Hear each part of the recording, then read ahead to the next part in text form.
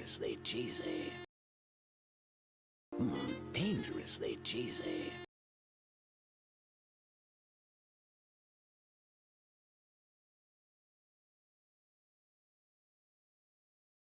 Dangerously cheesy.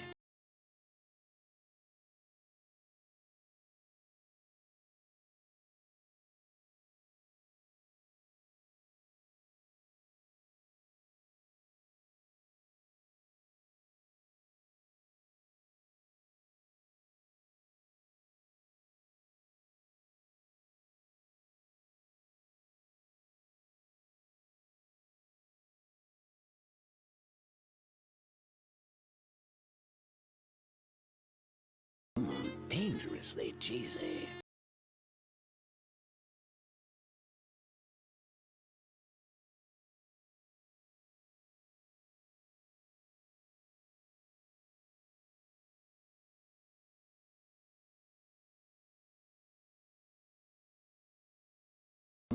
Dangerously cheesy.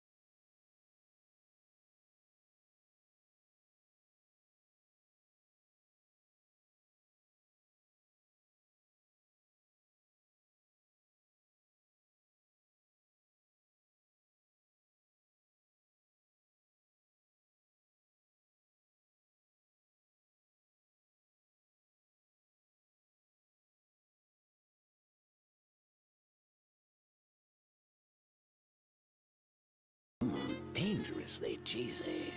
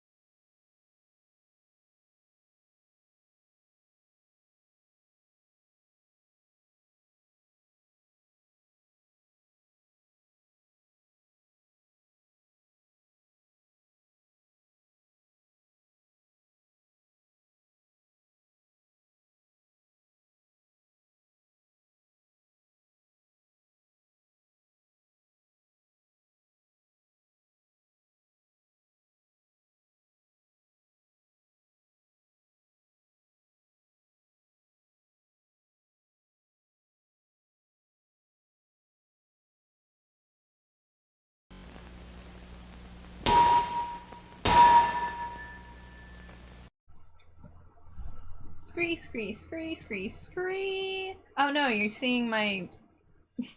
You're seeing behind the curtain. You saw my creator dashboard. I've ruined it. I've ruined it all. Scree! Welcome back, guys. Happy Saturday. Happy Monster High Yap Night. I told myself I was going to maybe prepare more for this. Wait, Slimy G, do you have the cough drops? Or do I? I think you have them, right? I'm trying to prepare because yapping about dolls for several hours in a row actually hurts. Just a little bit. Yeah, I'm pretty sure I got them. Okay.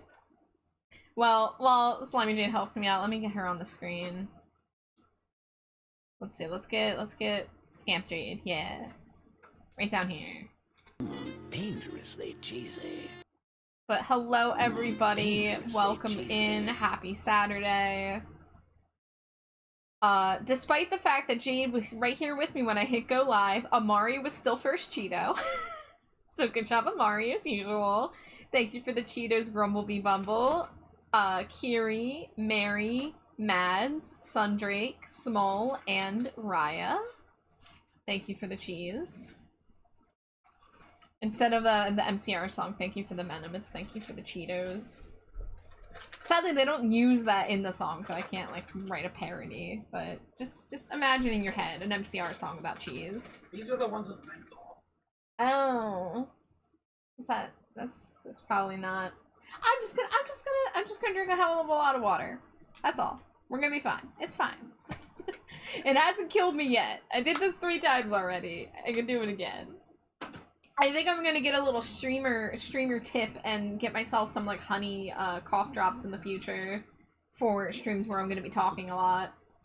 Not remotely an issue when I have a drawing stream, unless I get like really like, you know, sometimes like I'll like talk through like a thing I'm doing or try to like show someone like the process, and then I'll be talking for like half an hour straight. So who knows?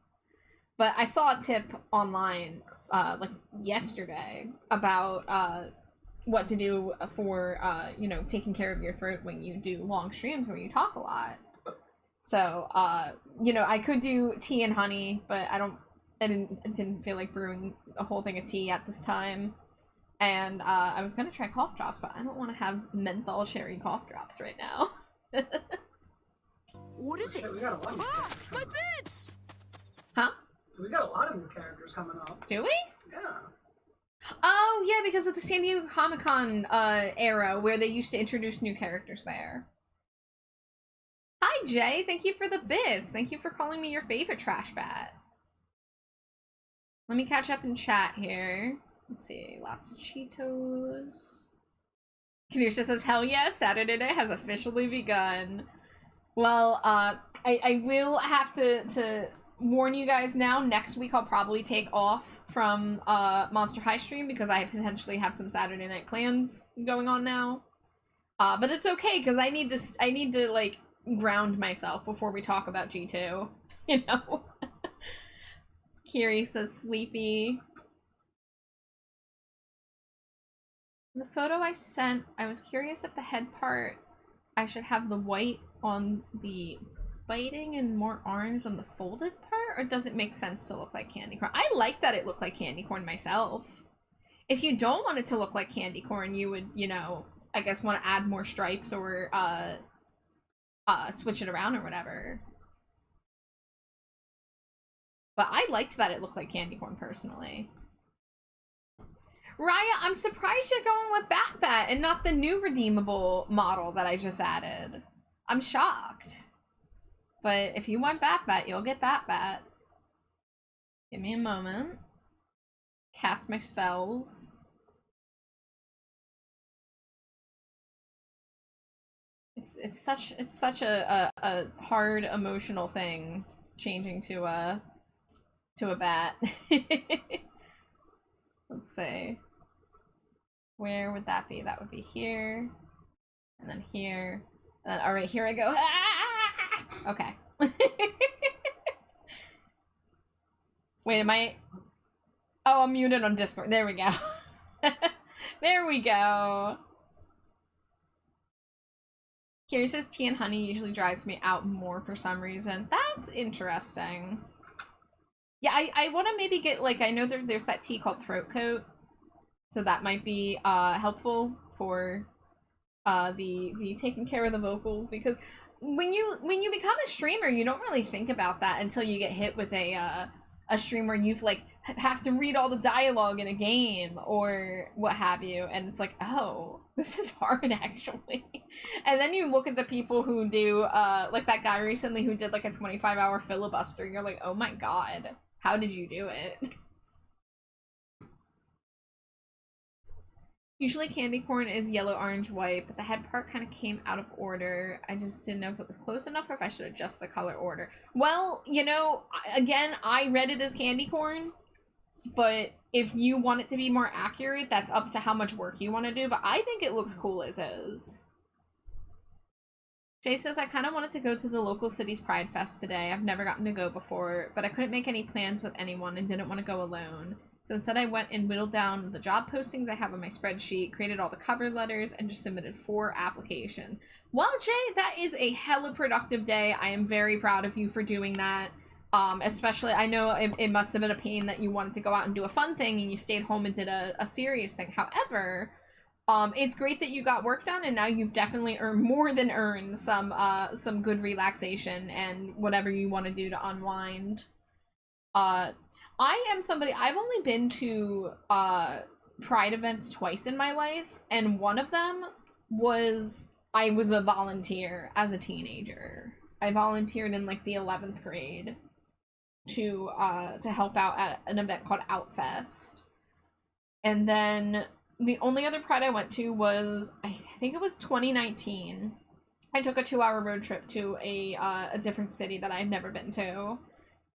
And me and my partner at the time and my friend at the time all, you know, we just kind of wandered around. There wasn't really like there was things to do, but it was nothing really that we could do. I don't know. I don't really remember what was the deal, but we walked around a bunch, and I remember we got some really good boba tea that day. Jay says, I still went out to chill at 2 different Starbucks while working. Hell yeah. Went from 80 postings to 30 that I'm serious about applying for. Yeah, that is really hard work, Jay. It's really challenging. Oh, there I go. That's really hard work. My biggest pet peeve is application portals forcing me to put in all my education and employment history manually, even though it's in my Yeah, no, I hate that so much, Jay. I hate that too. That's so absurd. And it's ridiculous that people have not I'm not fixed that. I just saw Jade's message, sorry. Amari was like, is Jade excited to be ungrounded on Monday? And Jade just says she's excited to eat a cinema dog. So for those that missed it, Slimy Jade posed the question on my stream earlier this week of putting a hot dog inside of a cinnamon bun as opposed to putting a hot dog inside of a crescent roll, which is what we did for dinner. And Amari and several others were horrified, and that has just made Jade more sure that she wants to do it. And she looked it up. I asked her to look it up to see if anyone had done it and reported on it, and there were reports on it. And someone said that their 7-year-old children were crazy about them. So, thankfully we no longer have the ingredients, because I baked us cinnamon buns yesterday and I did not put hot dog in them. I mean, granted, there are still leftover baked cinnamon buns in the fridge, so if Jade really wanted to, she could shove a hot dog inside an already cooked cinnamon bun. But, huh? It's not the same. Yeah, it's not the same. I agree. The 4 applications I submitted were the ones that didn't require me to manually edit anything. Nice. Thank you for the big they sign. Yeah, by the way, guys, if anyone wants any emotes with their pronouns with you know, pride flag colors like that, I do those. That's just a free to use emote base that I have access to. But I can write, you know, most small words on the sign, but I like it as a pronoun reminder sign. Amari says you're gonna be grounded for a whole month after that.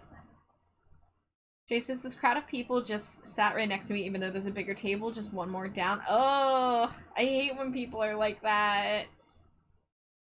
Kadusha says, shape your cinnamon roll dough into a hot dog bun. Be aware, this is a misdemeanor in most localities. I'm gonna do it.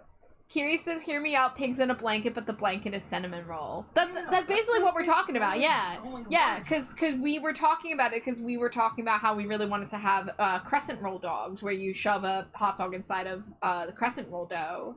So, you know, pigs in a blanket. And we hadn't done it in so long, and we're like, oh my god, why did we forget how good this is? And while we were talking about that, it came up because there was a sale at the grocery store. Please don't describe it as shove inside of. It's too late, Jay. It's too late. We have to accept it. That's reality. Crescent roll dogs are good as hell. They are, yeah. But there was a sale at the grocery store, so I got multiple Pillsbury products at once. So I had cinnamon roll dough and crescent roll dough in the fridge at the same time with the hot dogs intended for the, you know, pigs in a blanket. So that's kind of why the conversation came up. But like I said, there's no more cinnamon roll dough now. I already baked the cinnamon rolls, so we would have to get more dough for her to commit her crimes. But she is determined to commit the crimes to show all the haters wrong. Live on stream. Live on stream, yeah. I can hear them all through my over-the-ear headphones on max volume. No, Jay, what the heck? I'm sorry. People are so rude and don't care about personal space or indoor volume. I've made them smooshing the dough to be more even and smoosh shredded cheese in with the dough to make a pseudo Asiago pastry dough. Ooh, Asiago. Yeah, see, we do tear up bits of cheese to put inside the dogs. Last time we used mostly Gouda, but then we ran out of Gouda, so I used white cheddar for the last ones. And I was thinking about getting some honey mustard out to dip them in, but, like, they were good as is. They would have been fine with sauce, but they were fine without, you know? Marius the slash band slimy of the jade. Do it, I dare you. I'm unstoppable. I like the shredded on the outside of the dough because it crisps up. I'm making note of this, Jay. I'm making mental note of this next time we do crescent dogs, which hopefully we won't forget that we have the power to make crescent dogs for a low price. Literally, next time I go to the store, I'm going to tell you to get crescent dough. Yeah? Yeah, that's how soon you want to do it again? Yeah. You want to do it with, like different cheeses and stuff and sauces? Yeah. Oh, yeah. Another thing we have to get at the grocery store that Jade just discovered is that you can buy Popeye's Blackened Ranch in a bottle at the grocery store. So, she wants to get her hands on the Blackened Ranch, which I get that every time I get the chicken tenders at Popeye's, so I would also be into it. And the other thing I'm waiting to get at the grocery store is that Oreo just released a horchata Oreo. Now, it is randomly branded with Selena Gomez, kind of like how a few months ago they had the Post Malone Oreos, but they were just, you know, they were a tasty flavor. It was like shortbread and caramel or some shit. It was so good. Yeah, it was really good. But I'm dying for these horchata Oreos. But I was at the store yesterday. I didn't see them, and I knew they weren't going to be at Family Dollar today, but I did look just in case while I was at the Family Dollar. What I did get at Family Dollar was Snickerdoodle flavored Talenti layers, which I usually don't spend $6 for a pint of ice cream, but I made an exception because I miss Talenti. I used to get the Talenti layers, the chocolate cherry cheesecake. But I haven't gotten Talenti in a while, except I only ever get it if it's on sale. But I saw Snickerdoodle, and it was my first time seeing that they had a Snickerdoodle flavor, so I'm like, okay, I need it. So I treated myself. Kiri says, why do I want to try the cinnamon dogs now? Yes! Yes, let's get a whole group of people, make them along at home, and we'll all eat them at the same time. I told my mom I'm gonna pick up more potatoes on the way home because I keep using them for baked potatoes. That was my lunch, Jay. That was my lunch. Yeah, that was me and Jay's lunch. Was microwave baked potatoes that we then smack on the counter before we unwrap it so that it gets all fluffy. And then we put the vegetable seasoning. Yes, yeah, that good freaking garden vegetable seasoning. What brand is it? The McCormick? Grill Mates. Yeah, Grill Mates. It's the perfect seasoning. Yeah, Jay. So horchata is like a Mexican cinnamon milk kind of treat. So I am crazy about cinnamon. Smack on the counter before I unwrap it, but enough about date night. Jay says, any of y'all try Starbucks horchata shaken espresso, and is it any good? Well, I don't really go to Starbucks because we have Wawa. I wanted to try, they had like a lavender and like a sakura cherry thing back in the springtime, but I don't like going to Starbucks because they're so expensive. Why would I spend $7 for a 16-ounce coffee when I can pay $2 for a 32-ounce coffee from Wawa? I do want you guys to know I do have some semblance of restraint, because I did go out shopping today as well as yesterday. Yesterday I went to Wawa and I got my coffee. Today I was asked if I wanted to go to Wawa and I said no. So I do need y'all to know that I don't usually go to Wawa 2 days in a row unless like I'm getting my dinner there or something. We do it just a little bit better at Wawa. Yeah, if I don't really drink coffee for the caffeine until I have a night where I've only gotten like 5 hours of sleep and I need to do shit that day. Then I desperately seek out caffeine. It's a $2 32-ounce salted caramel. Scree Wawa, scree, 2 bits. Thank you, Jay. And thank you for the Wawa jingle. Hi, Peaches. Thank you for the Cheeto. Welcome in. Jay says, true, I should make my own more often, but I get lazy. Jay, I am the same way. I keep telling myself I need to just start making coffee at home, like cold brew, and I haven't gotten around to buying the beans and getting the supplies needed. I mean, I think I have a French press hiding around somewhere in the room. I got a French press from my old roommate who left it behind. But, I have to make sure, like, we have space in the fridge, and the space in the fridge is very, flexible. Some days we have a lot of space, some days we have no room. I wanted to try the Sakura, but it doesn't fit my sleep schedule. Yeah, that, I guess you can't ask for it decaf. Not liking coffee has saved me so much money over the years. Yeah, but, like, do you have something else to replace that void? Like, do you have, like, a soda that you like, or something like that? You gotta have a little... Everyone needs a drink. Like, a drink that, like, makes them, like...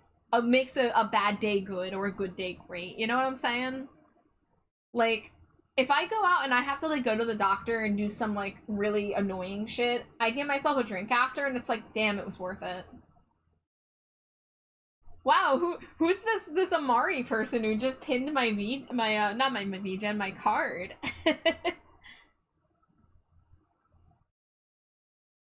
Making coffee so fun. Do you like brew it like hot so you get like that nice like scent when you're brewing it? I get too lazy to brew my maca pots, but I forget I can make espresso with instant coffee. I've never done instant coffee. Is instant coffee, like, actually good? I did nothing. Yeah, I see you, Amari. I see you. Drink fancy glass bottle chocolate milk. Well, Kadishus, I made chocolate milk tonight. And by, made, I mean I squirted some Hershey syrup in some milk and stirred it. But I put mine in my Kirby wine glass, which is just a wine glass with stickers on it that have Kirby's face. So that always makes me happy to have something like chocolate milk inside of my little fucking video game wine glass. Hi, Drago! Trashback card, yeah! That's one of the different pronunciations of my name. We got 21 wife smooches.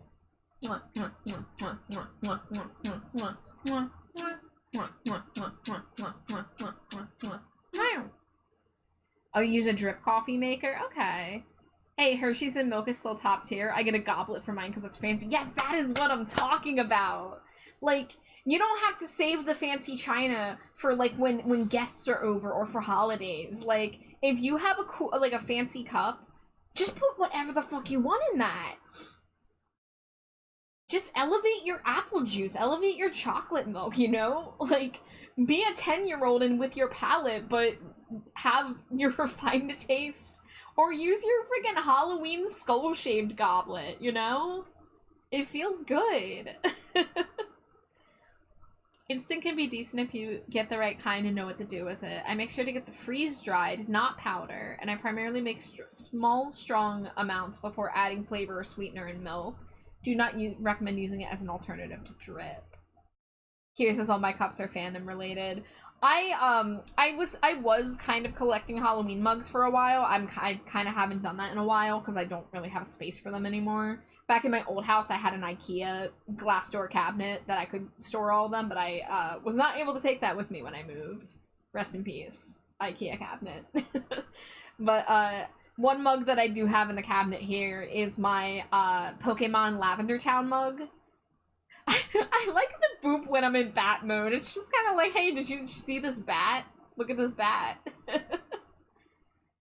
But I have a Pokemon Lavender Town mug where it's like a black mug and you can see like, you know, some like little like moon and wispy things. And then when you put hot beverage in it, it makes the ghosts appear. So like the Haunter and the ghost of the Marowak. So that's pretty cool. Basically, it's just the whipped instant coffee trend, but don't whip it and add more milk. I don't even know about whipped instant coffee. I don't know any trends, guys. I don't keep up with the TikToks. Yeah. My China cabinet has K-pop albums and stuff in it. Hell yeah. We got that Dubai chocolate without knowing it was a thing. Oh my god, yeah. We went to the mall a couple months ago and we went to a candy store there and we got this Dubai pistachio chocolate just because it sounded good.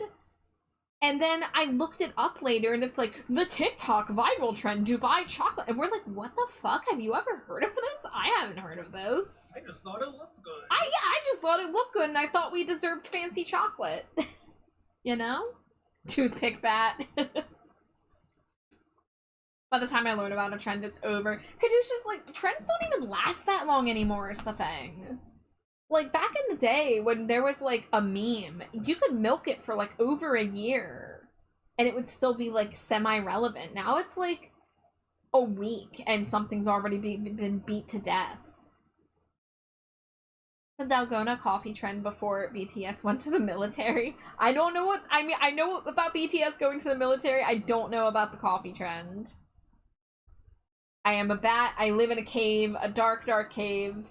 And I only get my news about Davey Havoc's projects sent to me via Telegram. Be a messenger beetle. Messenger beetle? Is that what you just said? Yeah. They use messenger beetles. Wow. Smoke signals. Yeah, exactly. There I go. There I go again. Hitting me. Oh yeah, I am just slowly bonking you in the ass with both ends. I like it. I'm into it. You're into it. I'm a little freak. Alright guys, so we've been yapping for less than half an hour. We've been yapping for 20 minutes. I think it's time to crack into these Monster High dolls. So, this is part 4. Most of you know I've been doing this series weekly. We are still looking at the Generation 1 or G1 dolls. Today we should be finishing it, though. Now, I didn't finish adding the Ghouls Alive dolls, which are here, but I did want to pull up a commercial of at least the first wave. And we can at least look at those before we get into the collector dolls. Because I forgot that Ghouls Alive was a thing, frankly, because, I mean, you'll see. You'll see. But of course, my Firefox is very slow when I'm streaming, and I should have had this up. Okay, cool. It's already in my search history. Excellent. So we're gonna just look at this commercial real quick. Oh, I just realized it's gonna be off-center because I need to switch my source. I accept head pats. Yes! Give the wife head pats. But you can move me into head pat position. Okay, hold on. Alright, I'm holding her up. Whoever wants the head pat, yes! Excellent, excellent. Pat the slime. Swish, swish, swish, swish, swish, swish, swish. Yeah, you might want to wash your hand after that, Jay. It's gonna smell like Baja Blast and various meats. If that's a problem. Maury says, damn, you're slapping that slimy behind. Okay, it looks like the video will be visible here. So, we're gonna look at the video for the Ghouls Alive dolls.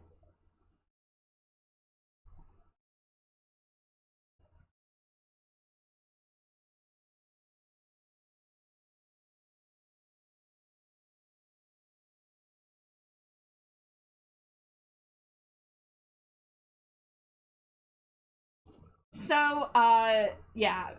Let me see if I can pull up a photo of the dolls. You know what, let me hide that. Open that. And then Monster High Ghouls Alive. So, Ghouls Alive is just gimmicked versions of existing dolls. In most cases, they edited the outfits to be simpler so that they would, like, fit better for what was going on. So, here, let me... These are the original 3 that came out. I forgot that they released more than 3 of these.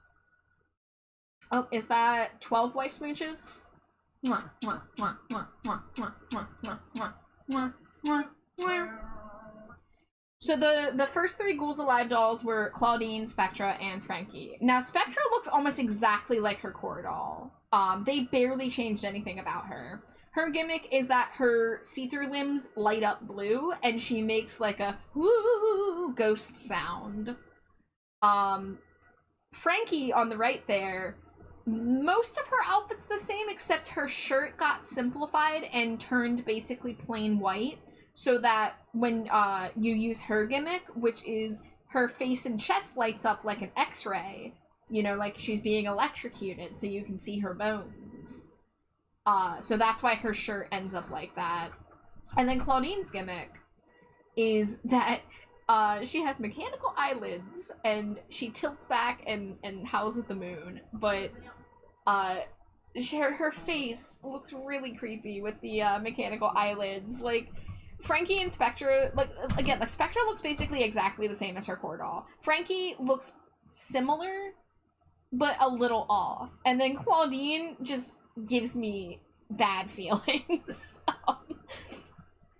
So... Yeah, Claudine's weird looking. Yeah, if we're gonna rank these, I'm gonna give Spectra an A. None of these are S's. Like, I get what they were going for.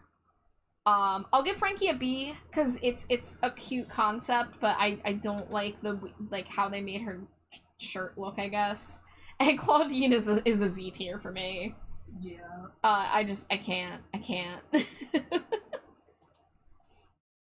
I don't think they made more commercials for the Ghouls Alive dolls, unfortunately. So, the other characters that got Ghouls Alive were Deuce Gorgon, Toralei Stripe, and Rebecca Steam. So you can kind of see them in their boxes there. But I don't have good video of their gimmicks, so I can't really rate them right now. I also legit just forgot they existed. So, there's that. Okay, let's hide this and bring back this window and go back over to that.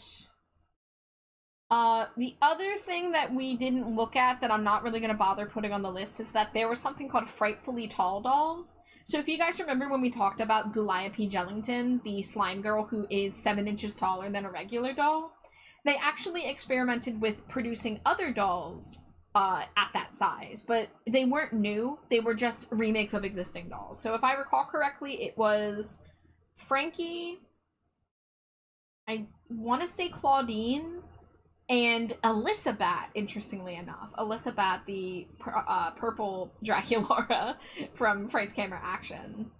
But there's nothing noteworthy to look at there. They are just the same dolls, but bigger. So with that, we're going to start off with the San Diego Comic-Con collector dolls. So starting from the very first year Monster High was a thing, every year they would have a booth at San Diego Comic-Con, and they would release a collector doll. So these are the very first collector dolls, at least the first couple we're going to look at here. And they did this every year up until, up through 2017. And then they took a few years off when Monster High was kind of in limbo, and now they've come back to doing San Diego Comic-Con dolls. So the first one is literally just Frankenstein's regular doll, but as black and white. We have seen them do this black and white Frankie thing before. We talked about this with the Skull Shores dolls. But it works really well for Frankie. I love this. Yeah, this is an S tier. There's... Honestly, the design almost works better in black and white in some ways. I agree. I feel like our biggest criticism of a lot of Frankies has been the color. Mm-hmm. Jay says, I gotta go. These people are so loud. Hopefully I'll be able to hop back on after getting home. I'm so sorry, Jay. Yeah, I hope you're able to find some peace, and we will gladly see you later if you would like to pop back in. I'm gonna say Bat's over, by the way. I'm gonna switch back to my model. Thank you guys for loving Bat, though. But I don't want to do whole streams with it unless we do that as like a goal thing. There we go. There we go. Alright. So yeah, black and white Frankie. Amari, when I get you. Amari, when I fucking get you. I just left the call. Amari, I love you. Alright. Here we go. You can see my drywall behind me. Alright. I have a new transformation, guys. Oh no, my freaking... I keep forgetting that y'all can see my tabs. Alright. Making another transformation. What? There I am. Yeah, let me get it. This works really well as a Fuji. I love it. Oh, I intend to. I absolutely intend to. I do want to add a blink animation to the idol, because I just think that adds really something to it. Mommy! Hi, Mama! It's good to see you! I'm glad you think it's amazing. I was really glad that I had the motivation to do Rat Boy, and I even asked Nisa, who was my current top priority commission. I was like, Nisa, are you okay that I'm taking a night to draw myself as a Rat Boy instead of possibly finishing your model? And she gave me her blessing. So, thank you, Nisa. You better use this for lobby. Yes, you got it, boss. Absolutely will. I'm gonna be using this as much as I can in upcoming collabs. Alright. Let's move on. Let's move back to Monster High dolls. Black and White Frankie. Excellent. 2011, they did, this is Deadfast Ghoulia. In the Monster High universe, Deadfast is a Flash knockoff, but he's a zombie. Because, you know, zombies' whole thing is that they're slow, and that includes the zombies in the Monster High universe. So, for Ghoulia, who's a comic book nerd, having her favorite superhero be a zombie whose power is being fast is like, you know, it's a whole thing. It's cute.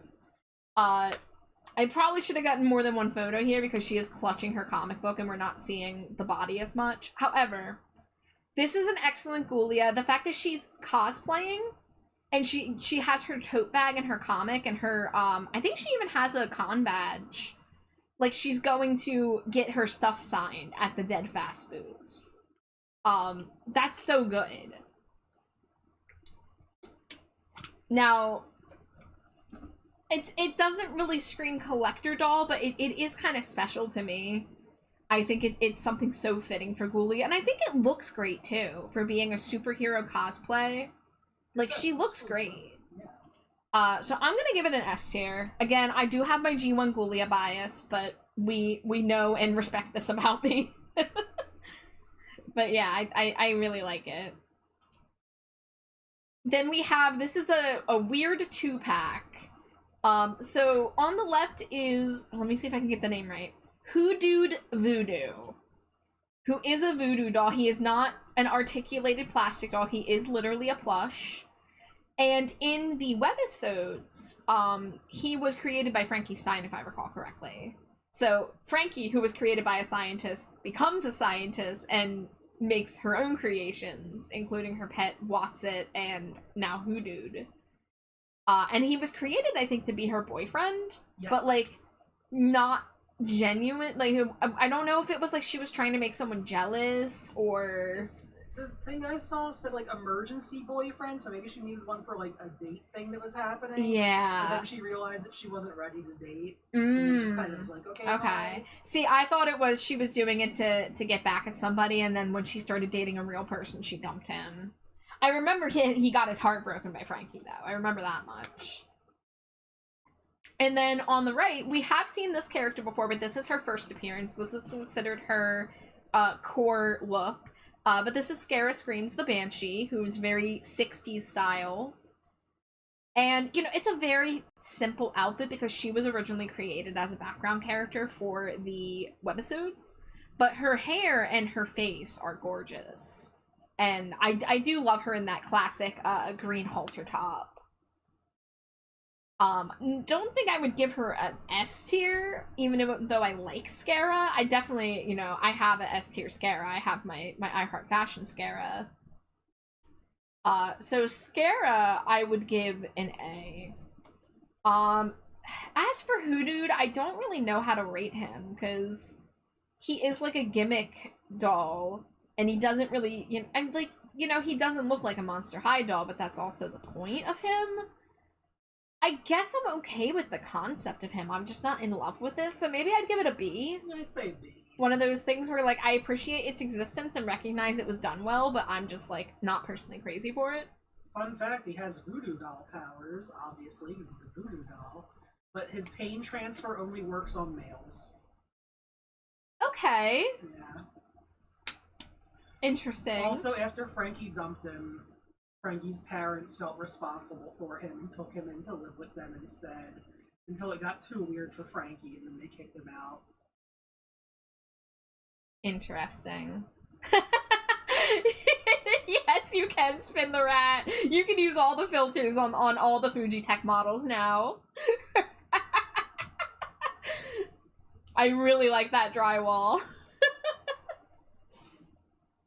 This is good. This is good. All right, moving on. Now this 2-pack, Hoodooed and Scara, was 2012. We already looked at the 2013 collector doll. That was Wedona Spider as Weberella, which we talked about when we talked about the Power Ghouls superhero dolls. So we're moving on to 2014, and we're continuing with the 2-packs. Now, this is Manny Tar, the Minotaur, if that was not obvious by the red and the maze on his shirt. And then Iris Clops, which is obviously a Cyclops girl. And I think they do end up being a couple. But they're bad. But they don't have a healthy relationship as far as I'm aware. Toxic as hell. There's the list of filters, by the way, if anyone wants to play with the rat while Rat Boy's out. Yeah, so let's maybe look up a photo of them in the 2D style. Why don't we? Manny Tar. Because it is... I probably should have prepared looking at the 2D art when we decided to, when I decided to do this. Let me move the dolls. So that's what Manny looks like in the cartoon. And here is some 2D art. I don't know if this is official. It looks like it could be, but I don't know. Here's another one. And you'll see some pictures of G3 Manny Tar scattered throughout here. But I'm not oh, Rainbow Rat. This is the rat, it's called the Rainbow Rat. He looks less jank in 2D, but his doll is ugly. Yeah, like I don't think it's like zombie dirt ugly, but I'm definitely not a fan. I will respect that they at least did something different with his torso that does make him look different than the rest of the male dolls. You know? But his face, his hair leaves a lot to be desired. So I think I'll give him a C tier. Oh, wrong one. As for Iris, I really think this Iris Clops is adorable. Yes. I love her eye bag. I love her little vest. I love her twin tails. Her shoes have eyes on them too. And then I also really loved her I Heart Fashion doll. I think I'll give her an S because, you know, this is like her regular look.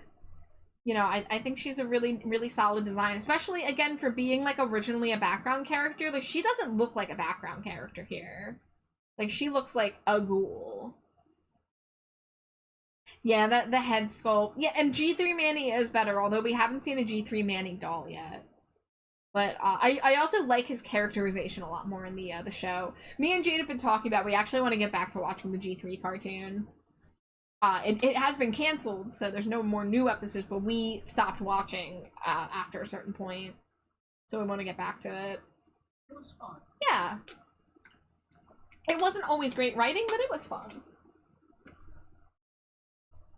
Yeah, the writing was always good.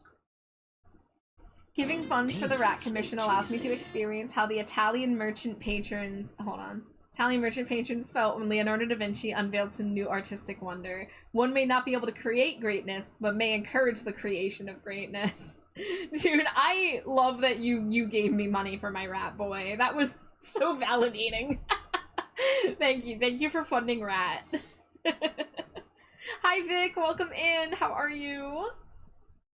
Thank you for the hydrate. I literally did just hydrate, but I'm gonna hydrate more because I need lots of hydration for Doll Yap stream. And a stretch, thank you very much. Best money I've spent this year. Is that true? Shucks. What a high honor. I do need to upload Rat Boy sticker to my fourth wall. I'll let y'all know when Rat Boy is available for purchase to stick on all of your surfaces. If I had money to give, I would also give funds for Trash Rat Shark. Well, that's very meaningful that you would even want to do that. I appreciate you. I should make a sticker sheet for Trash Rat Char and make different cheese objects that you can put like around them, like a standard triangular block of cheese, a bag of Cheetos, etc. That sticker's getting slapped on the... Oh my god. Well,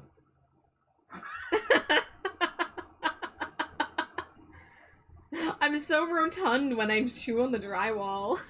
And then when you're standing there, you're so lanky and weird.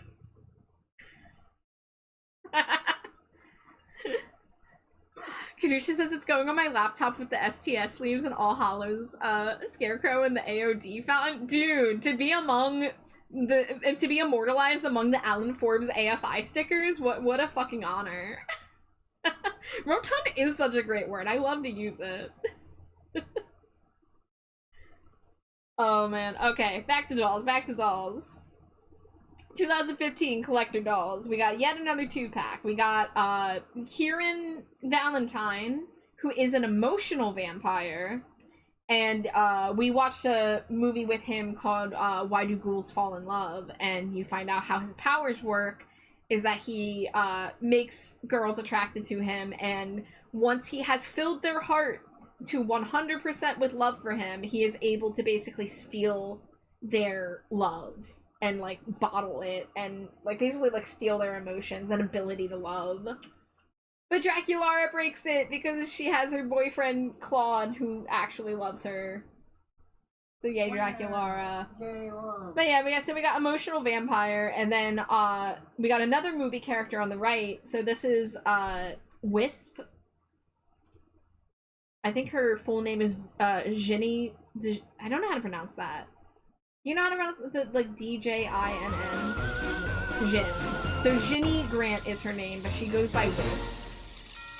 Hi Zeus, thank you for the resub. Thank you for half a year of Trash Bat watching. Thank you. How you doing, Zeusy Poo? It's gonna be Alan Forbes and Char. Oh my god, dude. You can't put my name next to his. I could never compare to Alan Forbes. But so she's basically just a shadow version of Gigi Grant, who we have seen. I should probably pull up Gigi to show the comparison side by side for those of you that don't remember which one she is. So let me pull her up. We're gonna ignore that my search bar says Monster High instead of Monster High. It's figured it out. It knows what I'm looking for. I don't feel the need to fix it. So there's Gigi Grant, the pink one, and then you can see Wisp is literally the same outfit but recolored. And she has face tattoos. That's her other different detail. You know, Monster High fans were really excited about Kieran getting a doll. He's alright. He's not bad. I think I'd give him a B. You know, for a boy doll. I mean, like do I have to grade on a curve? They have been. For a boy doll, he's fantastic. You know what? Yeah, I'm also considering his character and the fact that I just watched the movie with him.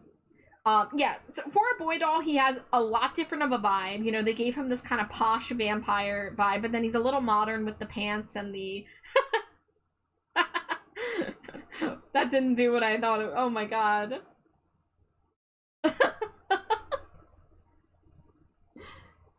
Thank you guys for the filters. I'm getting rated while I look like this. Hi, Silver Fox. Welcome in. Thank you for the raid. Don't mind me. I'm just a weirdly proportioned rat boy. You guys were doing Galaxy Burger. Welcome in, Raiders. For those of you that don't know who I am, my name is Trashbat Char. However, I'm currently in rat boy form, which you will see more clearly in a moment because I have a filter on me. But my name is Trashbat Char. My pronouns are they, them. I make a lot of art, but today is not an art night. Tonight is we are looking at every single Monster High doll, and I am ranking them on my personal list. Dangerously cheesy. There you go. Now you can see my rat in rainbow form. So if you're a Monster High fan, or if you enjoy looking at pictures of dolls as I go through and talk about them, stick around if you want to stick around for Doll Yap Central. If not, no worries. Also, if you do need to raid and run, please take care of yourself first and foremost. There's no obligation to stick around just because you raided in. But I appreciate you very much for raiding in and bringing your community with you. So thank you for that. And thank you for the Cheeto. Silverfox, I hope you had a good time. I don't know what Galaxy Burger is, but it sounds fun. So I hope you had a great stream. Hi, Llama. Is a good joke incoming? Oh shit, is that Goose doing the gritty? Shit. Alright, so I give Kieran an A. I think I'm gonna give Wisp an S, personally. Yeah. Because, like, her color palette is, like, pandering to me, you know? Yes. And yeah, I know face tattoos, little cringe, but it works for her. I'm okay with it. And I do like the whole, like, the genie having a shadow version. And I do like when she gets, more outfits later. Oh, the joke's above the raid. I got you, Llama, let me say. Event Horizon Rat Boy. Oh, yeah, there it is. I'm opening a new shadow puppet theater. Our business plan says we'll make a fortune in the first year, but those are just projected figures. Heck yeah. That was good. That was great. Thank you, Llama. It's a silly little multiplayer / solo player burger cooking game. Nice. Burger? burger. Burger for me? I mean, if you wanna get a burger at Galaxy Burger. I want to get a burger wherever I can. So yeah, I'm gonna give Wisp an S, but you know, yeah. Let's see what's next. Oh, I got rid of that one. That's why it's not there. All right. So this is 2016, and this is yet another 2-pack, and this is one of the rare times we actually get a character with their parent figure. So this is Rebecca Steam, the steampunk robot girl, with her creator slash father, Hezekiah Steam, who, you know, I think is a human, but has, you know, the mechanical arm. And she is usually not shiny like that. They used a different material. They used like a chromed bronze material for the doll here. I like the idea of this, but I'm really not big on this Rebecca. Her shininess being on the face too just doesn't really work for me.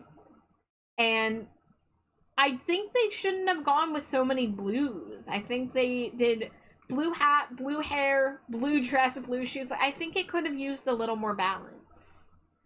Like, her dad has the red shorts. Like, why didn't we get some red in there? Maybe even to replace some of those purples.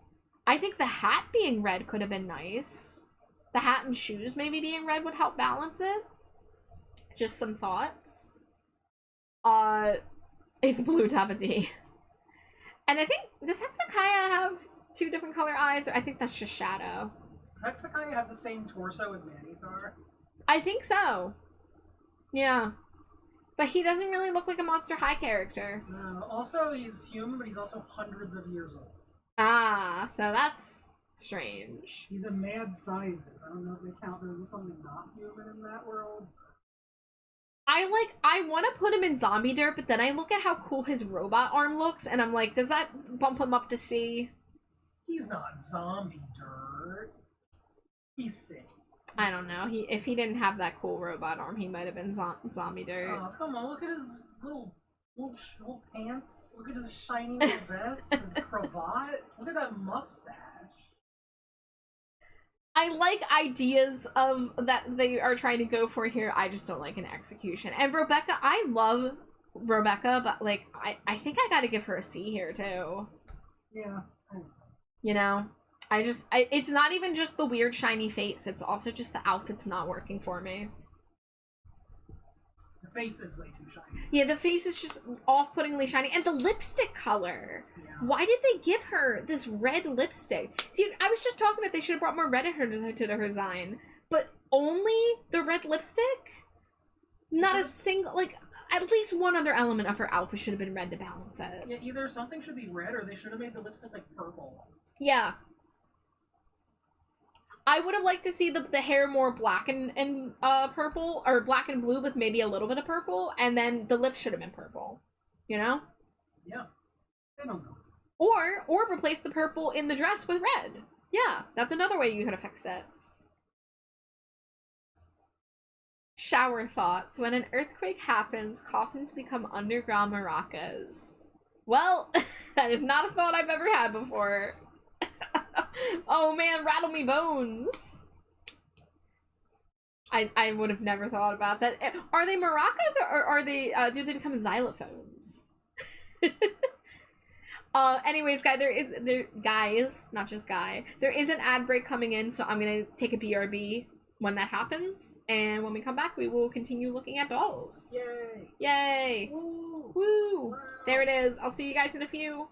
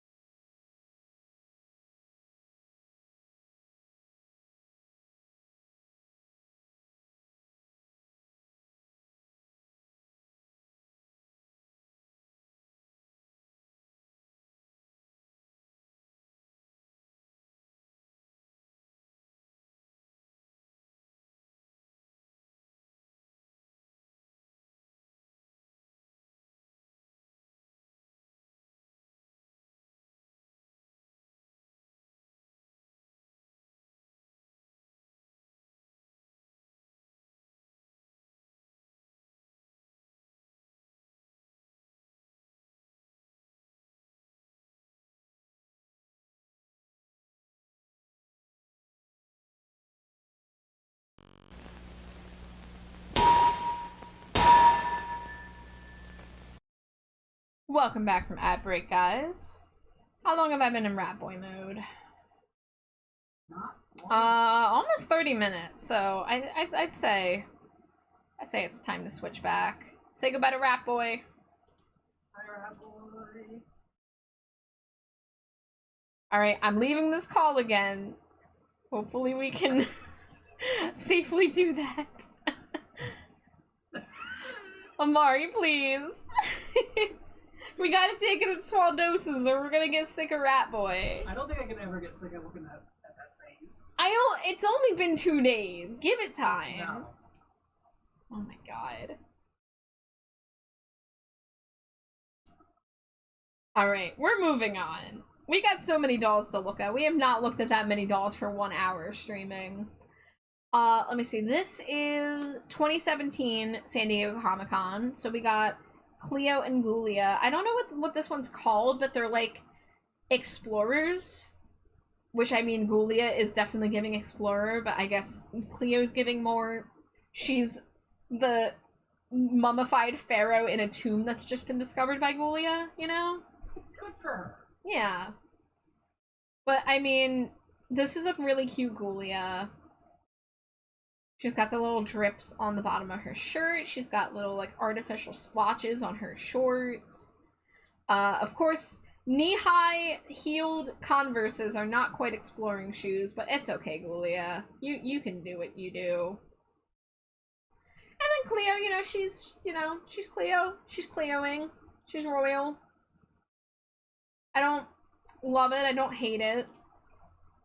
I think Cleo gets a B from me, but probably deserves an A from people who like Cleo more. And, honestly, Ghoulia, she's cute, but I'm gonna give her a B. Like, they're solid. They're alright, but I have no temptation to get this myself. You know what I'm saying? Yeah.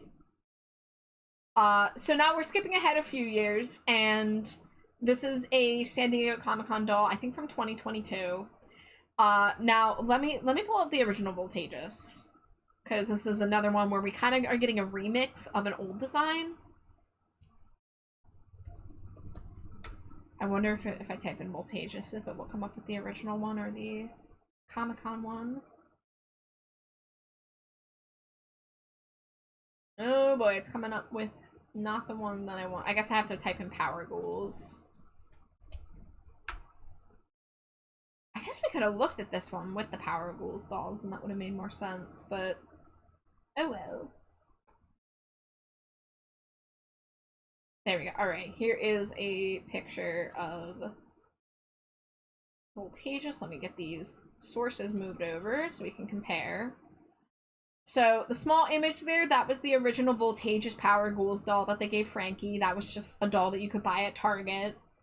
And then, like, 8 years later, we get a collector black and white Voltages reimagining. And I mean, like, everything about it is different, basically. The only similarity is really the silhouette of what the cape was. That is now more of a jacket poncho kind of situation. Regardless, this doll is pretty gorgeous. We got all black and white except for the eyes, which looks really great on Frankie. I think I'd call this an S tier. Yeah. I mean, it takes the cute, like, her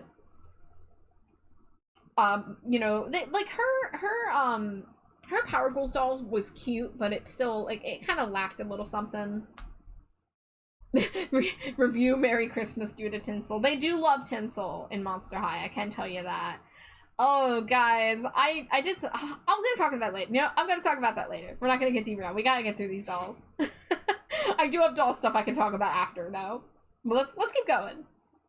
Here we go. So this is a reimagining of a doll we just looked at half an hour ago. So this is a version of Ghoulia where she is basically daydreaming of what she would look like if she was dead fast. So we got the crimped hair, we've got this shiny bodysuit, and we have these really cool, I think it's part of the stand, but the freaking red plastic electricity looks so good. I like her goggles. Yeah, I love the goggles on her, and she's got the dark gray lipstick. Um, honestly, I think if we gave old Ghoulia S tier, this is extra S tier. Yeah. This makes me want to go back and give the other Ghoulia A tier almost. I thought that other one was A. Yeah. But I didn't want to say anything because I know you're a Ghoulia head. No, and you know what? I can admit comparing it to what we got here. Yeah, I'm gonna edit that score. Yeah, the Deadfast Ghoulia is really fantastic. So this was a collector doll in I think 2023. So, it's good. It was so nice to see love for Ghoulia. We're gonna see at least a couple other good Ghoulia dolls in these collector dolls. But Ghoulia got so shafted so many times. And for her to finally get good collector dolls was just like, oh, thank you. Somebody understands us Ghoulia fans out there. Hi, Neo. Welcome in. You're not as late as you'd think because we did a lot of yapping. We've only looked at about 10 dolls so far. So you haven't missed too much. But yeah, this doll looks incredible. Congrats on 100 Cheetos. I know I already gave you my disclaimer that I'm severely behind on the Cheeto drawings and figuring out how to make it work, but I will add you to the list regardless. Episode of Criminal Minds. Person found with off pattern of wounds. Turns out they were beaten to death by that doll's red bolt side. There has been some yap, but yap is what we aim for. This is a just chatting stream, so like I better be yapping, you know? I sure as shit better be yapping. But yeah, Deadfast Ghoulia, mwah, amazing, fantastic. We're moving on to the holiday dolls. So they do holiday dolls. Most of these are Christmas themed. But I think we might see one or two other holidays show up. Oh yeah, no, there's definitely a Valentine's too, or a couple Valentine's packs. But this is one of the holiday Dracularas. We're gonna see some Dracularas, guy. We're gonna see a lot more Dracularas still. Nia said, hey, you can't complain about free art. That's my rule, at least. Fair enough. Yeah, I don't think anybody who has watched and supported me for as long as they have would be tapping their foot over potential free art not being delivered on a timely matter. But thank you for understanding regardless. I'm disappointed I want my free back, exactly. So, Holiday, Draculara, I like her hair. I like her snowflake. I kind of, you know, I kind of like the snowflake tiara, but it does just kind of look like half a snowflake shoved into her head. I think I would have liked to see it a little more tiara shaped. Her earrings are giving Christmas bauble, so that's nice. The dress is pretty nice. You know, the fact that we got a primarily black outfit for a winter look is, you know, like, they could have given her, like, white and stuff. Honestly, I'd be interested to see a Draculara with primarily white, with, you know, very little black and replace it mostly with white and pink. I like the hair and style, but the hairpiece should be more crown. Like, exactly. Yeah, that's why I was about to say I liked it, and then I looked at it more, I was like, this isn't really a crown. This really is just someone found a plastic snowflake and just jammed it in there. And the pink part of the dress with the spider webs, I adore. The arm warmers, I'm here for it. It's giving 2008 Hot Topic, but I'm here for it. But yeah, the bat bauble earrings are phenomenal. I think we'll give it an A. I think it's really solid, but there's a couple things they could have done a little better. But she is elegant looking. She, you know, looks really nice. Yeah. Now we've got Holiday Claudine. And I think this is just a Christmas winter doll, but she doesn't really have a lot going on. I'm gonna... It's like a New Year's celebration. Maybe it's a new... Yeah, you know what? I'm gonna assume that's what they're going for here, is New Year's. The shade of purple is really nice. We don't quite see that shade of purple. We've often seen a very saturated purple with Claudine, so this nice dusty icy purple is really nice for a wintertime look. And her dress is pretty. I feel like she needs some kind of fur jacket or fur cape or what are they called? Stoles? The thing where it's like you wrap it around your neck and it's not a scarf and it's not a jacket, but it's like a piece. I was literally just posing my G3 Abby Abominable with one of those today. So I maybe she does come with one that we don't know about. So let's go back to our search and see if we can find more photos. I wish I had prepared more photos of the inbox looks. I was telling Jade this, that when we're looking at collector dolls, we really should be considering their packaging as well, because that's part of what makes it so deluxe, is to have specifically designed... Oh, she does have a stole! Okay. We're missing details. Hold on. This changes everything.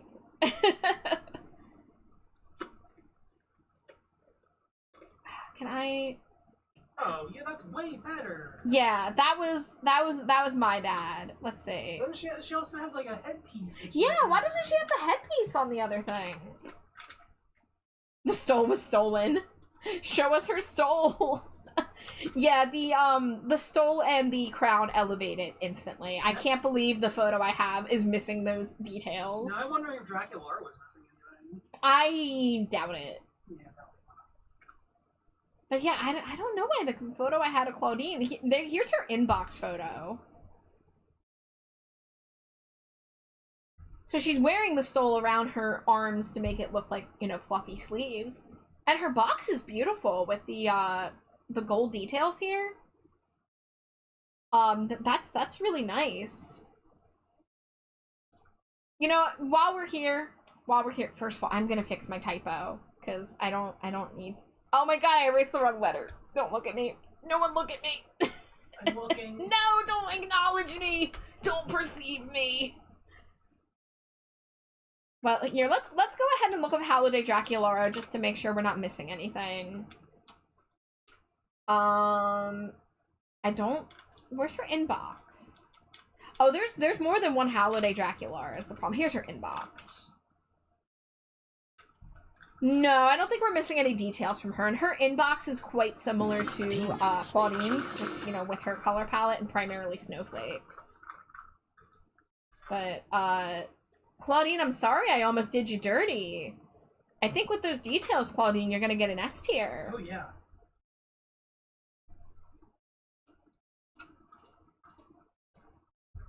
You know, let's just continue with, Googling these.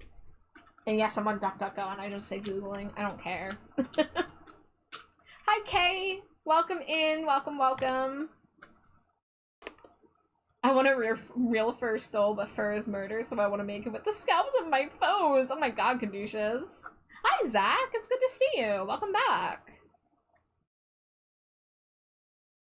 DuckDuckGoing. Yeah, it just doesn't roll off the tongue. Yeah, Googling is a verb to mean to search online. Precisely. It, like... We grew up, and that's how we said it, and now Google sucks. So... Ask Jeevesing. Ask Jeevesing. Yeah, let me go ask Jeeves real quick.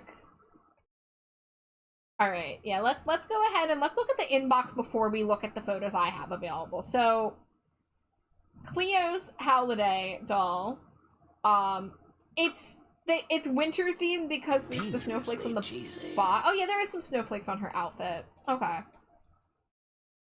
Hi, Shy! Newest question of the day, if you could have a road trip romance with any two fictional characters of your choice. I'm not interested in having romantic relations with any fictional character. I'm sorry, I have a wife. I'd go with Slimy Jade. I'm already pretty much fictional. Yeah, well. Thank you for the boop. Thank you for the Cheetos. Let's look at, nope, wrong one. Sorry, I'm having OBS layer management issues. There's the Cleo. Okay. So there's Cleo's in, her, my god, what's it called? Product photo. And then there's her inbox. Now, again, I'm not a big Cleo fan. This is a lot of gold. They didn't really break it up as much. I think they could have put some white in that skirt. I think they could have added some contrast somewhere. I think the cape thing is really nice. Wow, I just made my chat disappear. I am having OBS issues. And by OBS issues, I mean I'm having brain issues. You know, just for me, I'm not a big Cleo fan. I'm not, yeah, the turquoise, having more turquoise, if you're gonna have that turquoise gem in the headpiece, you need to have a little bit more of it. There's like a pixel's worth of it in her belt. They should have done more with it. They could have even done it in her shoes. Maybe had some bandages. Where are her bandages? She has no bandages. So, for me, I don't know if I'd go as far as saying it's C tier. That seems a little It's a B. much. Yeah, I'd say it's a B. Let's see, this is specifically that Cleo 2. Okay. So this is, I went a little out of order, but that's okay. So we're gonna go back. We have another Cleo holiday doll, but this time it's a Valentine's 2-pack. So, you know, her and Deuce have been a thing in G1. And I'm gonna tell you guys, I remember when this doll came out, it's not good. The clashing patterns again, you know, we have, like, Cleo has this really tacky kind of looking pattern on her dress with the skullettes. Yeah. It doesn't go good with the snake chest thing. No. And that's a cut of dress that I'm very picky about. I think they call it a mermaid dress, where it's like tight until the bottom and then the bottom flares out. But like even like her hair and headpiece are just kind of nothing special. And Deuce, you did so much better at Dawn of the Dance. What happened, Deuce? What happened? Why are his jacket and pants different? Yeah, the clashing patterns is the first thing you notice. And his hair looks like crap again. Like, Yeah. I can forgive the dude's bad suit, guys. That age don't know how to dress, but he's looked better. Neo is the thing. We've seen him dress up well. That's what's killing me about it. Yeah, even grading on a curve, this is bad. Yeah. Trying to see if I can find their inbox. Yeah.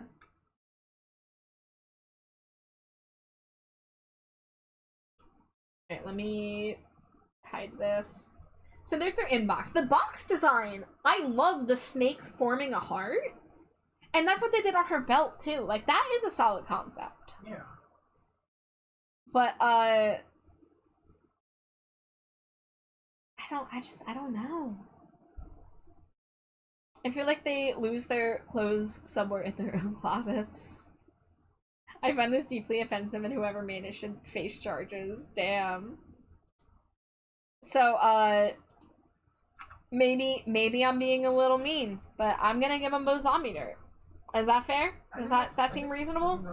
Yeah. That's just how I'm feeling about it. How did you mess up a Valentine's 2-pack concept? Their outfits don't complement each other at all. No. They look like two completely different things going on. Like, they could have put snakes in, like, I mean, I know Deuce has the snakes on his head, but they should have given him, like, a snake tie. I know, like, his jacket pattern is supposed to be snakes, but it's just not reading as the same as Cleo's snakes. Yeah, his pants are supposed to be snake. And why does Cleo have this really dorky, like, oh, we doodled skullettes that look like us, and I put it all over my dress? Like, that's not Cleo. You know? Also, the one arm mummy wrap pattern. Yeah. Which also clashes with the dress. I don't know, guys. Double zombie. It's not doing it for me. It's not doing it for me at all. Agree, the snake belt piece is neat, but the pattern on the dress is just awful. Gotta lose their old clothes for them to find new ones, even if it's horrible. I can't imagine what it's like to be... Think about Draculaura, okay? She is 1,600 years old and has been, like... She wasn't, like, put in a tomb for any amount of time. Like, she's been a student and, you know... living the whole time. Her closet must be ridiculous.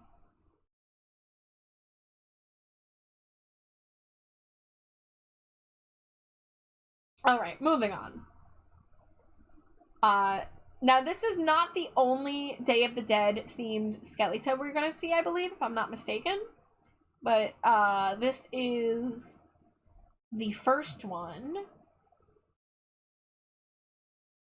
And let's take a look. She's got her marigolds with the skulls in them. She always has the painted face like that, but they do change the design each time. And, you know, she's got the, teal in her hair this time. You know, it's alright, but I think for me it's B tier.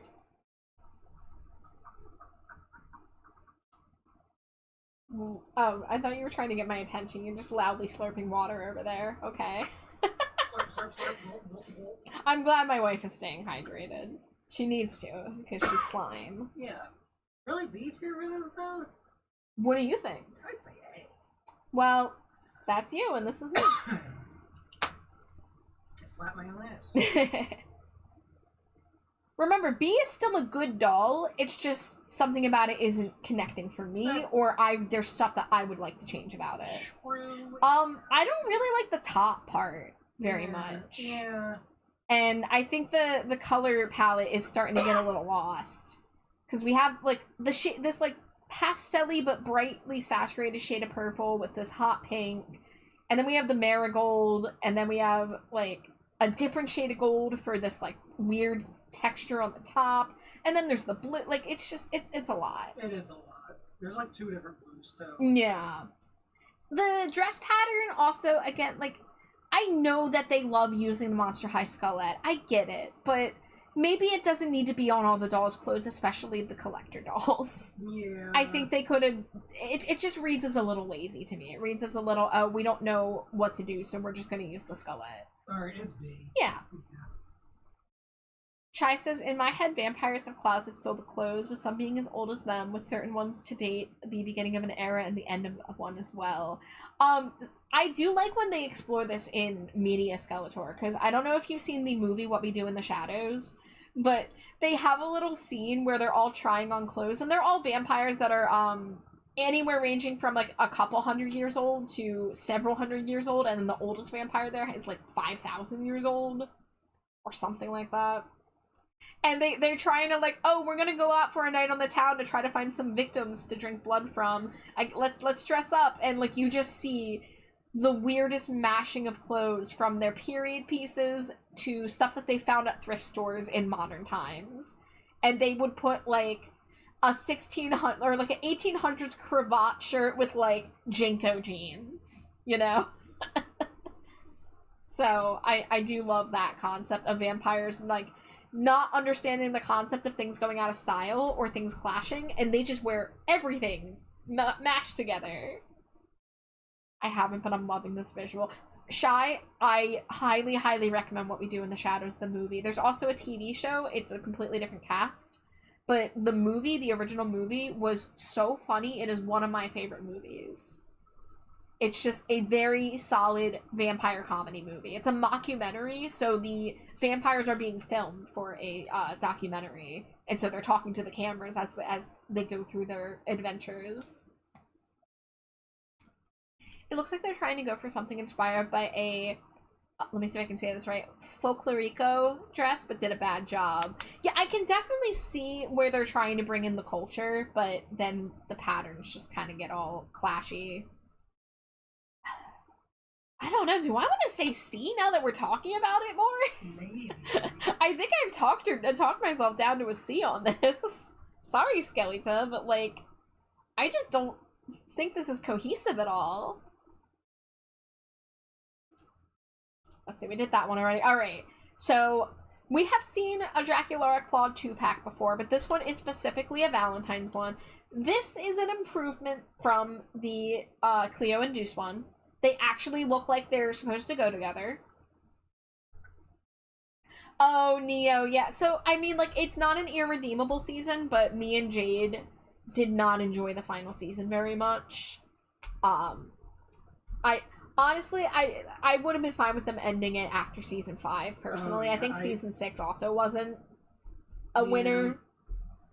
Season 6 was like treading water. The final season was like actively sinking. Yeah. The final season, we were kind of like, oh god, there's another episode, we gotta watch it. So, Yeah. you know, and it's gonna come down to personal taste, so maybe you'll watch it and like it, but me and Jade, we just, we're like, oh man, I think they should have just ended this before we got to this point. Oh, But- at the ending. Yeah. Oh, in the ending. Ugh. I'm gonna be honest, I forget how it ends. Yeah. Well, we'll talk about that later. Let's go back to Dracula and Claude here. Let me get their inbox open. So I like that they're both wearing pink. I love that for them. Dracula, Claude.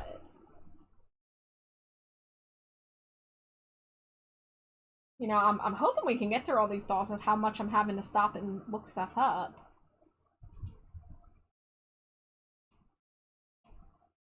Alright, let's hide this. There we go. So she has a red parasol. Very, very good thing to note here. So they're not posed in any fancy way here in the box. Oh yeah, we do see the parasol there too. I think the shade of pink in her hair doesn't fit with the really bright pinks and reds of her outfit. I think they should have stuck with her more saturated pink that she normally has for the hair.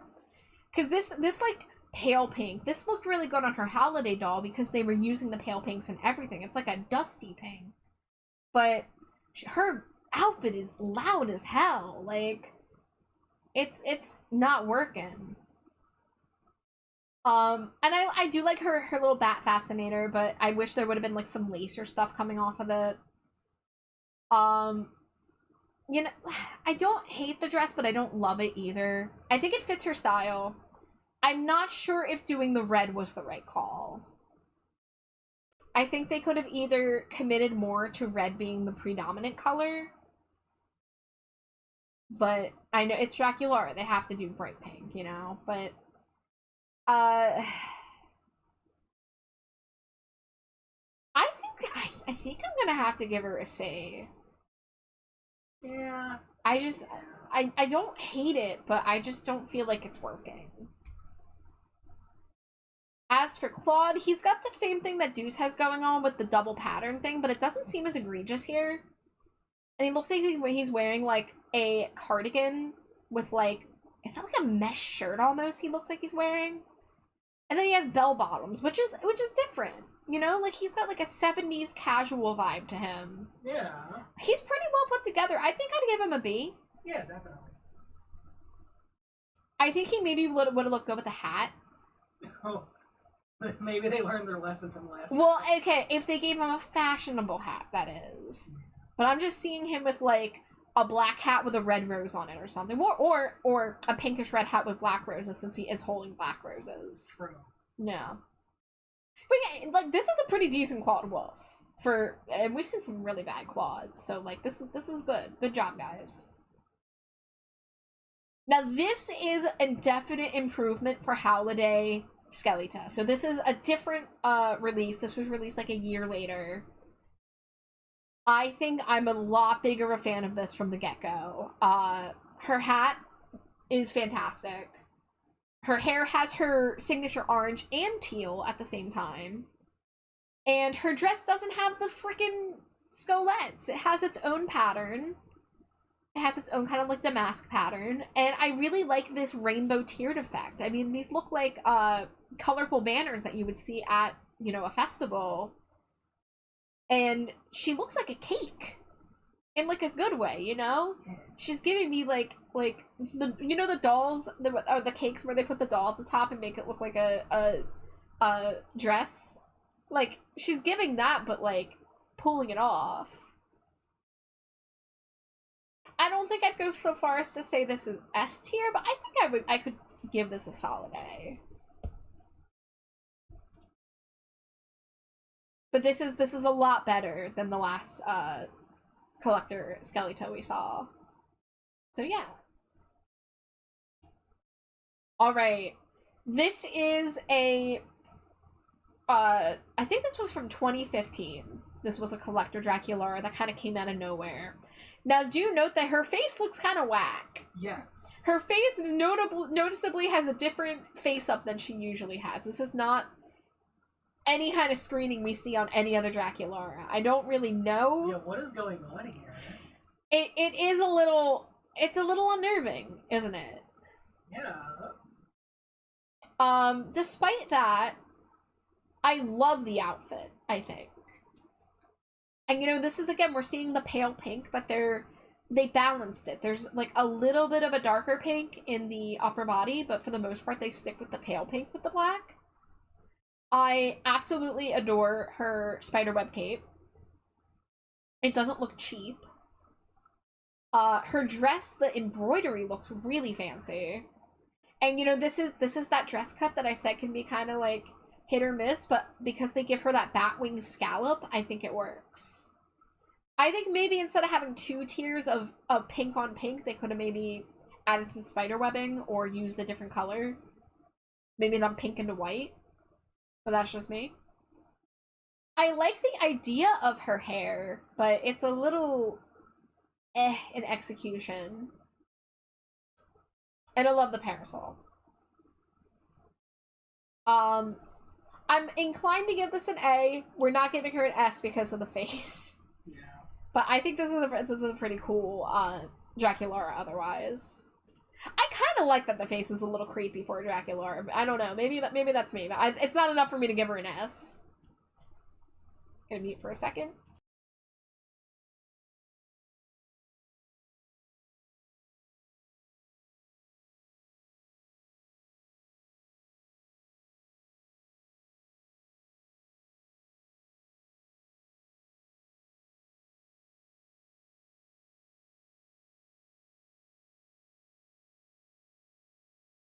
Alright, I am back. Sorry about that. Hi, Dante. Welcome in. Welcome, welcome. I hope you're having a nice Sunday. Or, not Sunday. I mean, it is Sunday somewhere. But, I hope you're having a nice night or time zone. Mama says, I didn't think going to see a chiropractor would help my back, but I stand corrected. Well, funny joke, but disclaimer, don't go to a chiropractor if you have actual back problems. Don't do it. They're actually worse for you. Just a disclaimer out there. Alright, moving on. We've got another collector, Skeleta. I forgot she had a third one. This is not considered a holiday, this is just considered a collector doll. This was like early in the days of them starting to do more collector releases. So, I like it for the most part. I'm not sure if I really like the makeup does look like it's supposed to be snowflakes, maybe? But then her dress isn't giving winter at all. Yeah. So I don't know about that. But I think, other than that detail, I think it's a well put together look. I think the colors are balanced nicely. The headpiece, it could have used some more details in some of the painting, perhaps. But I think I would give this a B. Yeah. Dante says, I'm having a really good day. Actually, happy Pride Month. Happy Pride! Heck yeah! I'm so glad to hear that. Happy Pride. Yes. Now, okay, this one is technically considered a G2 release, but I also think nothing about it reads as G2, so we're going to talk about it. This is Zombie Gaga. Now, if anyone remembers the Born This Way music video, there was one part of the video where she is in skeleton makeup and wearing a suit like this, and she has she looks almost exactly like this, basically. Down to the bubblegum. And they gave her a collector doll. And, like, her makeup even has, like, the contouring and the cracks in it. Now, the outfit itself, I think they could have done something more with it instead of just going with the, like, black velvet suit. Like, it is how she looked in the video, but if you're turning it into a doll, I would have maybe added some more details, especially because it's Lady Gaga. This was just like her Oreos all over again. Yeah. It's just, and her Fortnite skins, too. Yeah. Like, what do you mean you added Lady Gaga to Fortnite, but she has more boring skins than, like, every other festival creator? That's not true. Metallica wins for that. I mean, I think she's cool, so I'm gonna give her an A, but she definitely could have been more than she is. I'm glad that they did anything with Lady Gaga, but I wish they could have done more. Do I want to knock it down to B? Solid design? Yeah. Yeah, I think I'm gonna knock it down to B, actually. Now, next we are looking at the Haute Couture dolls. So this is a line of collector dolls that they released a couple years ago, using the G1 like primary rules. So we're looking at Claudine first, and she has a very nice purple fur coat, fabulous hair, gold accessories, of course. The purple shiny skirt with the gold stitching and the gold details, very nice. She's got the nice black shoes with the moon aesthetic. Now this is one I don't remember seeing what the Haute Couture dolls look like in box, so we're gonna look that up. We're just gonna type in Haute Couture box and see if we can find like multiple in one search, so I don't have to keep pausing the search. Okay, so the Haute Couture dolls came in really nice coffin boxes. Excellent. Let me. Okay, you guys can see it actually. Well, let me actually get a bigger view of it.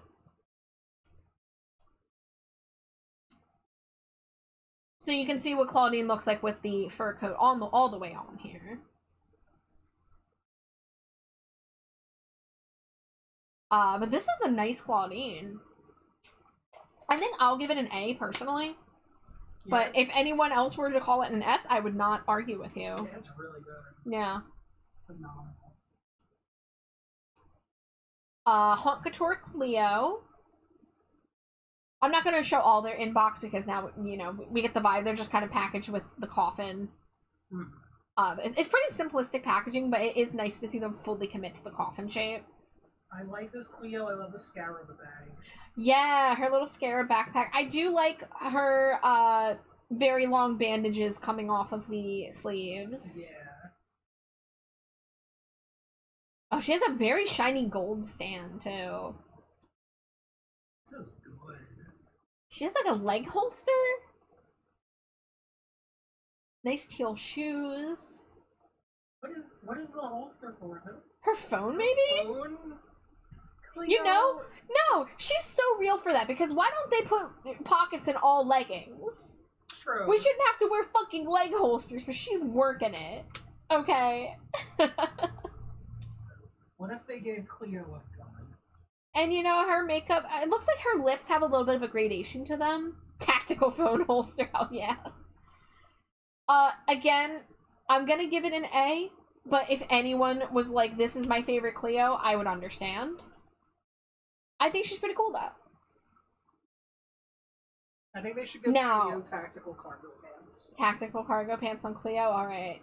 Sounds good. S tier Draculaura, S tier Draculaura. S tier Draculaura. One of the best Draculauras. Oh my god, look at her. She's so cute. Look at her. I know we've done the spiderweb batwing cape before, but she looks so good with it. And all the little white frilly parts of her... Oh, that's my model. All the little white frilly parts on her top. And the hat. All her colors are perfectly balanced. Her fishnet ends in little ruffles. Her tiny little boots. Like, she's perfect. This is one of my favorite Draculauras. She's so good. Just amazing job. No notes. I don't think I'd change a single thing about this. So hell yeah, Draculaura.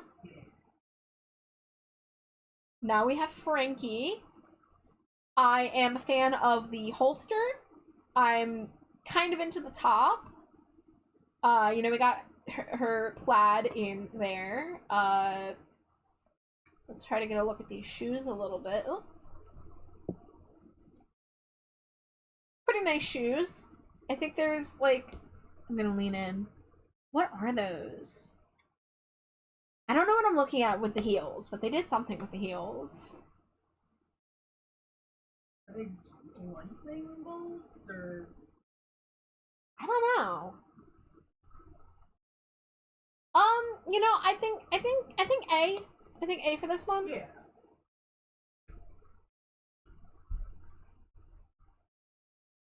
Yeah, I feel like we're losing a little bit of detail in the like I don't really know, does the mesh really have a pattern? It looks like it kind of does. And then they did the plaid on the skirt, but you know, she's cute. Cheesy. Hi Cena, welcome in. Hello, Stina. Alright, then we've got Haute Couture Laguna. She's got this like tentacle fascinator. I do like this blue plastic coat. I'm into it.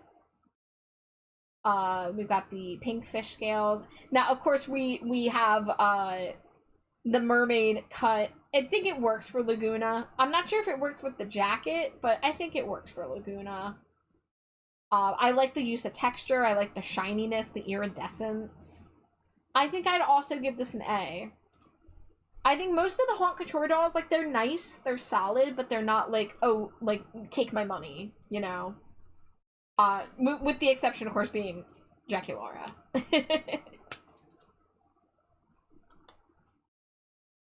But everyone on S except for that one ugly ass Cyclops. Do you mean Iris Clops? Do you think Iris Clops is ugly? I love Iris Clops. Also, how is saying Iris Clops doesn't go on S tier, but like Hold Hide does. We're also looking at individual doll releases. We're not, you know, just doing character by character. We're looking at every doll, which means some, I love her, but the doll looks so bad. Damn. Disagree. Yeah, disagree. Especially her I Heart Fashion. I thought her I Heart Fashion doll looked really nice. Hi, Score Bunny. But yeah, this Laguna, yeah. Is she A or is she B?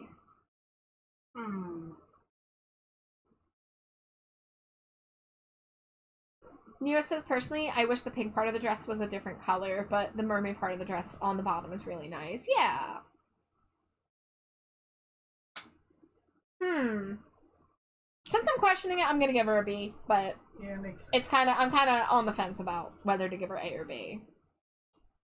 Alright, next we're looking at the real drama dolls. So, all four of these are dolls we have already looked at. They are their core original releases, which were the first dolls that we looked at, but the difference, which you can obviously tell, is that they are in black and white, except for the pop of color in their hair streaks and in their eyes. So, we'll go one by one. We'll start with Claudine. Now, you know, Claudine with purple being her signature color is great. I don't know how I feel about her being in black and white. And I'm not really the biggest fan of her core look. What did I give her core look? Did I give it a B? Yeah, I gave Signature Claudine a B. So I don't know if this would be any higher or lower than that. So it's a little hard because we have to judge these both by the original outfit, but also by does it work in black and white. I'd say B is fair. Yeah. Yeah, I think most of these are going to get somewhere in that range. Draculaura, I think, is so good for this. I think seeing her in black and white is so nice. I want to get my hands on this doll, personally. They are going to be re-releasing these later this year.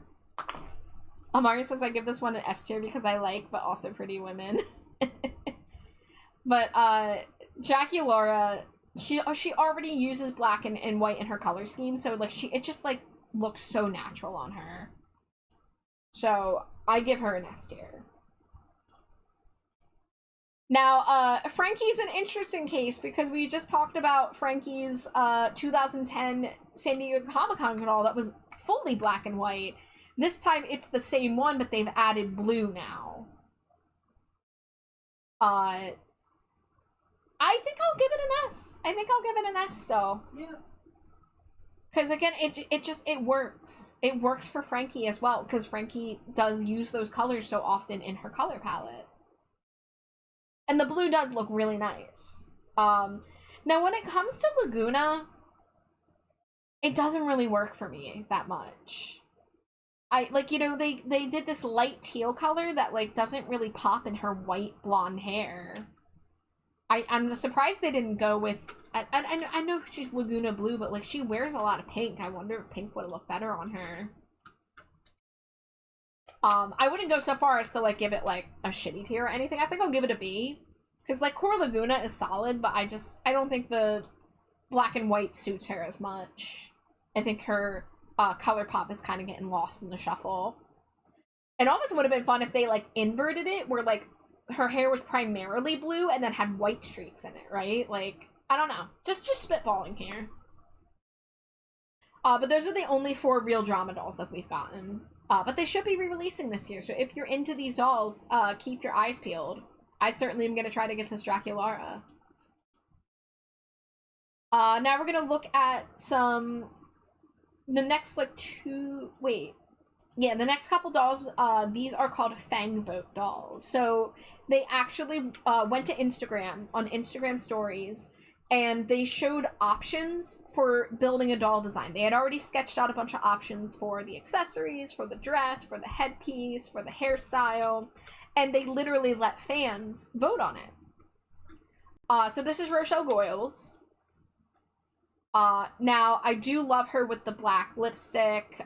We always see that blue and pink aesthetic with her. We also see the stripes quite often. And we've got this kind of church cathedral, black wrought iron.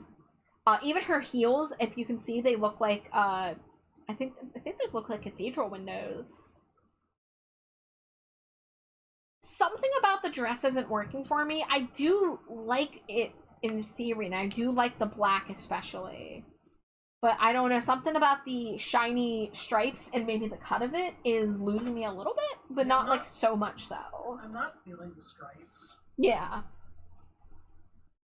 But I really like all the black accents, and most of it's working.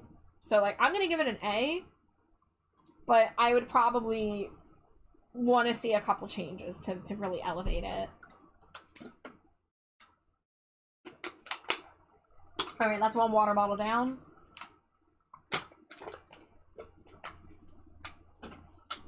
One second.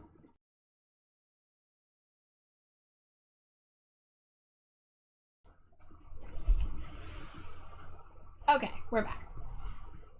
The other Fang. Wait, this isn't Fang mode. This is something else. Wait, where's Shinafire? Where is? Oh, these are out of order. Okay, well we're just gonna do it in the order that the dolls are loaded in here. That's fine. So this is a deluxe Ghoulia. No really concept to it. It's just, I think it's basically kind of like a sister doll to the Haunt Couture line. Like, everyone pretty much was calling this Haunt Couture Ghoulia, even though she was called Ghoullux Ghoulia. Let's see if we can get an inbox photo.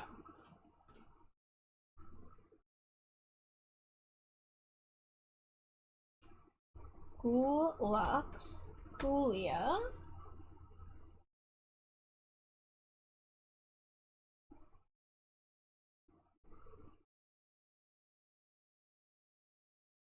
Oh, her box is really boring. Well, I can at least show what her back side looks like. So let's hide this. So she has this red ribcage piece. It actually does wrap around all the way and is connected with a vertebrae in the back. So that's pretty sick nasty. Yeah, gotta love that. Yeah. She has the brain pattern on these thigh-high boots with the white drips at the top, which more look like icing, if anything. And she also has the brain pattern on a white and black part of her top, and then she has these, like, white mesh princess poofs, but they're long sleeve instead of just being, like, the one poof at the shoulder. And, of course, she's wearing a latex black bodysuit, which really is not Ghoulia. I like elements of this doll in theory, and it's not bad to look at, but I think the design is a little bit baffling, and there's several things I would change about it. But, like, I mean, the vertebrae harness thing is pretty hella cool. So, like, I think I'd maybe give it a B.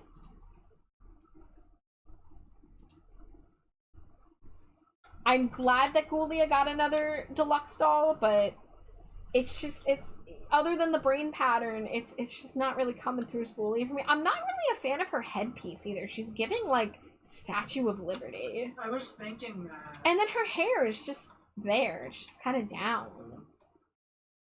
So, yeah, I'll give it a B because it's okay, and it has my favorite Ghoulia color palette, which is just black, white, and red, with like the tiniest pops of green. But yeah, I would like to see some different things going on. And I think Ghoulia, out of all the characters, if we're going by their characterization, I would just rather see her in more casual stuff than this like high fashion catwalk kind of vibe. But it is a fashion doll line, so everyone has to be fashionable to some degree. The next three we're looking at, they're called Midnight Runway. They're basically, I mean, you know, runway looks that have a mask gimmick. So they all come with masks. So we'll start with Cleo's. I guess I should probably get unmasked photos of them available. However, Cleo's mask having the jackal head is quite good. That's so good. Let's see, Midnight Runway. Let me see if I can get a photo with all three of them together without their masks.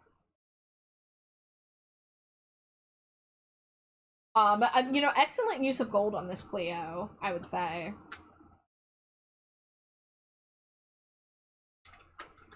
You know, and one thing maybe we should talk about these dolls is that being collector dolls, they come at a higher price point. These Midnight Runway dolls alone were $75 a pop, as opposed to roughly $25 for retail dolls. And old collector dolls started around $50, but then they started increasing the price more and more. So Midnight Runway, we're looking at $75 per doll. So there's Cleo without her mask. I do really like her braids, and the braids are nice. I think this is a pretty fantastic Cleo. Yeah. Again, I kind of have my bias against Cleo dolls in terms of wanting... I don't want to give her S tier because I don't want her, but she's like a high A, you know?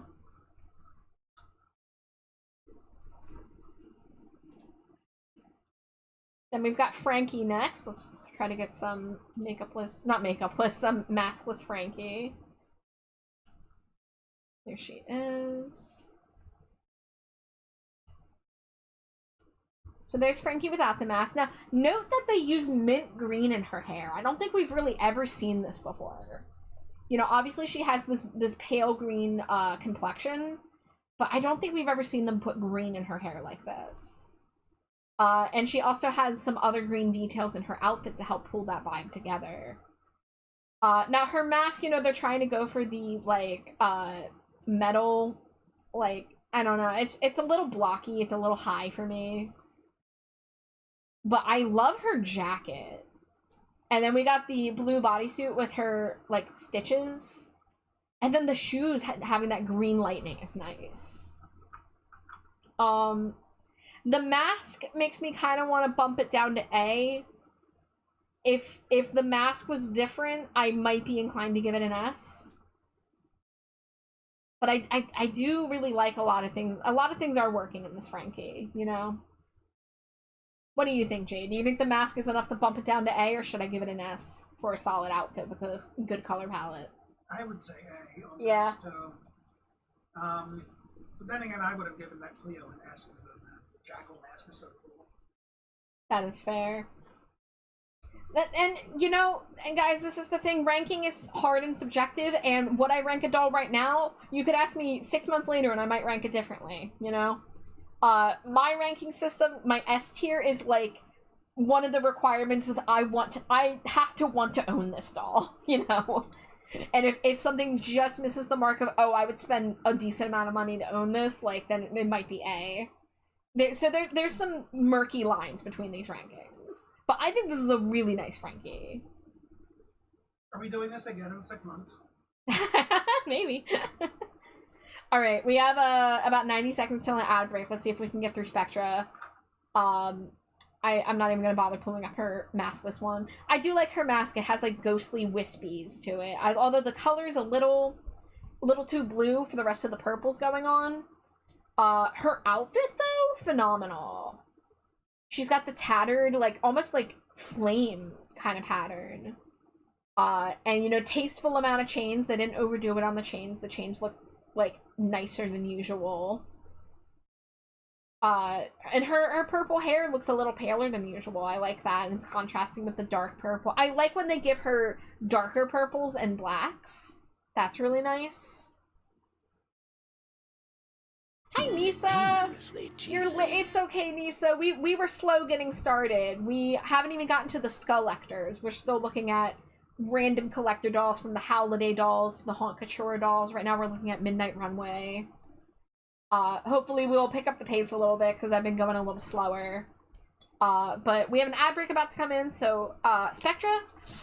I think I'm gonna give her an S. I think she looks really nice. I think, like, this looks ghostly, and this is different than other Spectras. Like, it has its own kind of vibe about it. I don't know. I love Spectra. I love purple. It's well put together. I really like the black details on the sleeves and the belt. And then the underskirt. Like, it comes together nicely. I like it. Spectra's just such a pretty character, so it's nice to get the deluxe treatment. Lisa. I think this is, like, the only deluxe Spectra we ever get. So, ad break's coming any moment. I'm gonna take a little short break, go to the bathroom, make sure I have enough water for the next hour of yapping. Yap, yap, yap. Alright, there it is. I'll see you guys in a few. Scree!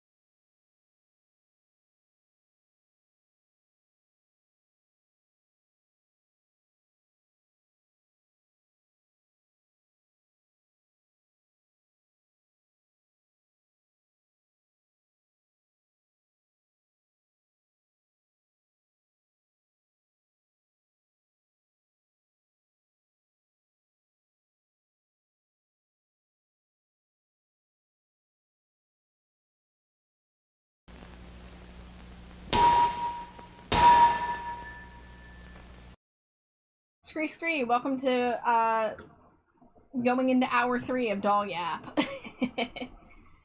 Welcome back from ads, everyone. Dollyap.com. Dollyap.com. Nisa says, I did some art today. Hell yeah, Nisa, what'd you make? Tell me more. Feel free to send it to me, or if you post it in the Discord, I can look at it if it's in the Discord. Hold on, I see, share your art. Yeah, there it is. Ooh, you did a whole little spooky scene. Little pixel ghost, oh my goodness. Nisa, I love this. This pertains to my interests. I love spooky ghosts hanging out in spooky terrain. That's awesome. And I see you got that dithering to get that like transition effect. Heck yeah. That is fantastic. Alright, we got a few more random collector dolls before we get into the Skull-lector series. So this is a, they call this Stitched in Style Frankie. I was just looking at this on, I was looking at dolls on Jade's laptop earlier to be like, which ones do I want to add to my wish list? And like, this one's really close to being one I want to own. But the bangs really kill it for me. And this is a problem that Monster High's been having more so in recent years. And I thought it was just a G3 problem, but like it's still affecting their G1 dolls too, because it's all, you know, being produced. And I guess they changed manufacturers, changed methods of which they do things. But the hair looks like a freaking broom sticking out from a horizontal hairline. Like, it just really takes me out of it. But I love the shiny silver lips. I love the streaking of the hair. I love the halter crop top mesh thingy with the visible stitching. And this skirt is like, it almost looks like a mess, but it looks like a beautiful mess, you know? Like, it's very artfully done. I love the silver pieces kind of chaining everything together. The different layers of tulle coming out of it. There's scissors hanging off at the end of it. I might still give it an S even with those bangs. Because it's a really cool doll. And bangs can be fixed, ultimately. This is why we have reroute tools and customizing options. You can even, like, remove bangs from a doll and just leave them with, like, a center part. And, like, they can still look okay. Because that's something we're gonna see a G3 Twyla doll when we get to G3. That I wanted the doll until I saw how the bangs look IRL. I'm like, no thank you. But I don't think I don't want to knock her all the way down to A tier just because of some bad bangs. Because I like the idea of her having the straight across bangs. I think if we wouldn't just have that really weird straight line, and maybe if the streaks were a little thicker like the rest of the hair, it would be perfect. Amazing. No notes. S tier. Cena says this reminds me of the Threadarella doll, but made more high fashion than theater. I thought the same thing, Cena. Yeah, it is serving Threadarella. It's as the kids say, reheating Threadarella's nachos. I don't know. Do you guys think that this is an A? Because I did have notes, and I don't think I'm gonna buy it, even though I looked at it with my eyeballs. Right? Like, I'm on the fence about whether to give this S or A. What are your thoughts, Slimy Jane? I think it's A just because of those bangs. I mean, yeah. If we're talking, oh, well, you know, we can, like, rethread the hair and everything, and then there's a lot of dolls that we would have to go back and up their rating. Fair enough. I think conceptually this is a fantastic doll, and it's almost executed well.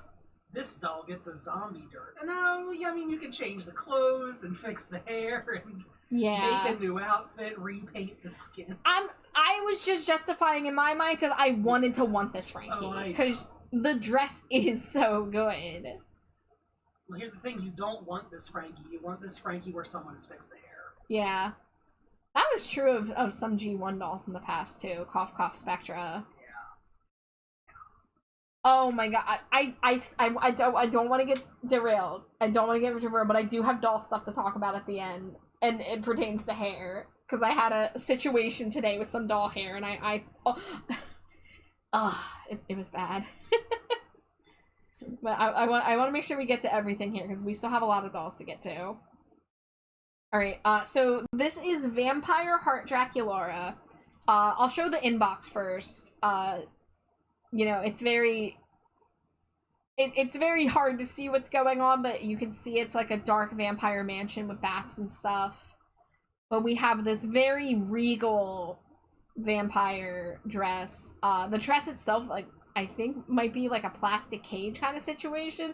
Now, I talked about cake dresses earlier. I talked about Skeletor having that dress that kind of looked like a cake. This is a freaking cake dress, okay? Now the bangs being shaped like they are, I know they're trying to go for heart-shaped bangs, but I don't love them in execution. They look like goggles. Do they not look like snowboarding goggles? Yeah, they look like goggles or a kidney bean. A kidney bean. So, yeah, the bangs are a fail. Kidney bean Draculara. Yeah. The hair being up the way it is, and that hairpiece, I love. And they look like very awful cartoon eyebrows. Yeah, the bangs really are holding this one back, sadly. But as we just talked about, bad bangs can suck on a doll, but they can be fixed. The dress, I'm not sure if they should have gone with the white mesh for it, since it was so black. I feel like they would have been fine with it being black mesh, because that still would have been lighter than the shades of black in the rest of the dress. You know, you're usually on one to be like balance, contrast, but like since this doll is 90% black already, I think they could have gone with the sheer black on the top there. Or even pink. I'm kind of like torn on how I feel about the dress. I think it's pretty cool, but it also is like really bulky. But this is really like one of the only times we see like a ballroom regal, like 1700s kind of vibe about a doll. Same as Frankie, brushing those bad boys out can give a nice curled roll bangs instead of loop forehead antenna. Yeah, so I think I'll give this one an A. I really like a lot of the ideas here. I love elegant gothic ballroom, but oh god, there's bangs. And perhaps they used a little too much black fabric. I mean, there's a pattern on the black fabric that you can barely see. But I own clothes that are like that. I can think of a couple pieces of clothing I have where there's like silvery patterns and you can't see them because it's so dark. But yeah, I mean, this is still like the closest we get to like a gothic Draculara. So nice job on that. This is not a Fang Vote character, but instead Fang Club.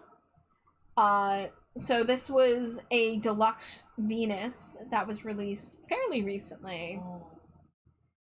So I would like to zoom in to kind of look at the details here, because I'm not as familiar with this doll. Look at all these things going on. First of all, she's got piercings, like new piercings. She's got new dimple piercings. Yeah. That's kind of cool. The hair's pretty fun. The green being darker and having black streaks in it, it's giving zombie shake. We got some really cool earrings. Now, the choice to go with a unitard is where they lose me a bit. Why doesn't she have pants or a skirt or a dress?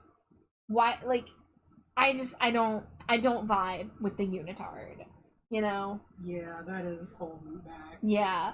I'm okay with it being denim, but I think we could have done something on the lower half that also tie in that denim instead of it just being there on the body. Give her jorts. Yeah, I would have rather seen her with like a mesh top and some like fucked up distressed jorts. You know? Yeah. That would have been hella cool. But I am a fan of this weird vine thing going on. They're not quite wings, but they're kind of serving the purpose of wings. I do really like the legs, so I understand why they wouldn't want to cover them, but yeah, I don't agree with it being a swimsuit, basically. But the vines are excellent, and the shoes look really nice. So, I think we're once again looking at an A, where there's a lot of cool things going on, but I have a couple notes, you know? Cena says, she's extremely cool, but the full denim is so weird to me. I take more issue with the denim. They did cool flocking on her legs, but then denim blue jeans? I'm okay with denim with Venus, because that's like, you know, her first outfit is like a denim vest. You know, it does give her that, like, 90s grunge, kind of vibe. But I would have really loved to see some distressed denim where we could see, like, fishnet underneath it or something, perhaps, you know? But yeah, the thought of a denim one piece, like, I don't want to, I don't know. It doesn't work for me. It doesn't. Sounds like chafing. Yeah, that's kind of what I'm getting at. It's like, it sounds like a sensory, unpleasant experience. Jeans as an accent, a neutral I do like, but it's like the whole outfit. They didn't even commit to it on the bottom, though, is the thing. It's just kind of slapped on in the middle there.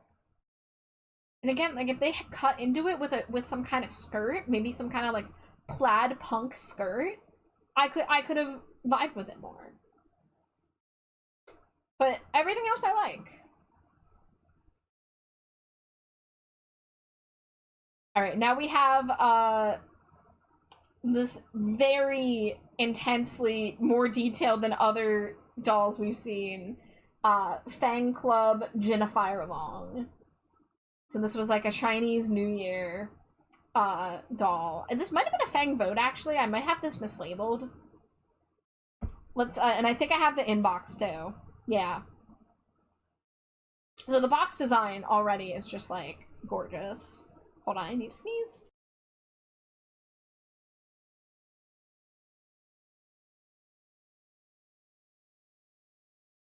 Okay, I'm back. Yeah, this is a relatively newer doll, Cena. This came out, like, late last year, I believe. But yeah, she's quite stunning. I mean, this is just, like, kind of, we've seen some collector dolls that should not have cost $75, and, like, I feel like I maybe should have put the price points of the collector dolls so we could talk about, are they worth their price?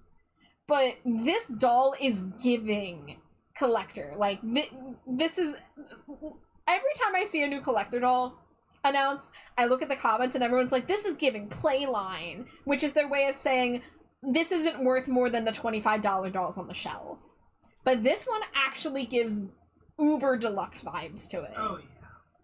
From the texture on the gold details to the amount of fabric and the way it's draped to this headpiece that doesn't look like cheap, shiny plastic. They even gave her a side-eye. Yeah. Yeah, this is an S-tier doll. You know? Let's see, this one was back up here. Yeah, I had this mislabeled in my files. It was supposed to be a Fang vote. I think they did vote on the pieces for this doll. So if you are interested in seeing what the other options were for these Fang vote dolls, there is a way to do that. There's one more Fang vote doll that they've done, but it's considered G3, so I took it off the list for today, and we'll talk about it when we talk about G3 dolls. But spoiler alert, it's G3 Caddy. Alright. I think next up we're gonna see one of the two new characters that have been introduced as only collector dolls. These are characters that they designed solely to be a collector doll, and they have, like, pretty much no association with any other Monster High property other than being a collector doll. So, like, there might be, like, a little bit of bio for them. I don't know if Jade wants to get on the wiki. The first one we're going to be looking at is Lenore Loomington. And I remember when this doll dropped, I really wanted to like it, but so much of it is not coming together for me. And I saw endless fan edits of how people would improve it, and everything I saw was better than what we actually got. Yeah, there's literally no information. Yeah, okay, so we know basically nothing about her. So she's like the ghost of a haunted garden, okay? And we have good ideas in theory, but then just in practice, like, even, like, the cut of the dress is the first thing that kind of bothers me. It just looks kind of frumpy. Yeah. And guys, if you know me, I love overusing melted candles as a gothic aesthetic. Like, my Animal Crossing house is just full of candles on the ground and stuff, because I love that shit. But, and I love the idea of this candle fascinator, but the little bits of pink that they gave her just do not work. They were trying to overcomplicate her color palette. Making dark blue her primary color and using teal as an accent is fine, but the pink just starts to look tacky. It loses that gothic charm a little bit. Her earrings are candles though, and I do like that. And the dress, you know, like, putting dark patterns on dark fabrics sometimes works, but it's just a mess. Like, I really wish we could be seeing all these spider webs and these in these flowers and vines and stuff, and we're just kind of not. And she has a spider with candles on its back. Cool. But, yeah, just the dress is really underwhelming and doesn't look good. And even this harness thing, it's like, what is going on here? Like, the harness almost looks like AI to me, you know? It has that vibe of just, like, it doesn't make sense. Yeah, I see what you mean. Yeah. And the hair, I think just it would need to be styled differently. It's just kind of hanging there, you know? But I really like the idea of a gothic garden ghost, but she just really misses the mark for me. And like I said, I saw so many edits where people offered so many solutions to the problems of the stall. But yeah, for introducing a new character, it really just kind of fell flat for me. Cena says the name made me hopeful. I see some of the details they were trying to key on. This just looks cheaply made. And this is one of those many collector dolls where the comments were screaming, this is playline. This is playline. This is not collector quality. But yeah, the fashion just really fell flat on this one, so I'm gonna give it a C. The other new character that they introduced as a collector doll... Oh, where is she? Where is she? There she is. This is, I hope I'm going to say this correctly, Corazon Marikit, and I'm going to, I'm going to mess this up, hold on. Are you going to try to say what creature? Yeah. Yeah. Manan? It's like, yeah, it's like a Menenengal or something like that. I definitely butchered it. We'll just say it is a Filipino vampire whose torso is able to detach and fly separately from its body. So that is what we're looking at here. Let's see if we have a picture of her with her dress together. We don't? Okay, so let's open a photo then so we can see her when she's not separated from her torso. Oh. What's up? She has a little more information on her than the other one. Such as, she loves to play soccer.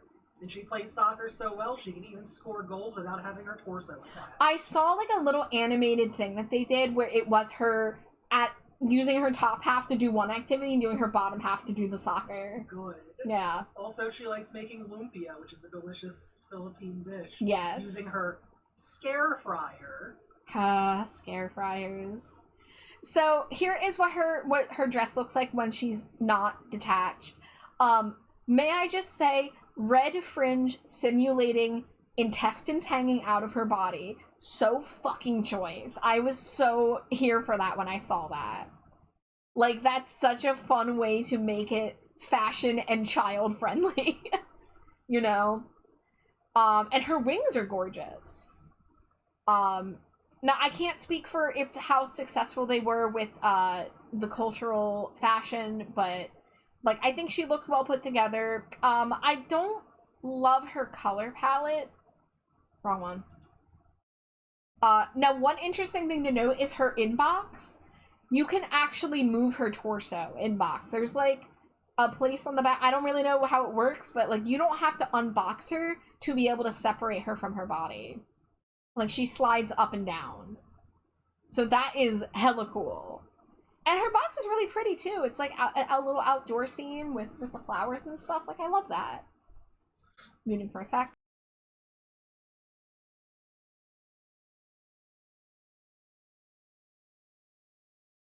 Okay, I'm back.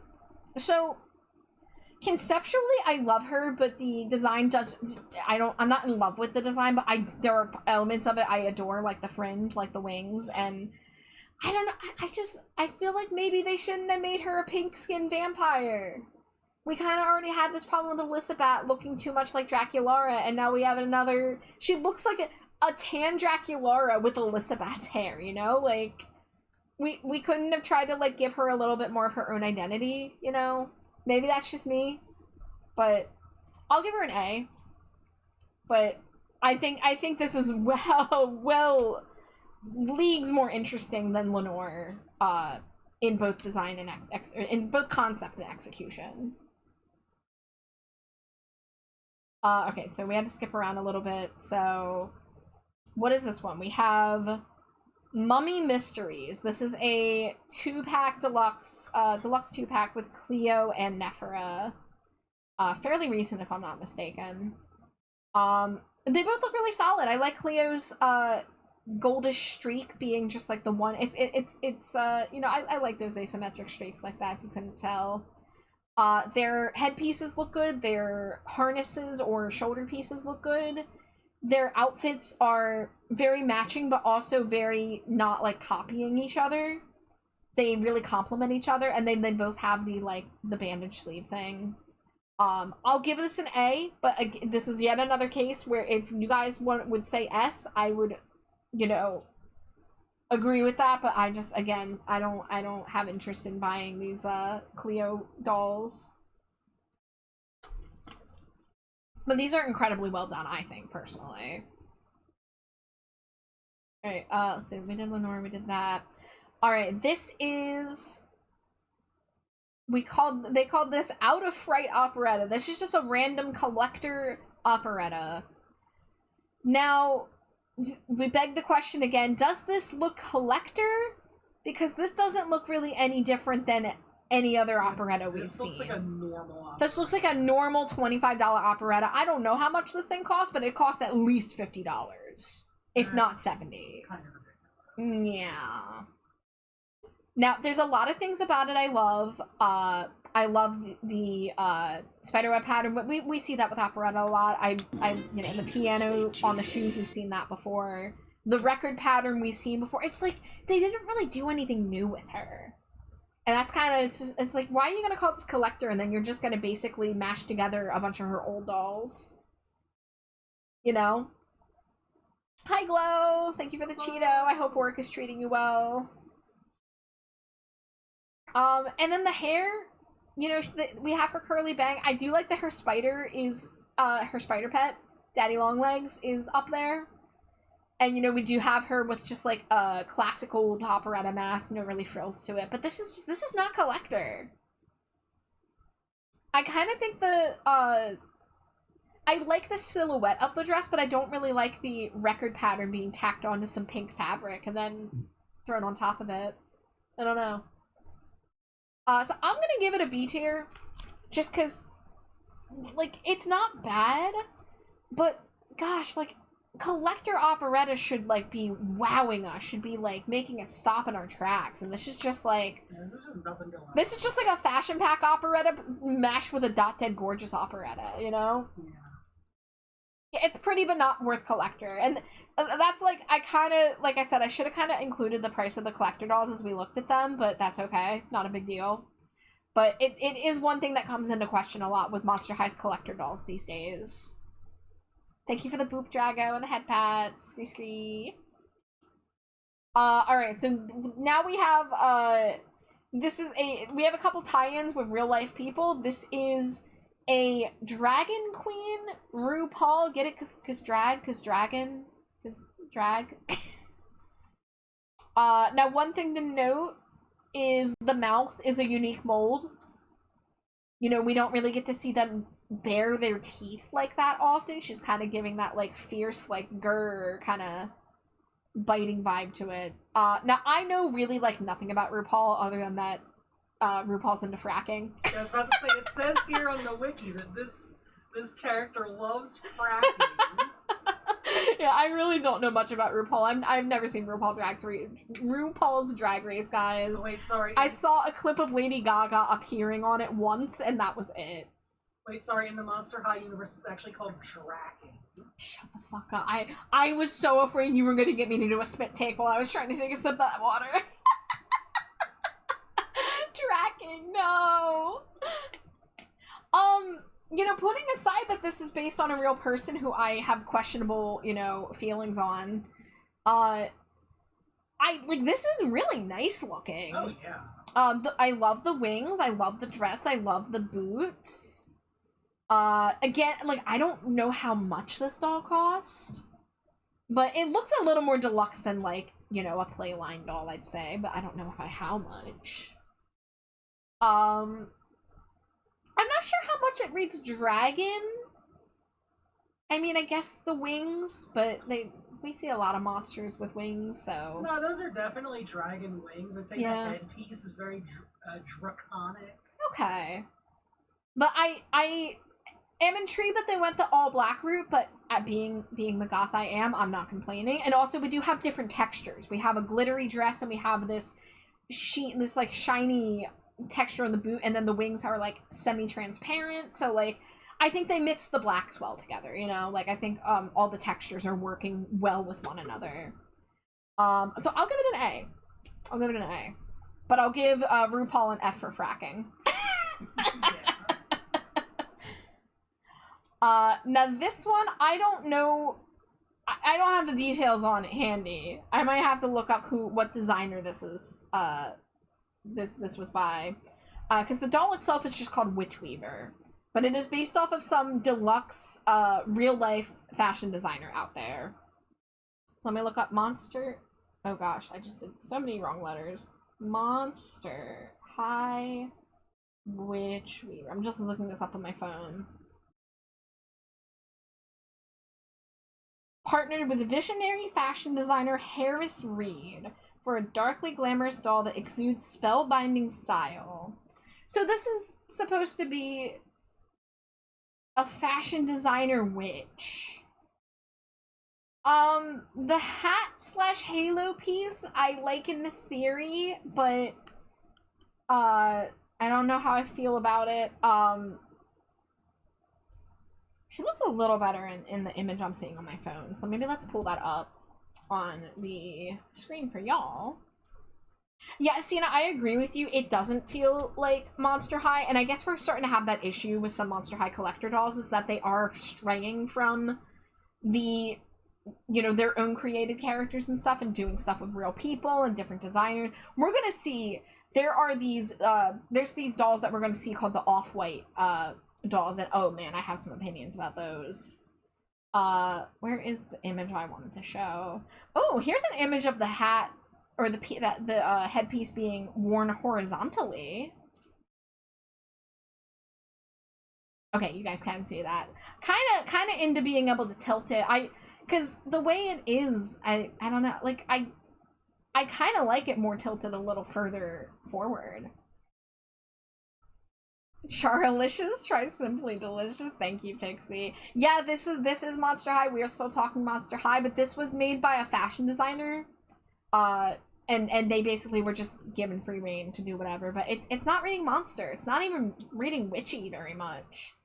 I don't even like the dress. Oh, it's not a dress, it's pants with tulle bell bottoms. Like, it's just, it kind of gets lost in the shuffle down there.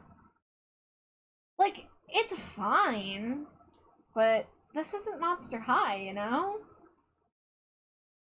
Like, if this was just some random doll and some random doll line, I'd say B. But because it's Monster High and it also was, like, really expensive, I almost want to give it a C for that reason. It's absolutely stunning. It'd be an awesome art piece, but that headpiece doesn't work on an actual doll. And where's the witch hat? Yeah, that's why I kind of was looking at this image where someone tilted it to look more like a hat instead of like a halo. Where's an inbox? Do we have an inbox to look at? Inbox, it just looks like a window behind her. But yeah, it's not reading witchy. It's not really... It's not monster. It's just kind of...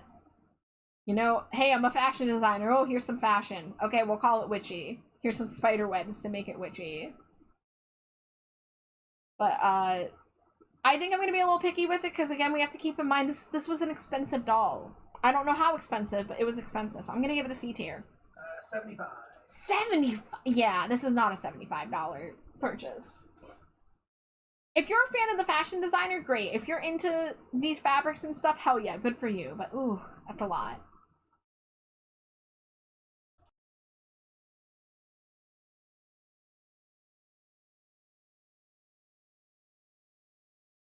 Okay, I'm back again. Alright, I believe the next ones we are looking at are the ones that I'm kind of mad about. Now, Jade, feel free to fact check me on this. I think the next 4 dolls we're looking at, if I'm not mistaken, cost $150 each. There is a high fashion brand called Off-White. And they did a collab with Monster High, and they made 4 characters, who are all just original creations. So, let's take a look at these. Here's the first one. Her name is Electra Melody. Now, her hair looks a lot better when you see it from the side. Her, this image is very unflattering. The dress has writing on it that says dress in quotation marks. Okay. What is she? What kind of monster is she? What are we going for here? She has pale green skin, and that's it. Granted, yeah, I know that is how a lot of, Monster High characters are, you know? I say that with Scara Screams with her pale green skin and not much else on my shelf, but... let's see, she has, like, some kind of ear thing going on. She has, like, the fin ears. So maybe she's some kind of sea creature? Maybe she's some kind of siren? Who's this, Electra Melody? Yeah, I think so. The dress and gloves are mid. That's Frankie as a runway model using an alias. A goblin? Weird thought, but a weird green dragon thing. Electric eel, probably. But none of her outfit is giving any monstrous traits. It's really just, hey, we're Off-White, we're high fashion. But it's not even that, like, fancy. Okay, so she has these, like, it looks like her feet are in clear plastic bags. Her feet look like they've been won as prizes and at the goldfish game at the carnival. So I'm on the Mattel Creations. Okay, yeah. Are these still for sale? Looks like it. Oh my god, of course, because who the fuck wanted these? So I'm just gonna skip to the description of the actual, like, doll. Okay. Our debut release is Electra Melody. This ghoul has a beautifully painted face and sea monster sculpt. She rocks a flaming orange and black mohawk and slays in ripples of black tulle paired with webbed gloves and shades. There's no doubt the first doll in this epic collab demands attention like ocean waves during a storm. So yeah, I guess so she's a sea creature. She's a siren. Yeah. I'm trying to look up her face because they're saying she has a beautifully painted face, but both of these photos she's wearing glasses. She's got orange eyeshadow and black lipstick. That's it. Yeah. That's it. Yeah, that's it. Let me show you guys. That's it. That's not beautifully painted. I've seen way better makeup on a $25 doll. Like, yeah, come on. That's nothing. Come on. That's nothing. Like, again, if this was either on an existing character or like a $50 doll, I would be a little less angry. But $150 fucking dollars. Zombie dirt. Moving on. Let's see, this one is Harmony Ghoul. Wow, use the last name Ghoul. Ghoul. This one I hate a little less. That doesn't mean we're gonna be very kind to it. Slimy Jade, if you find the bio for her, hit me with it. Oh, I got some self-care, so I gotta do a hydrate. This one is sold out. You can't buy this one. Okay. Interesting. I think, if I'm recalling correctly, out of the 4, I think she's one of the better put together ones, but again, this is first of all, this is the same fabric that they use for Witch Weaver. So I don't know if that designer is associated with Off-White, but it's a little sus that they're doing that again. Even down to like the ruching on like the sleeves, right? So okay, let me get a stretch. Ooh, big stretch. Ooh, big stretch. Okay, and how many smooches came in? 13? Oh no. Yeah, you gotta be careful. You gotta be careful and wait if you're gonna fix the smooches. 14? 14 smooches?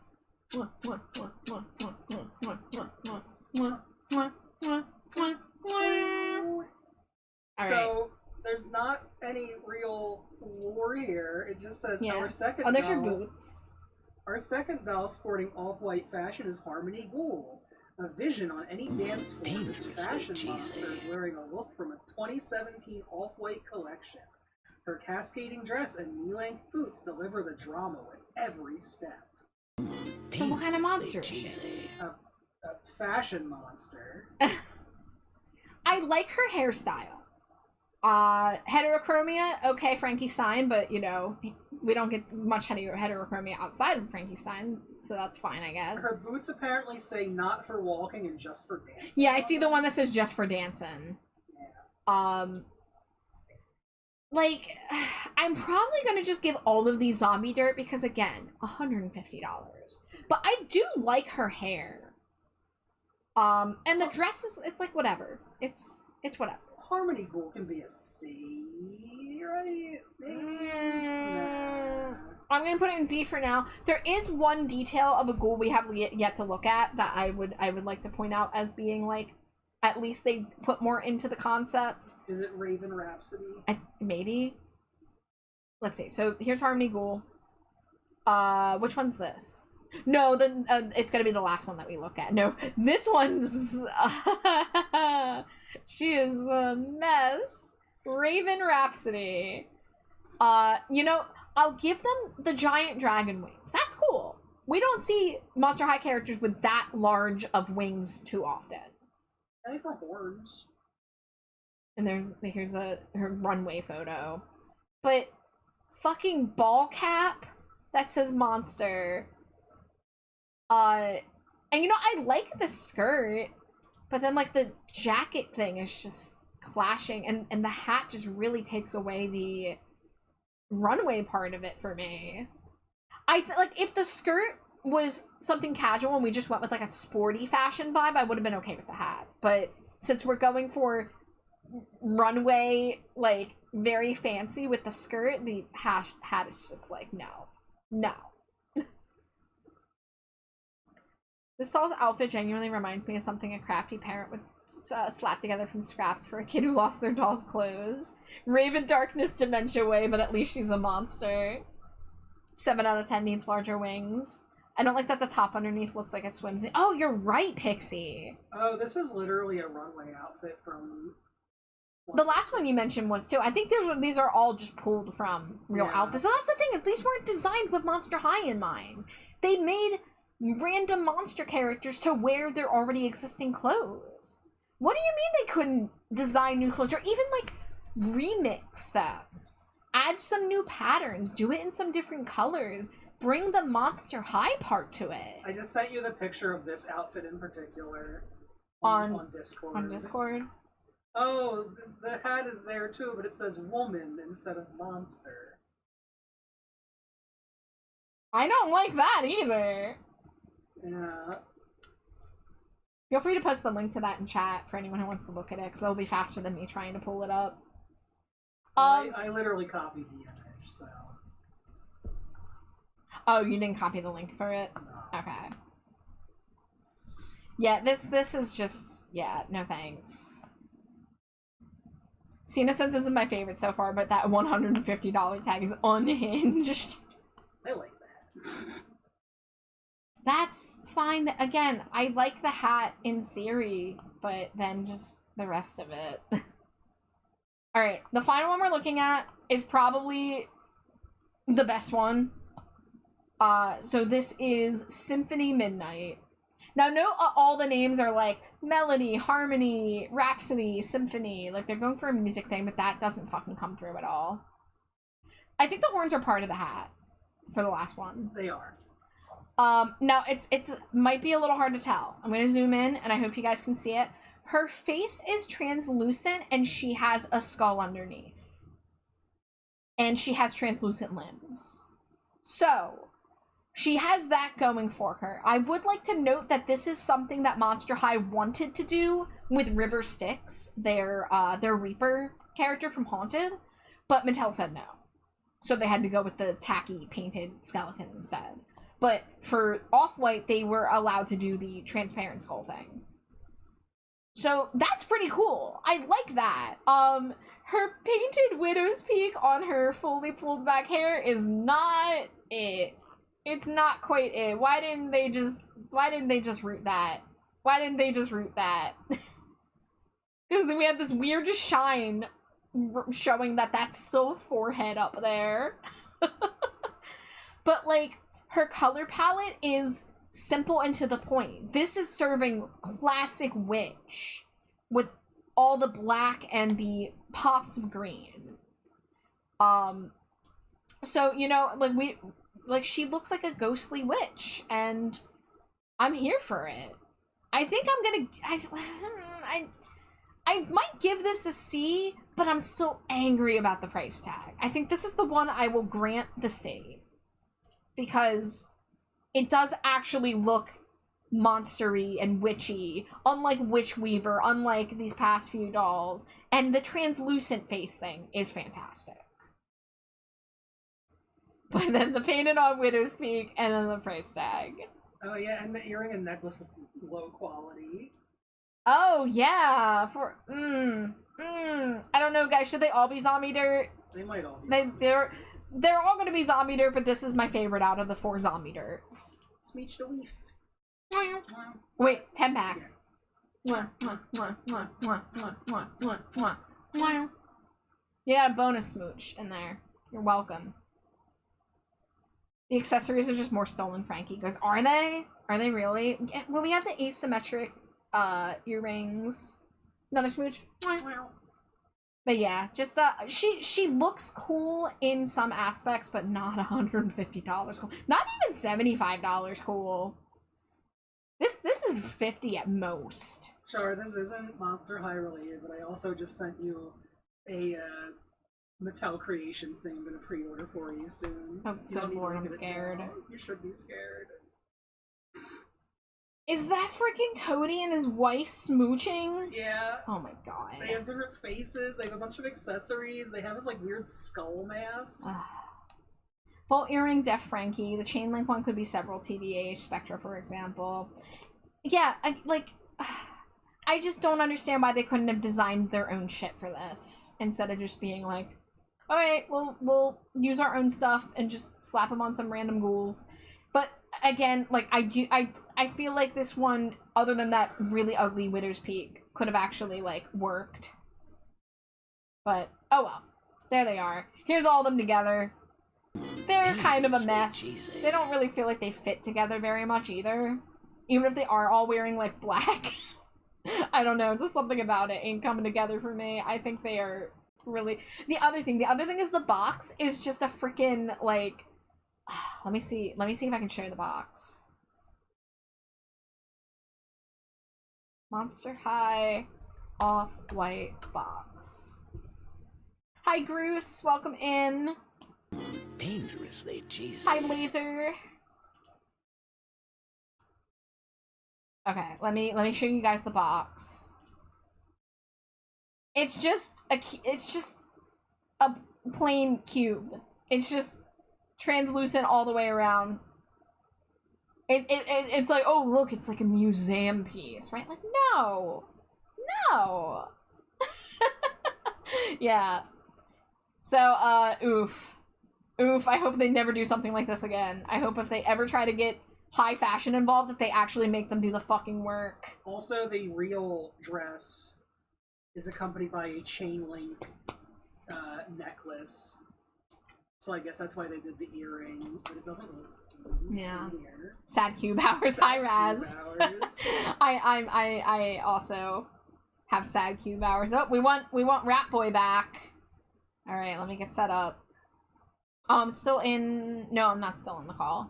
Let me get in the call.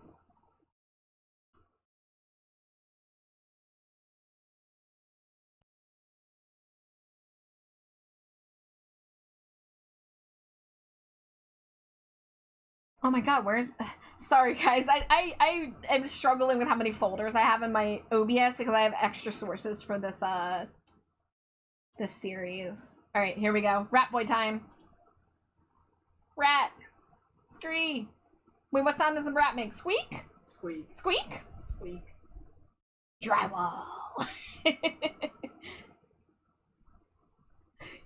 If people are not familiar with this rat boy, it is from a scene in The Simpsons where Homer is imagining what his family looks like in his mind's eye. So he looks at Marge and she's a queen. He looks at Lisa and she's a little princess. And then Bart walks in. He's like, and who could forget dear rat boy? And rat boy Bart, who is appearing as a rat in Homer's vision, is like, rat boy, I resent that. And he starts gnawing on the drywall. It then cuts back to the regular view of just regular Bart gnawing on the drywall, and Marge being like, Bart, I told you before, stop gnawing on drywall. You like swirling? Yeah, no, this is good. We have to be quiet to enjoy this.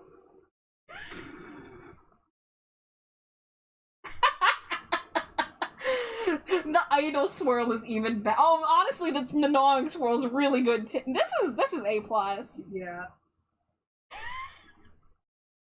You look so evil when you're gnawing and swirled all the way to the bottom. Yeah. Good job, everybody. Homeric, ratacular, cromulent. This truly embiggens the smallest rat. God bless drywall and that I chewed. Here's my fisheye where I look severely rotund in the best way when I gnaw. And I just look extra pathetic when I'm not. It's so scrunkly, so wet. Alright, back to Monster High. We can enjoy the rat while we talk about Monster High. Okay, we are finally to the home stretch. We're going to be looking at Skelectors. Skelectors in particular are all based on existing properties.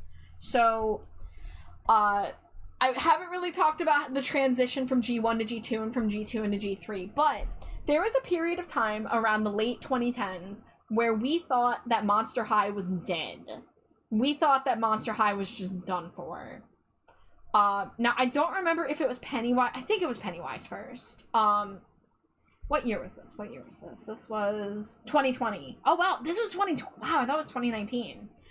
Yeah, so there was about a 2-year radio silence from Monster High, and we all thought just Monster High was done for. Then they come out with this Pennywise doll, and this is the first time we ever get a Monster High doll based on a character. We've gotten a couple Monster High dolls based on real people, but never a character from a movie, especially a horror movie for, like, adults. I mean, not that kids don't watch it. They shouldn't be watching it. Please don't show your kids it. Hi, Ember. Thank you for the Cheeto. Welcome in. We got smooshed away a 10-pack from Shy. Now, bear in mind, these Skelectors we look at, I have not seen all these movies. I actually haven't seen it, but obviously I know enough to know who Pennywise is. We did watch The Simpsons parody. Yes, we did watch The Simpsons parody of it. That was actually pretty decent. Another thing of note is that most of these Skelectors, if a character is male, they get turned female. Some are with success like this one, other ones not so much. Pixie, that's rich of you to say no one else is allowed to redeem Smooch because we hit 69 when you have been one to mess with the Smooch counter before. I've seen you. But also listed a Pixie. Let's keep it at 69. Anyways, another thing, I am including inbox packaging for all of these. Not at 69, we're at 69. Yeah, that 10-pack got us to 69. Yeah, we're at 69. Yeah. Not intentionally. Well, we did it. Everyone, good job. I'm proud of you. Let's see, do I have the... Yeah, I have... Like, this is really well done. I don't... And this is another thing I have to question. Would I want to own this doll versus is it successful? But for a Pennywise girl doll, I think this is pretty damn good as from someone who has only ever seen Pennywise in, like, gifs and stuff. But I think it works really well, and I think I started saying it and didn't finish. We're gonna look at the packaging, too. I have some opinions on the way that they've decided to do the Skelector boxes, but, you know, they oftentimes do scenes from the movies that they come from, so that is excellent. So I'll give it an A. You'll see me probably give S tiers to ones that I actually am familiar with the movie more. But we'll just keep going. For The Shining, they went with the Grady twins. The, you know, creepy twins that stand in the hallway. I don't really remember. I saw The Shining a few years ago, but I don't really remember their whole deal. Are they ghosts? They might be ghosts. Everything's a ghost in The Shining. Now, of course, like, they've got the hand-holding. That's fantastic. Now, one thing that we're gonna see with Skeletor dolls is that they love to do object heals. Now, this is sometimes a cool thing, and sometimes they overdo it. This is a case where I think it's fine. They have the, like, the bush sculptures from the outdoor maze. Topiaries. Topiaries, thank you. Bush sculptures, I'm stupid. They do. They have different face sculpts, yeah. Because I guess, I mean, like, you're buying two dolls that are nearly identical, so they needed something to set them apart. So, you know, like, they're... Oh, sorry. I guess I made Ratboy get hidden behind my model. Hold on. I hit Control-Z too many times. There we go. We can have Ratboy time a little bit longer. Nisa's not seen The Shining. Well... Nisa, you and I will have to chat about what movies, what horror movies we've seen and not seen, and start curating a list maybe for Discord movie nights in the upcoming future.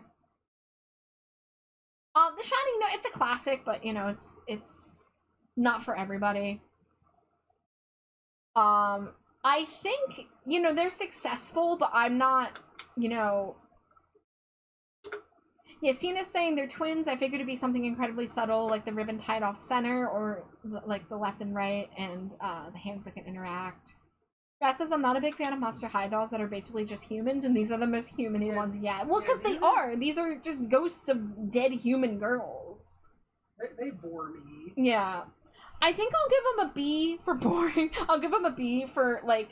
They're doing their job, and I don't know what they could have done to elevate it without it being, like, too much. But I wouldn't want to buy these, you know? But I know people were really excited about them, too. So, like, they're serving their purpose for representing the movie. Alright. Beetlejuice 2-pack. I only own two Skeletor dolls, and this is one of them. I was pretty pumped about this. Now, Girl Beetlejuice took a little bit to win me over. The hair I wasn't in love with.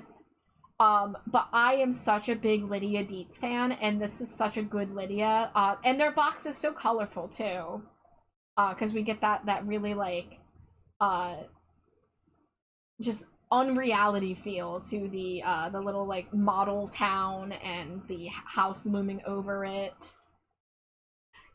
Ember, I actually, when I bought it, I was considering initially selling the Beetlejuice to somebody who wanted it, because I just wanted the Lydia so badly. I ended up keeping them in box, and they are still in box to this day.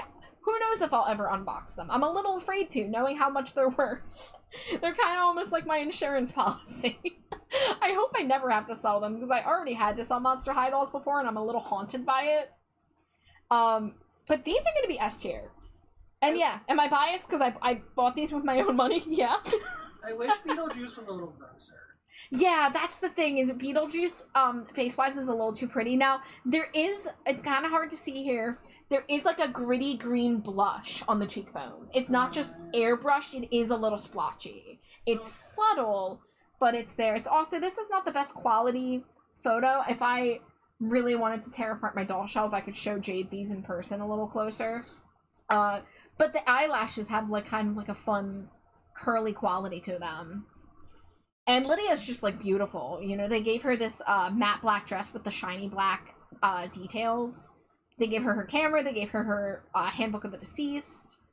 You know, yeah, and I love the idea of the longer crazy green hair. I wasn't really fond of the shape of it at first, but I've kind of, like, I've come to appreciate it. And this is, you know, and this is a girl bossification of the Beetlejuice, classic, pinstripe suit. And I do like the weird skirt part of it. I think that is fun. And gives it some good, like, grittiness. That purple goes hard with the green. Purple and green's always a winning combo. It really is. Yeah, we are. Sold 100% on the Beetlejuice half skirt. Yeah, famed absolute besties Lydia and Beetlejuice. Yeah, and you know, we can rewrite the narrative with Beetlejuice. We can go the cartoon route and say they literally are besties. Yeah, you know, not problematic at all. Not Yeah, I like that part of the cartoon, rewriting it to be just Beetlejuice is Lydia's kind of gross but usually well-meaning friend. I was once crocheting a blanket with that exact purple and green, but with a neon orange. Ooh. See, that's Halloween core, Pixie. That interests me. I like that. We have an ad break coming in. I'm gonna take a few minutes break. It might be longer than 3 minutes, because I'm gonna take a small snack break while I do so. And get some new water, because I've almost slammed back 2 bottles of water in this stream. So hopefully we'll be able to churn out the rest of these collectors in the next hour. Hi, Patsy. Thank you for the Cheeto. I hope you're having fun on your trip. Patsy. Pixie says I'll see if I can find it and photograph it for you sometime. Thank you. Patsy, no! Patsy didn't know! Patsy didn't know we were at the number. I'll get those smooches when we come back. I don't want to be smooching an ad break. We can't blame Patsy for that. She didn't know. She just showed up. But, okay, guys, I'm gonna go BRB for slightly longer than 3 minutes. Go get some water. Go take care of yourself if you need to. Yeah, it's great. Get a slice of ham. Get a slice of ham for Slimy Jade.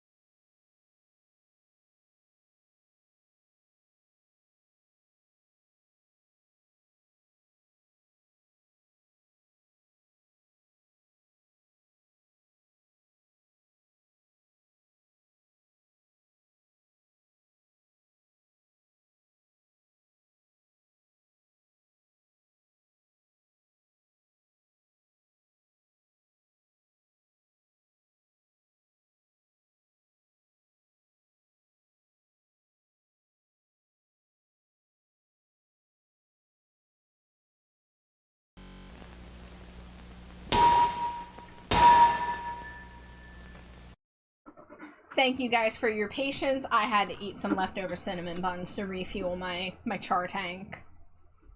I do think we can also say goodbye to Rat Boy again. Goodbye, Rat Boy.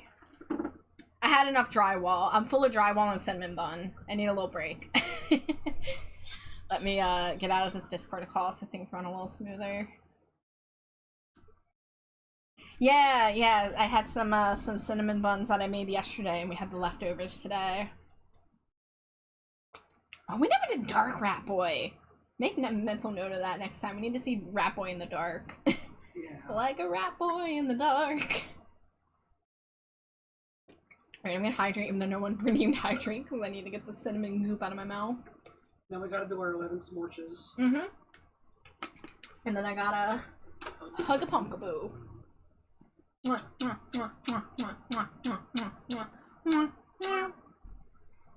Thank you for the hydrate, Pixie. I'll crack open the new water bottle I just grabbed. Alright, and then we gotta hug the giant pumpkaboo. No, giant pumpkaboo. Alright. Drywall-licious. You know it.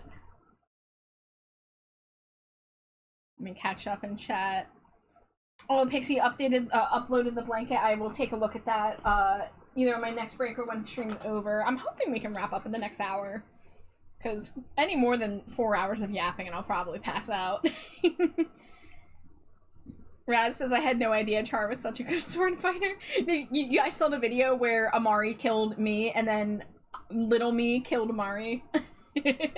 Every time that video comes on and Amari sees that, Amari's like, no, I don't want to kill Hot Char.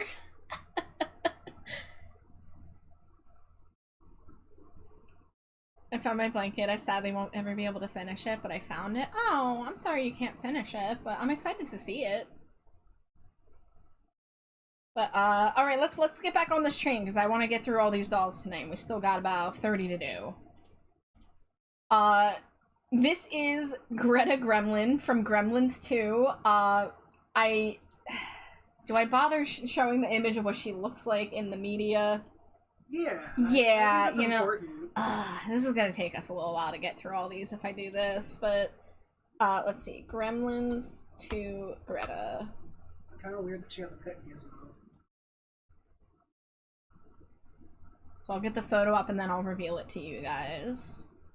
Oh, of course, is her name not Greta in the movie? Like, what do I type in? Oh, no, okay, here she is.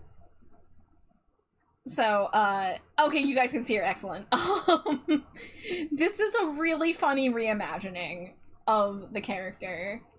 Like, they, you know, this is a glow up, right?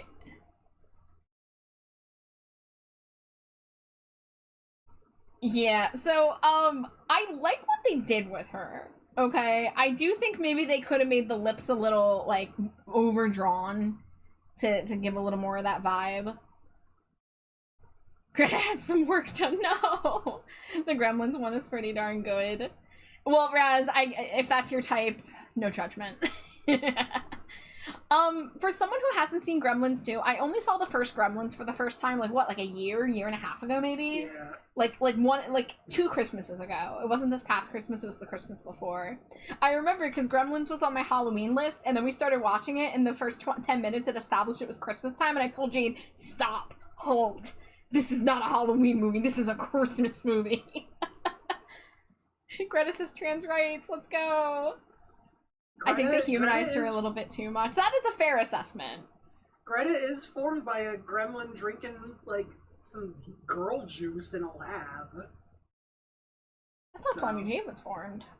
It's true. The gamer girl bathwater in a dumpster instead. Yeah. But I think she looks really nice. They brought her outfit pattern into the dress, but they also gave her her own outfit.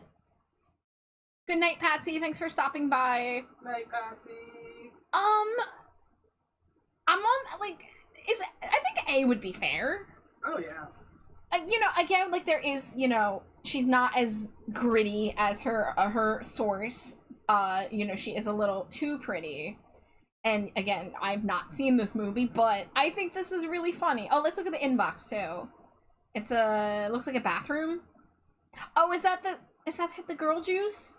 Is that the girl juice? Yeah, it's the girl Oh juice. my god, they gave her the girl juice in box. Yeah, they gave her the empty girl juice in box. Phenomenal. Good job, Monster High. Alright, moving on. We got Girl Dracula. Let's look at the inbox. It says, "I am Dracula, I bid you welcome," written in the spider webs. And we of course have the black and white mansion. So let's go back to the outfit. So, I like it. It's not like S tier.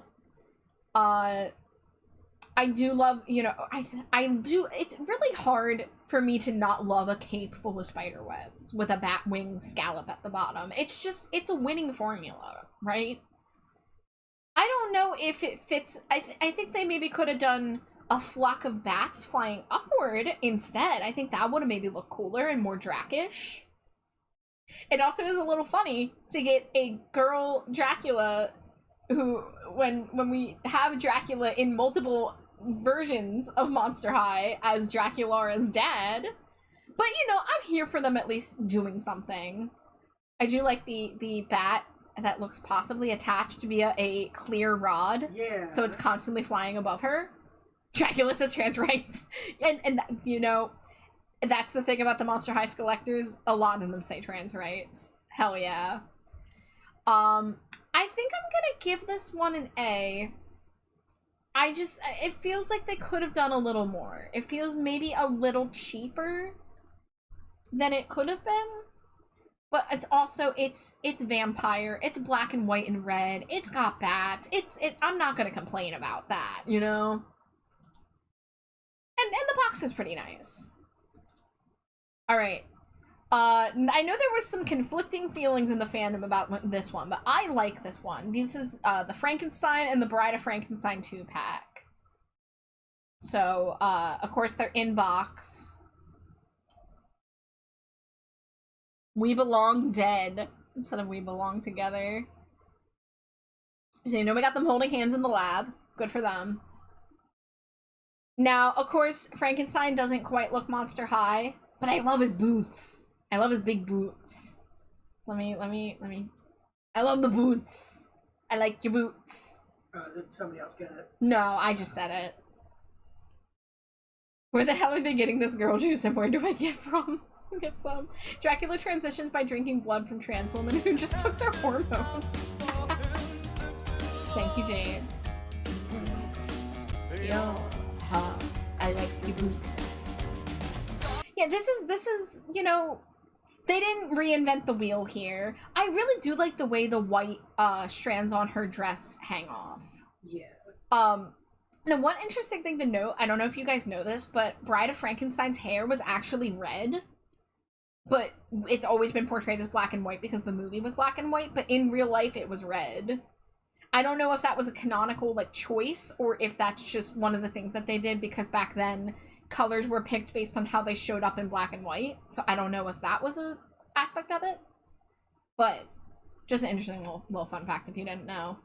But, you know, I like the all white, and of course, like, that Bride of Frankenstein hair is iconic. The detail on the bride's hair and the fact they made a faithful Frankenstein's monster head instead of just a slow-mo repaint. Yeah, and I think that's a great thing to mention with the head. Yeah, it's a little, like, we got the plastic hair, and it's a little different looking than most of the faces we look at, but it doesn't look like a teenage boy going to Monster High, and thank goodness for that.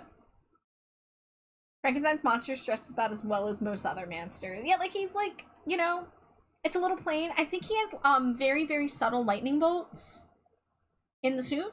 And I love the boots. I want to steal those boots. I want to put them on every other doll. I'm debating whether to put this in S or A. Like, it's well done. I don't think I have really any notes. Might be S then. Yeah, I think we'll give it an S. I don't think there's anything they could have done differently to get this concept apart and across. And it's nice to see the traditional Universal monsters be tackled that, you know, the girls of Monster High are based on, you know? So yeah. Moving on, this is Annabelle from the Conjuring series. Another movie I've never seen, but she is literally a haunted doll, I believe, right? I think so. Now, is her inbox an outhouse, guys? No, I think it's... Or is it a tool shed? I think it's supposed to be, like, up in an attic. It's Okay, it's alright. You know, it's just box shaped instead of... Maybe this is one we should look at what she looks like, because I'm not super familiar with it. And I know I did this before when the doll came out.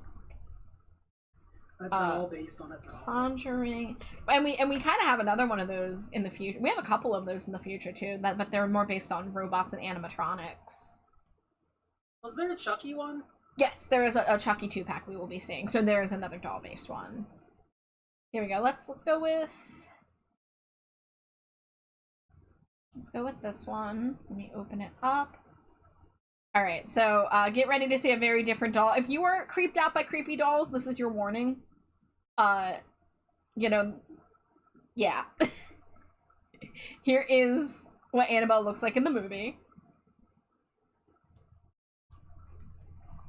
So, you know, one of those more like, you know, the proportions of it are going to be very different, of course. And the face is hella creepy. They did a great job getting the creepy face. And then here's the doll. So, really way too pretty in the face. They really should have creeped it up a little bit. They really should have creeped it up some more. They should have given her the smile. They should have made the eyes more sunken, possibly a little closer together. And she has little scratches on her cheek. Yeah, she does have little scratches on her cheek, That's but something. I just would have liked to see her creepier. And we know they can, because that one Draculaura, Vampire Heart Draculaura. Yeah. Or not Vampire Heart, the 2015 Collector Draculaura randomly had creepy sunken eyes. Yeah. Extremely creepy cute. Her box is supposed to be the box she's kept in because she's cursed. Okay, I see. I don't know why I thought it looked like an outhouse. I thought it was like a thing from the movie. The detail in the outfit's very good. Yeah, I am always going to be a fan of the blood drips being worked and blood stains worked into clothing. So that part of it is fantastic. Laser says, I gotta step off. See ya. It's possible I might do art tomorrow. Well, thank you for stopping by, Laser. You get a good rest. I like that this is a Monster High spin on an existing character. It's recognizable, but not a one-to-one copy. Nisa says, the actual Annabelle doll's a Raggedy Ann doll. Pixie says, I'm stealing that dress. So yeah, the thing to keep in mind with Monster High's collectors is they are reimaginings.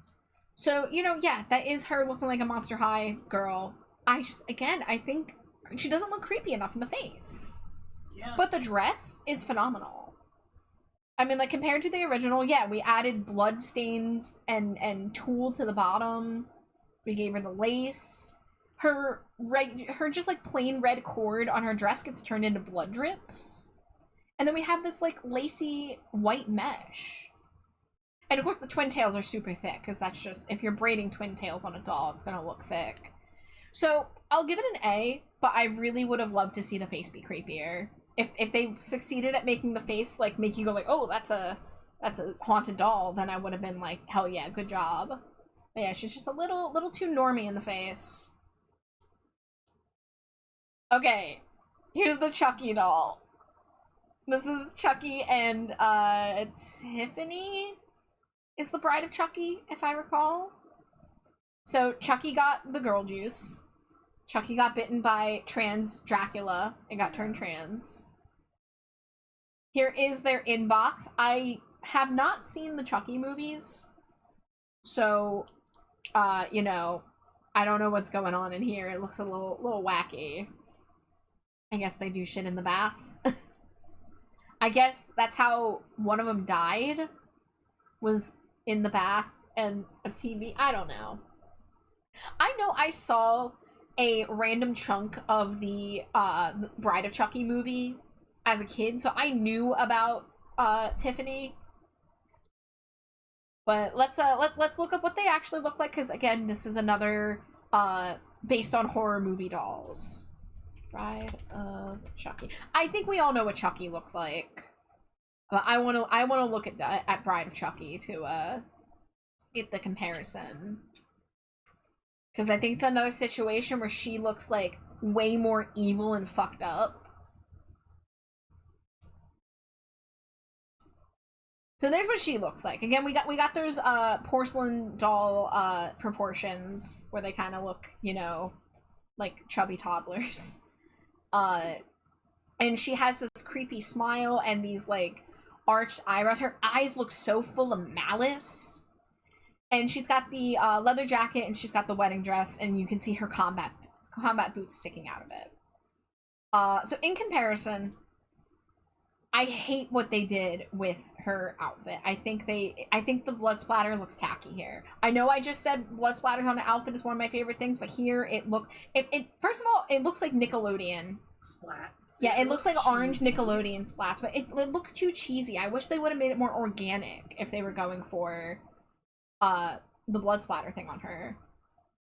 And then Chucky looks like Toralei. Chucky looks way too much like Toralei for me. I can't unsee that it's just Toralei in cosplay. Toralei found some blue contact lenses and is cosplaying as Chucky, you know? That's what it's giving me. But, again, Tiffany, we kind of, like, we lose the malice in the eyes. Even the eyebrows should have been higher and even more arched. And we ripped up her leather coat. We added mesh sleeves to it, but I kind of would have just loved to see the full jacket. You know, maybe add some details on the sleeves. Whatever. We took a little bit of that away.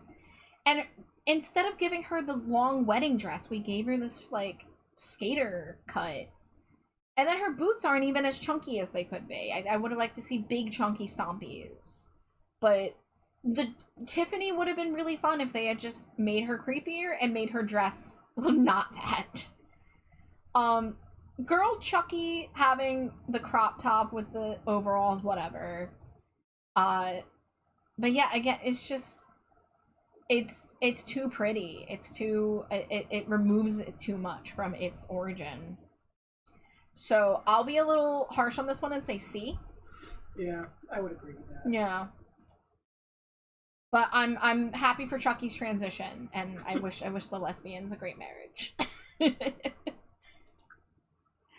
Elvira. They have a kid together. They have a kid together? Who is like non-binary.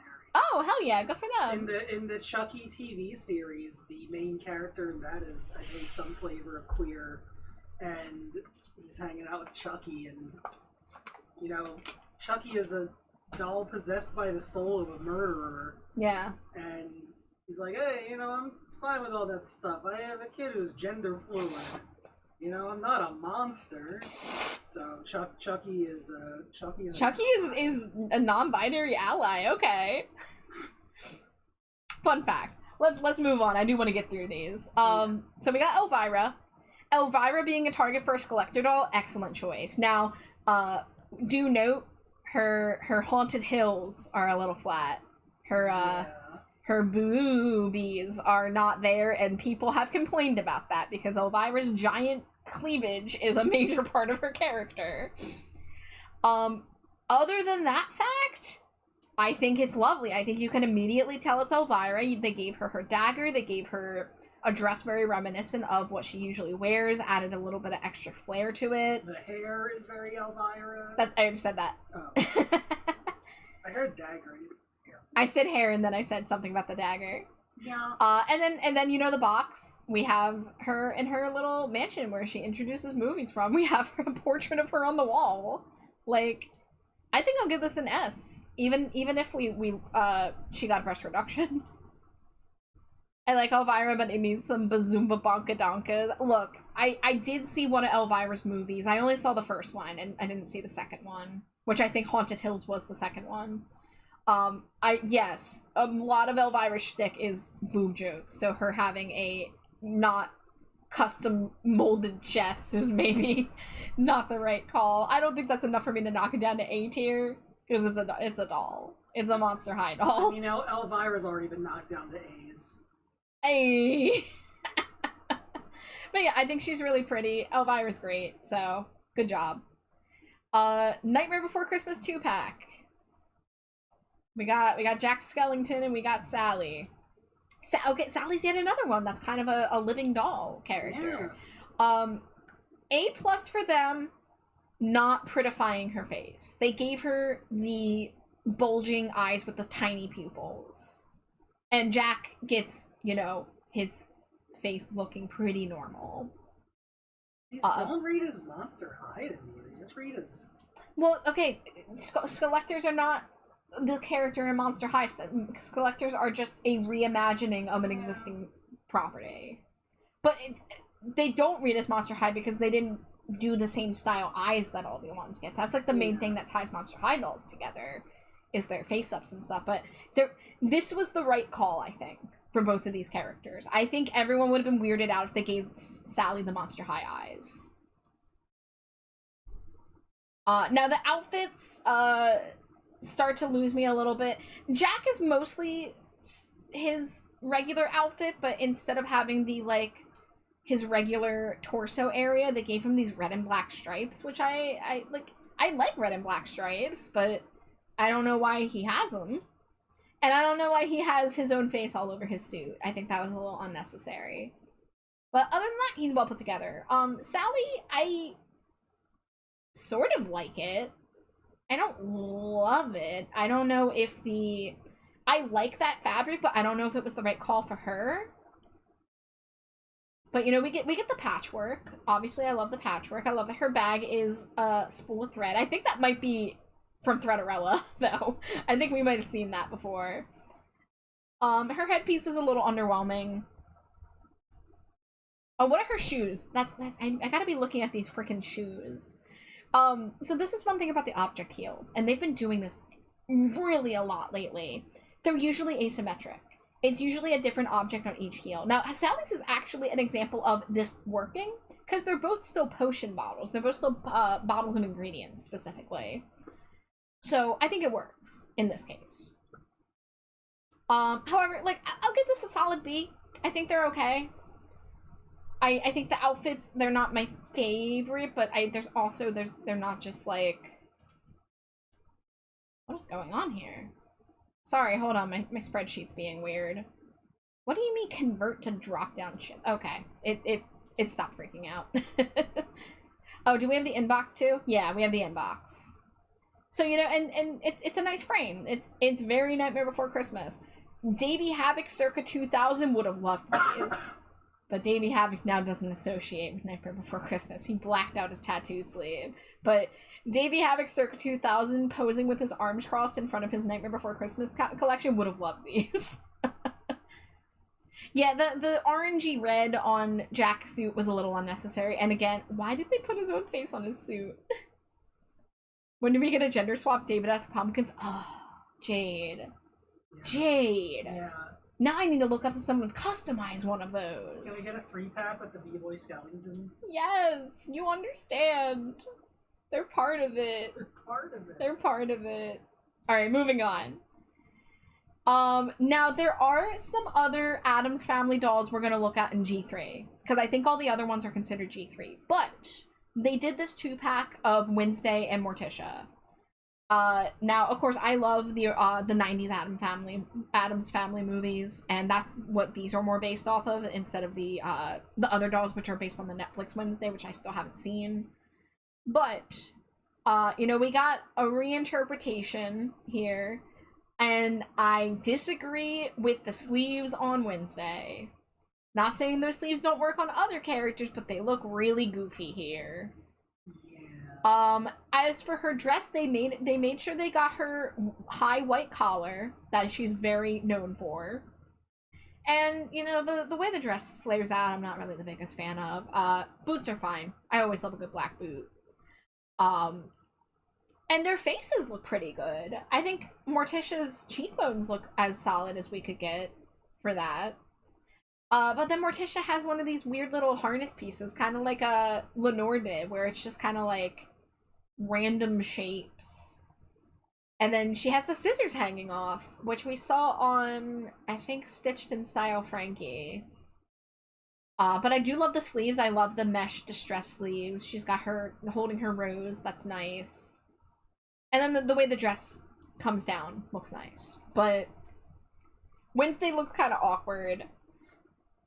And I don't like the harness on Morticia.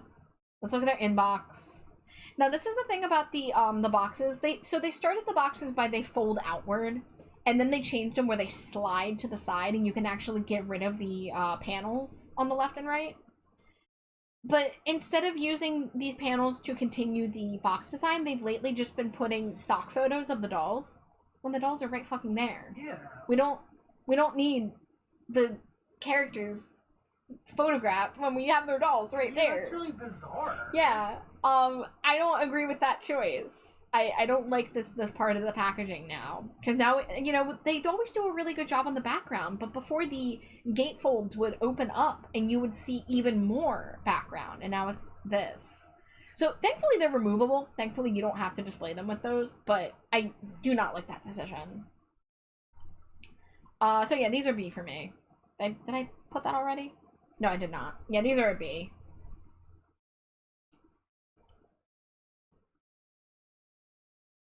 Next one is Creature from the Black Lagoon. So we're once again visiting a universal monster that, you know, we got Laguna Blue based on, the, you know, the daughter of the Creature of the Black Lagoon. But they're not really they never advertise this as, oh, this is Laguna's mom. Like they're their own thing, you know. So she's got the underwater, of course. She looks like she's swimming. Good job. Let's zoom in on these details. First of all, the stand. Not many of the collectors get unique stands, but she does. She gets a stand that looks like underwater, so that's actually a really nice detail. Raz says this is my favorite one. It's such a slay to me. Yeah, I think she looks really cool.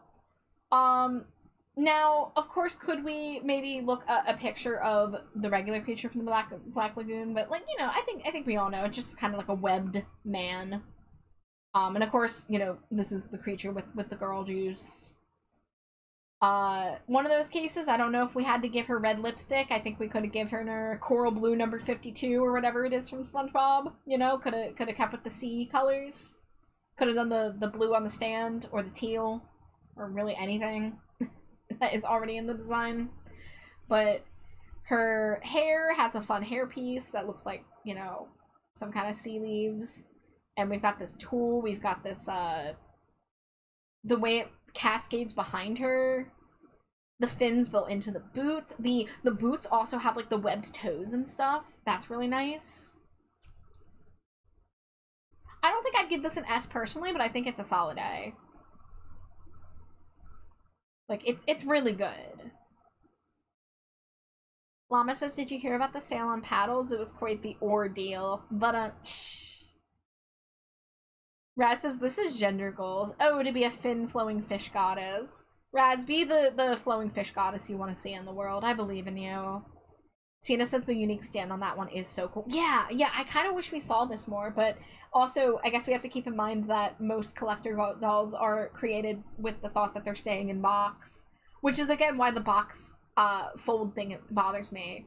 Like, this is a picture of her without the fold.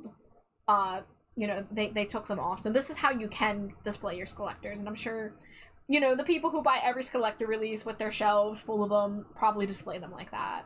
But yeah.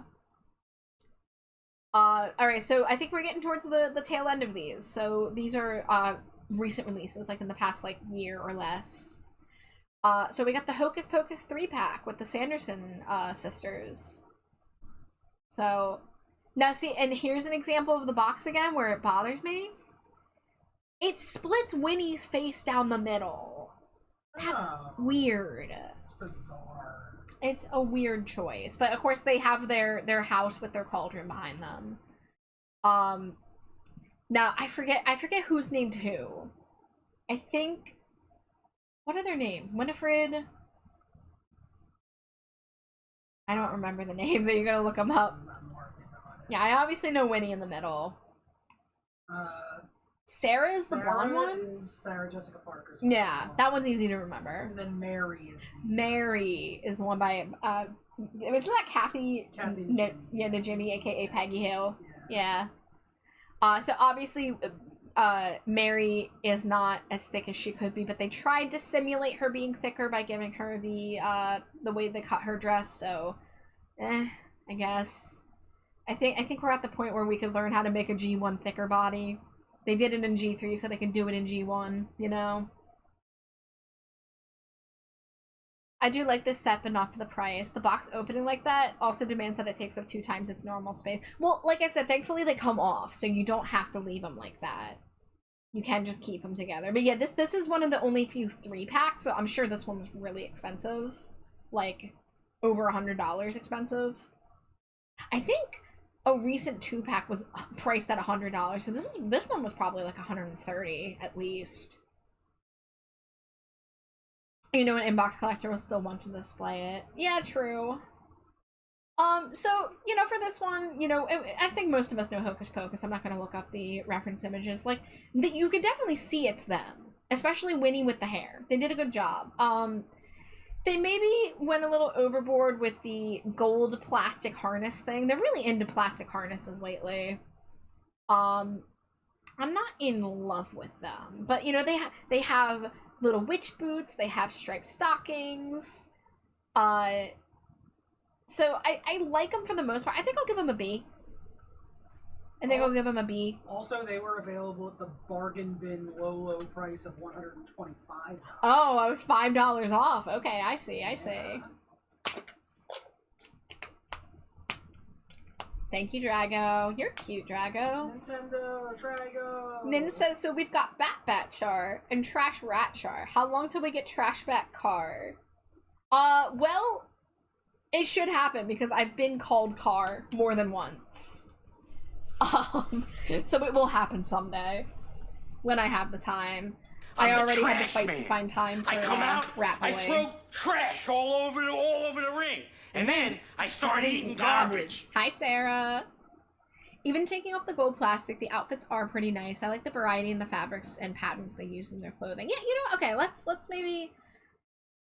I mean, they're nice and colorful, but they're not like too crazy. I like the spider web on the mesh on Mary's.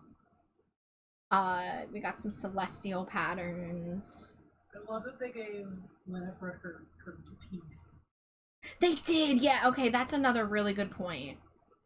And look, they gave her a rooted widow's peak. Yeah, I would say this is A. Yeah, I'm re-questioning. Yeah. I'll go ahead and bump that to an A. But yeah, they look Disney. They look colorful. They look, you know, fun. Char and Danny DeVito's Trash Man leotard when. Maybe after Jade finally shows me that episode.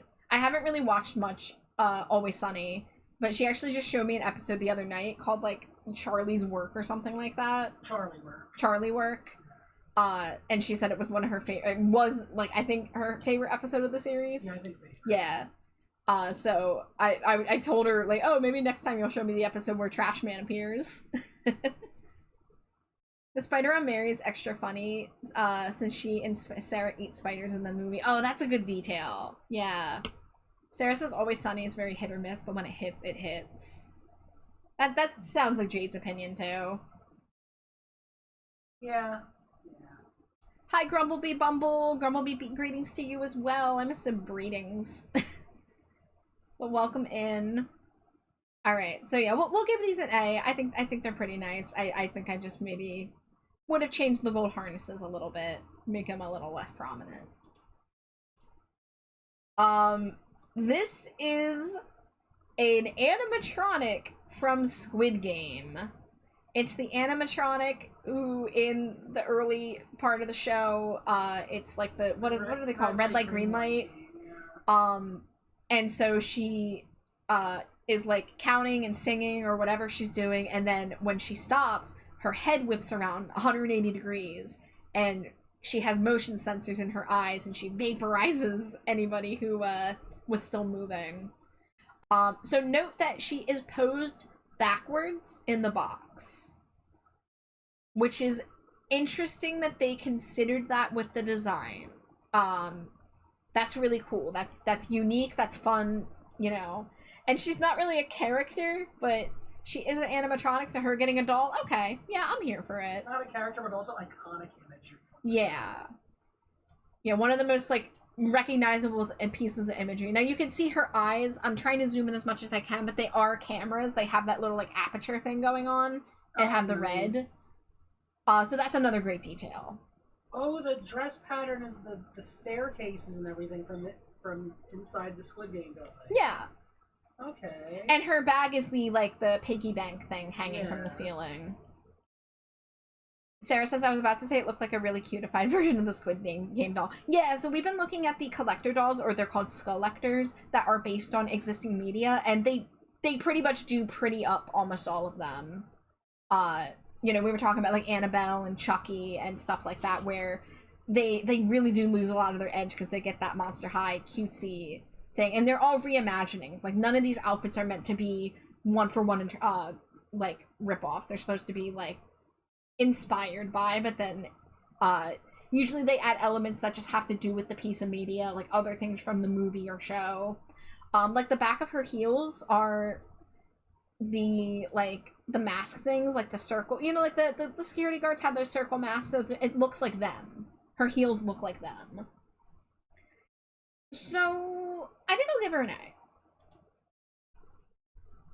I'll give her an A because, like, you know, again, she's not really a character, and you know, not really what I would think when I think of Monster High tie-ins, but they did a lot of fun things with her. Yeah. I really enjoy this flavor. It makes it feel like a Monster High doll instead of just a brand deal. And that's a good point. This doesn't feel like a soulless, like, Netflix cash grab. This actually, like, the designers really did put a lot into it. So, like, they did a good job, for sure. And again, the backwards thing, fantastic. Next up is the second Beetlejuice 2-pack. I believe this is the first collector to get more than one iteration. Oh, I don't have the inbox, apparently. That's my bad. Wow.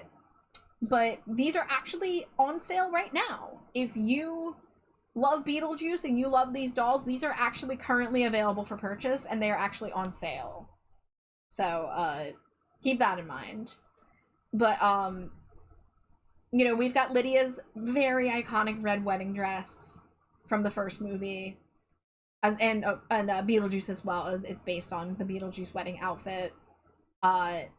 You know, this was a tie-in for Beetlejuice, but they went with the first movie details anyway. But, like, I mentioned, I'm a big Lydia fan, and I, like, pretty much, I think it's a unified opinion amongst goths that Lydia's all-red wedding dress is, like, so iconic. Such a good thing. What are her heels? I can't really see them from here. One of them looks like maybe the sandworm. I don't know what the other one is on her left foot. Oh shit, where'd it go? Sorry, I'm having OBS issues again. Resize these. Pixie says, I don't like the Beetlejuice's shoes being unpainted, or being white, it looks unpainted. Cena says, I honestly think the Beetlejuice suit, especially the ruffled top, is the winner here, no offense. That's just really well cut, and the ruffles read so good despite the small scale. Lydia's dress is also lovely, I just, suit. Yeah, I actually, so, I just bought these dolls, okay? I just got this in the mail literally this morning. Alright, and I was surprised at how much I liked seeing Beetlejuice's, like, outfit and stuff, like, up close. Because I did buy this primarily because I'm obsessed with Lydia. Like, I'm obsessed with this Lydia red dress, and I think they executed it really nicely. But then I got it, and I looked at it, and Beetlejuice's suit is also, like, kind of, like, sparkly, and, like, even, like, a teensy tiny bit sheer. I do agree the shoes are a bit of a letdown. I don't know why they're just plain white, like, strappy sandals. I think her toes are out. Or they look like they are. I'll have to get a better look. But, I also think her hair looks a little better here. It's hanging down a little more naturally. Hi, Chase. Thank you for the follow. I hope you're doing well, Chase. It has a little shimmer, like viscera. That's cool. Yeah. Yeah, so I don't have the inbox, but, they did the same thing where the faces are on the side of the box. But yeah, these are actually available if anyone's a Beetlejuice fan and wants to get them on sale. They are currently available on sale. So that's the only two collectors I have is both of the Beetlejuice dolls. I hope they don't do a third. But I do really like this. All the plastic bits are kind of meh. Lydia's all red bouquet being the same as her shoes, and Beetlejuice's heart is very budget box. I'm kind of okay with it, because, like, Beetlejuice's heart being the same material, it does kind of tie them together. I think Lydia looks fine. Like, yeah, I maybe it's done a little cheaply, but I think it looks nice, personally. I'm giving it an S tier. I'm not biased. I'm a little biased. Alright. The last dolls we're looking at are not officially released yet, but some people do own them, and some of them are available for pre-order, I believe. This first one, I actually don't think this goes on sale till August. But some people somehow got them, because Mattel fucked up. Lydia's stuff could have had at least a little black painted details for Skeletor. BJ's shoes were boring. I don't think there's any contrast in Lydia's red wedding dress look, though. I think it is red all the way through, and I kind of like that. But again, everyone's gonna have their own opinions, and I'm usually of the opinion to add some things for contrast and to break up same colory stuff. But you know, like I said, I like Lydia, but that's a personal bias thing. So this is our second interpretation of a Tim Burton style face. So she gets a similar face to Sally. And guys, I hate that they made her facials, like, the gap showing her teeth is fucking painted on. It's printed on. Such a bummer. We've seen that Monster High can do molded, decaying faces before on some of the zombie dolls. We know that they're capable of this. And this is a collector doll. And they just did the, like, temporary tattoos, slap it on the side, and call it a day. So disappointing. The dress itself, some people have noted it kind of looks like a hospital gown-ish, or like the white mesh that, like, you can buy vegetables in, or fruit, or whatever. It loses some of its elegance. But I'm really mad about the face thing, guys. Like, I think the rest of it's kind of like whatever. I don't really have too many complaints. I don't think she really has black in her outfit, because it's a wedding dress. And yeah, it's like a goth dead wedding, but, you know, if we looked at the real outfit, I don't think that we have black involved in it. And the white all being mesh kind of gives it a grayish feeling, instead of being, you know, but like not, you know, I guess like you would want it off-white, but I don't know, just something about it. It's really flat, especially when they've shown the kind of volume they can pull off with that one Jennifer. Yeah. And the dress really just does feel cheaply made, and it's draped in a very, like, tacky kind of way, I guess. I don't know. I'm gonna give this a C. Yeah. I'd almost give it a Z for Zombie Dirt if I was feeling really feisty, because again, that mouth thing is unacceptable. Oh, I didn't put this one down. There's a second Elvira coming. This is not out yet, but again, some people pre-ordered it and got it somehow, but this isn't, like, there's no product photos of this yet. But it's a new Elvira. You know, her hair and makeup is pretty much the same, as she's got a brand new outfit. Of course, we have brought back the spiderweb cape with the batwing scallop. It's a kind of a little hard to get attuned to what's going on with her outfit, since this is the only photo we really have of it.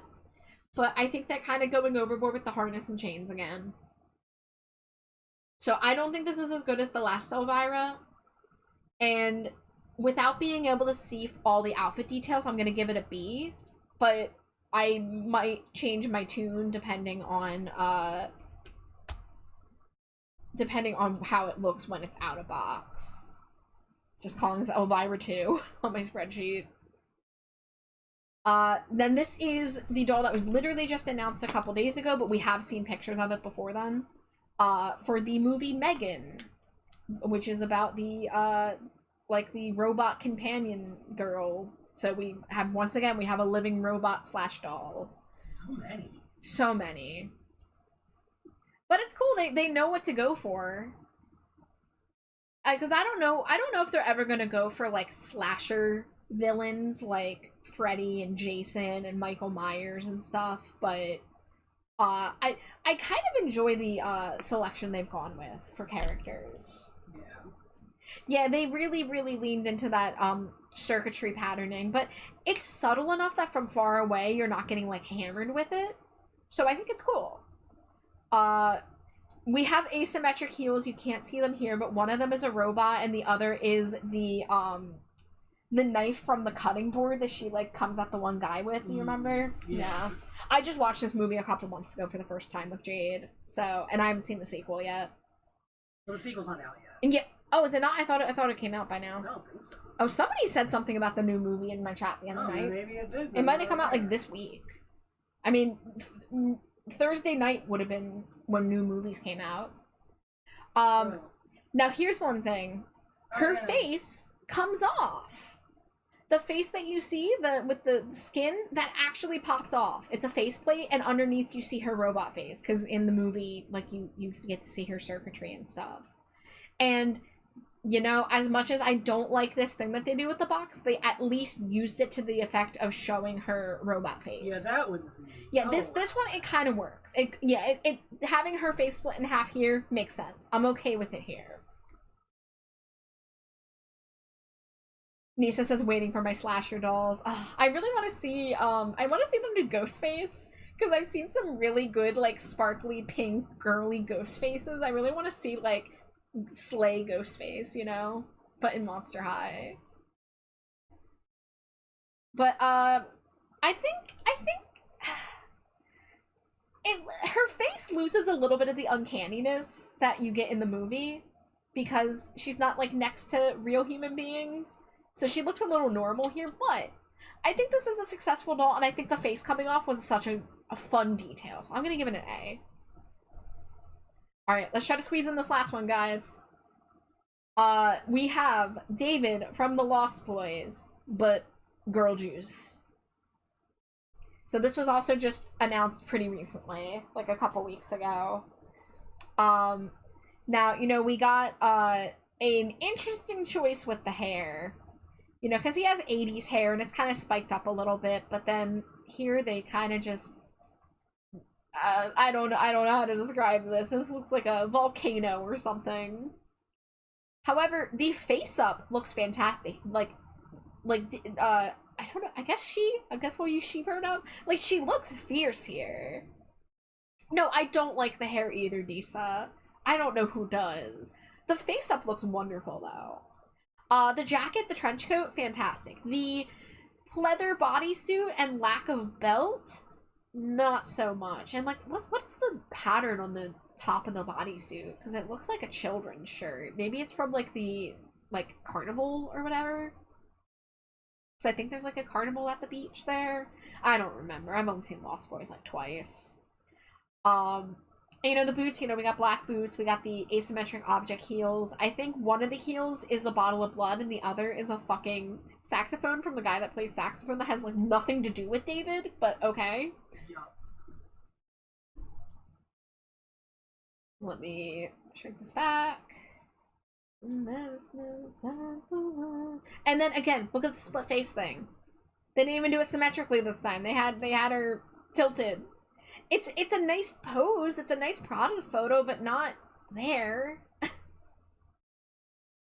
But yeah, yeah, I love the yellow vampire eyes. I think she actually does look a little creepier than some of the other Skelectors we've seen where I have complained about their face-ups not being creepy enough. But the hair and parts of the outfit are a miss for me. I think we'll call it C, but it's a gentle C, because I do like the idea of doing Lost Boys, but I think they just kind of didn't do enough. Now, one detail I will note, her purse is the box of ramen that she turns into worms. You're eating worms. Anissa says B. Yeah, I'm like on the fence between C and B. I'm gonna say C, but like I could see myself giving it a B. One of those things again where doing the rankings is challenging. With that being said, that is the end of looking at doll releases.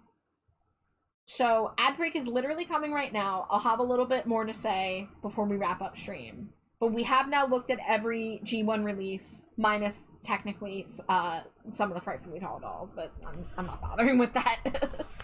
So we'll take a short BRB here for ads, and then I'll have just a little more yapping to do, and we'll talk about what the future plans are for, because, you know, I was gonna do just G1, but now I'm like, we're doing everything, baby.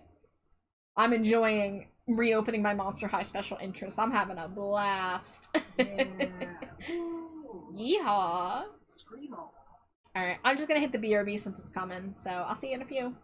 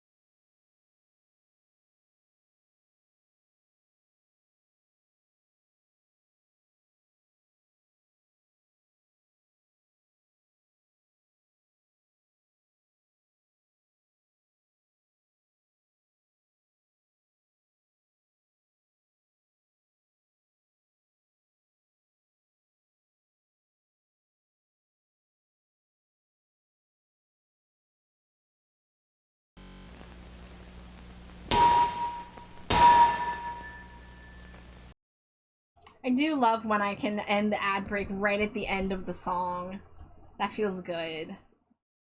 So, okay guys, now this number's not 100% accurate because we've got some 2 packs that are counted as 1, and, you know, I might be missing a release or 2. And like I said, I didn't include Frightfully Tall. I didn't do all the Ghouls Alive because I can't even find video of them in action. But we've gone over roughly 445 doll releases over these past 4 weeks. Wow. So this is concluding the G1 dolls, but fear not, because there's G2, and there's G3.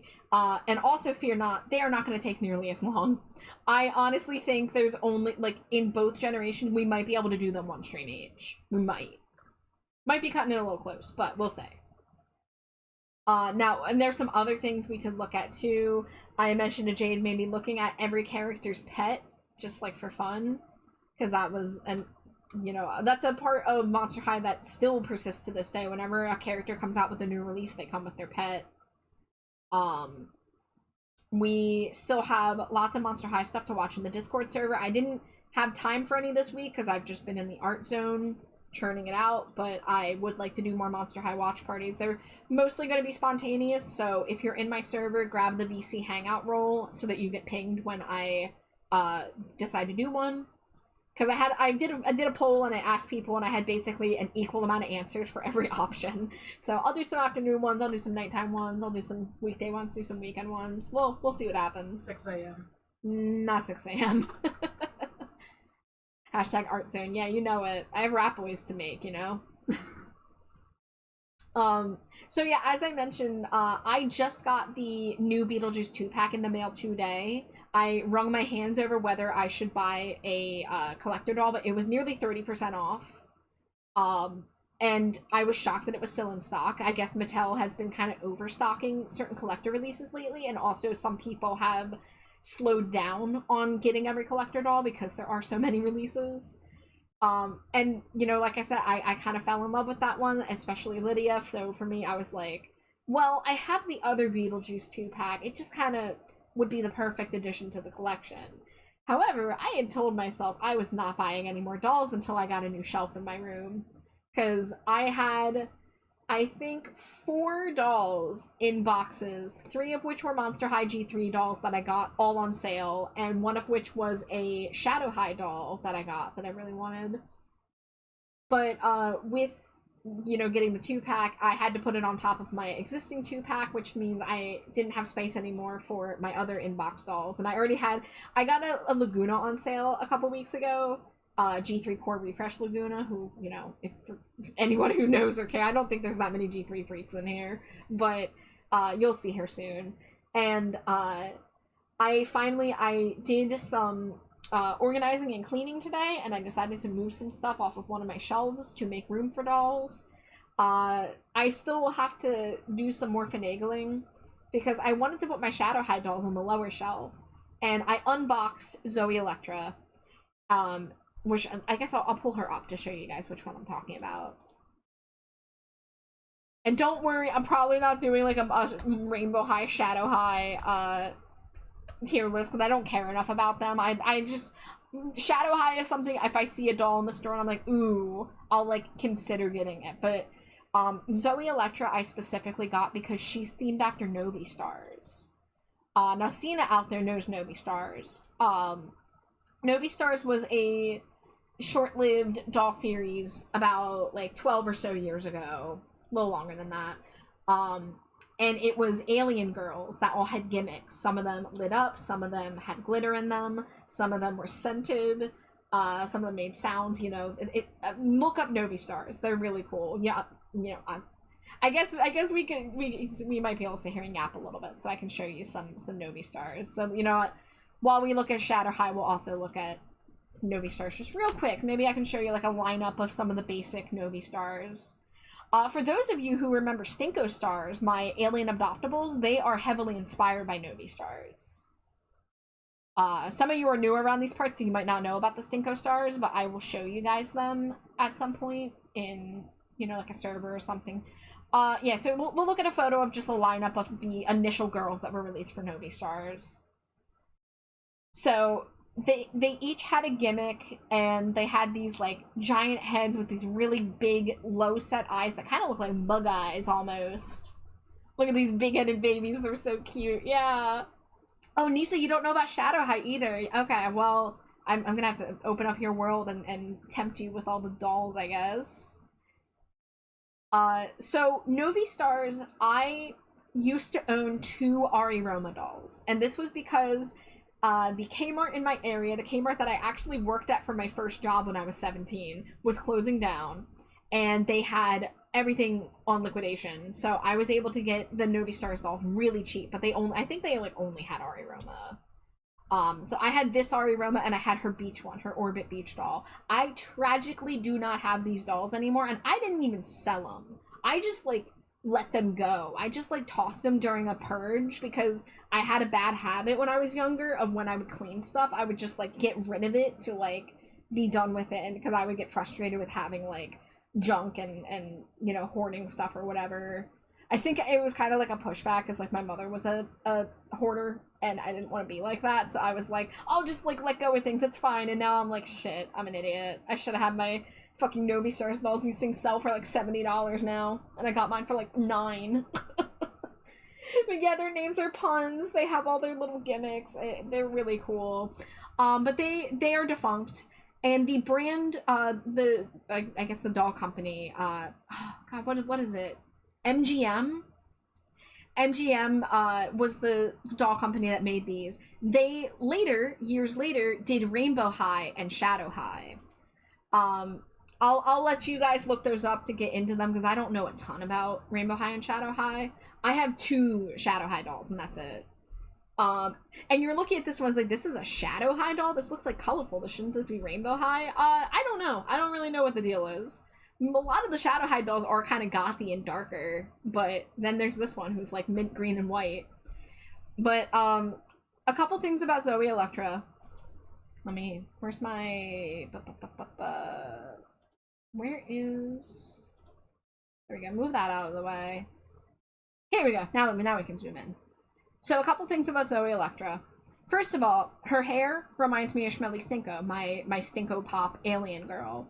My Stinko alien Schmelly has 5 buns because they look like alien hair, and she has 3. So like, that's cool. I like that. She is a Novi Stars fan. She has Novi Stars patches on her little like astronaut looking jacket. She's wearing a Novi Stars t-shirt, and on her laptop she is drawing fan art of one of the Novi Stars girls in a drawing program. I originally thought it was just a wallpaper of the Novi Stars girl, but when I opened the doll today, I realized it was a drawing program screenshot of her drawing the character. Metallic equals metallic, Ali Electric is electric, universe, Ari Roma, aroma. Yeah, and Cena, that's why I took that kind of thing into mind when I was naming my Stinko Stars too. Like I have that one who's named like P-SL, and it's because it's PSL, like pumpkin spice latte. Nisa says the doll build is super cute, not like model built like MH dolls, if that makes sense. Yeah, their proportions are a little less skinny and wild. They have a little better articulation. And one thing, I don't know if you can tell it here, but their eyelashes are actually rooted. And their eyes are inset. This is something that's kind of hard to come through in a 2D photo, but if you go to a store and pick up a Rainbow High or Shadow High doll, just look at its face and look at the details in it. Because the eyes are actually like glass or plastic. Well, they're probably not glass, but you know, like they give that vibe. They're inset into the face, so they have that 3D effect with the glossiness. And then their lashes, like some of the lashes are painted on, but then some of them also stick out. These dolls are absolutely gorgeous to view in person. Now, I got this doll last year, and I kept it in box this whole time because I didn't have room to display more dolls out of box. I was, you know, telling myself I'm not going to buy more dolls, and I'm not going to allow myself to unbox these until I get a new shelf. But today, I did some reshuffling, and I unboxed some dolls. So this is one of the ones I finally unboxed. Her hair was in really bad shape, guys. I probably should have taken a photo before I tied it up. Maybe I'll go back and go through the effort, but I don't necessarily feel like refixing it after what I did. You know, like when you get a doll in box, you have the clear plastic rubber bands holding them in several spots, and it often keeps their hair in place so that their hair stays picturesque in the box. Their hair stays in one place in the box. Well, I started cutting the rubber bands from her, and the creases from the rubber bands were staying in her hair. I then felt her hair, and it felt so crunchy. It felt like someone had sprayed an entire can of hairspray on it and left it in this whole time.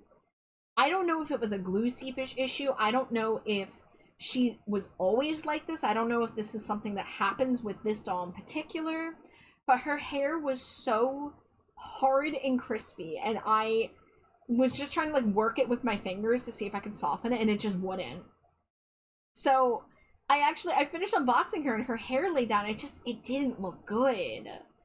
I was like, oh no, I should have left her in box. Because the problem is, you know, doll collectors, they will do some TLC to their dolls. One of the most common things people will do is boil wash their doll's hair, where they boil water and they pour it only on the hair. You know, they find ways to protect the body and the face. They pour it on just the hair, and then they can style it with straws and bobby pins, or they can just let it be straight. The problem is, she has tinsel streaks in her hair, and I don't think tinsel responds well to boil washing, if I recall correctly. This is something I perhaps need to look into, but I think if I boiled the tinsel, it would either come out or it would like get really like messed up looking. So I was kind of in a conundrum, just like, oh my god, how do I fix her? What I ended up doing was taking the left part and the right part that are the most front facing, because that was the most egregious part that was affected by this glue issue, and I just tied them back behind her hair with an elastic. So if you look at the back of her hair, she looks whack, but from the front she looks mostly presentable now. So her hair sticks out a little less, but that's okay because her hair is in 3 buns, so I'm not upset about that part. But she is very much a do not pick up and look at this doll.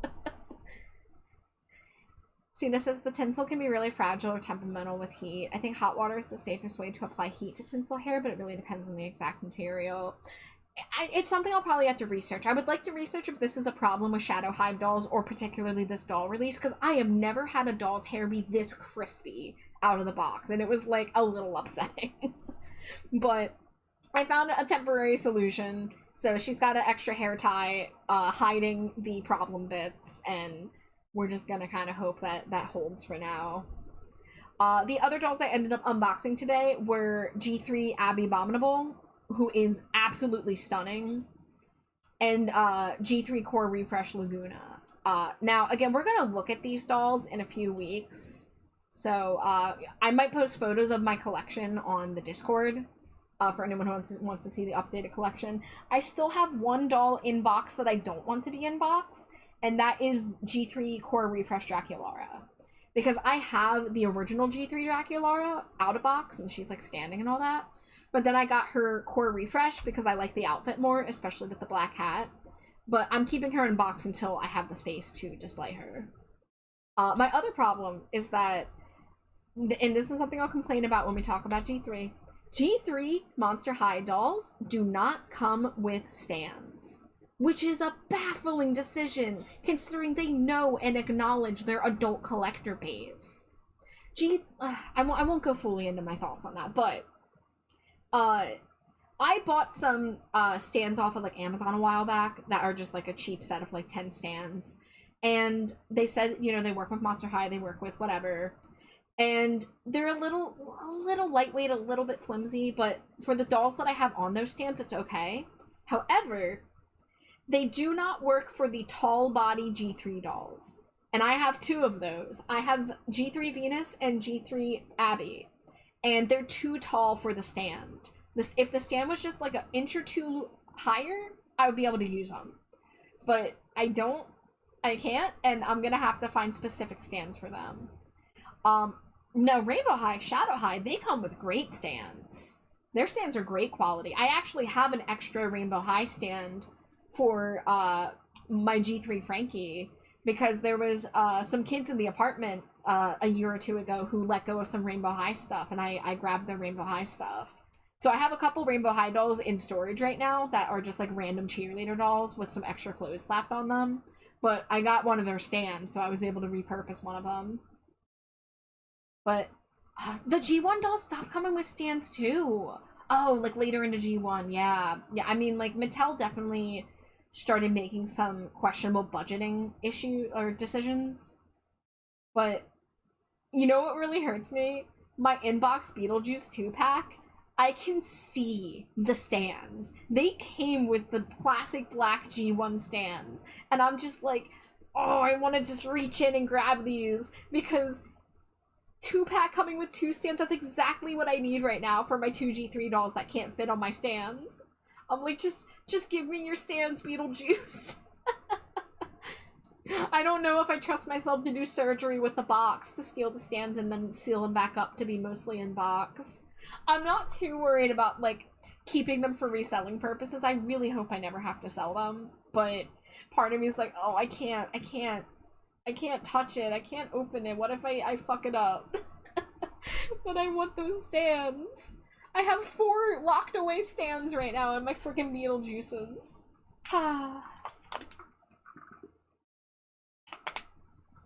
So yeah, I was doing shelf organizing, and I still gotta, I still would like to get a bigger shelf so I can display more of my plushes too, because I have like Pokemon plushes I've been collecting for years, and I've had some in storage now for a while now, so, I don't want to encourage a ton of, purchases like these. I really only get a doll, like, I only get a few dolls a year usually, and I really only buy them when they're on sale, so, like, I'm keeping it reasonable. I'm not going as ham as I did back in my original Monster High collecting days, because I've talked about this.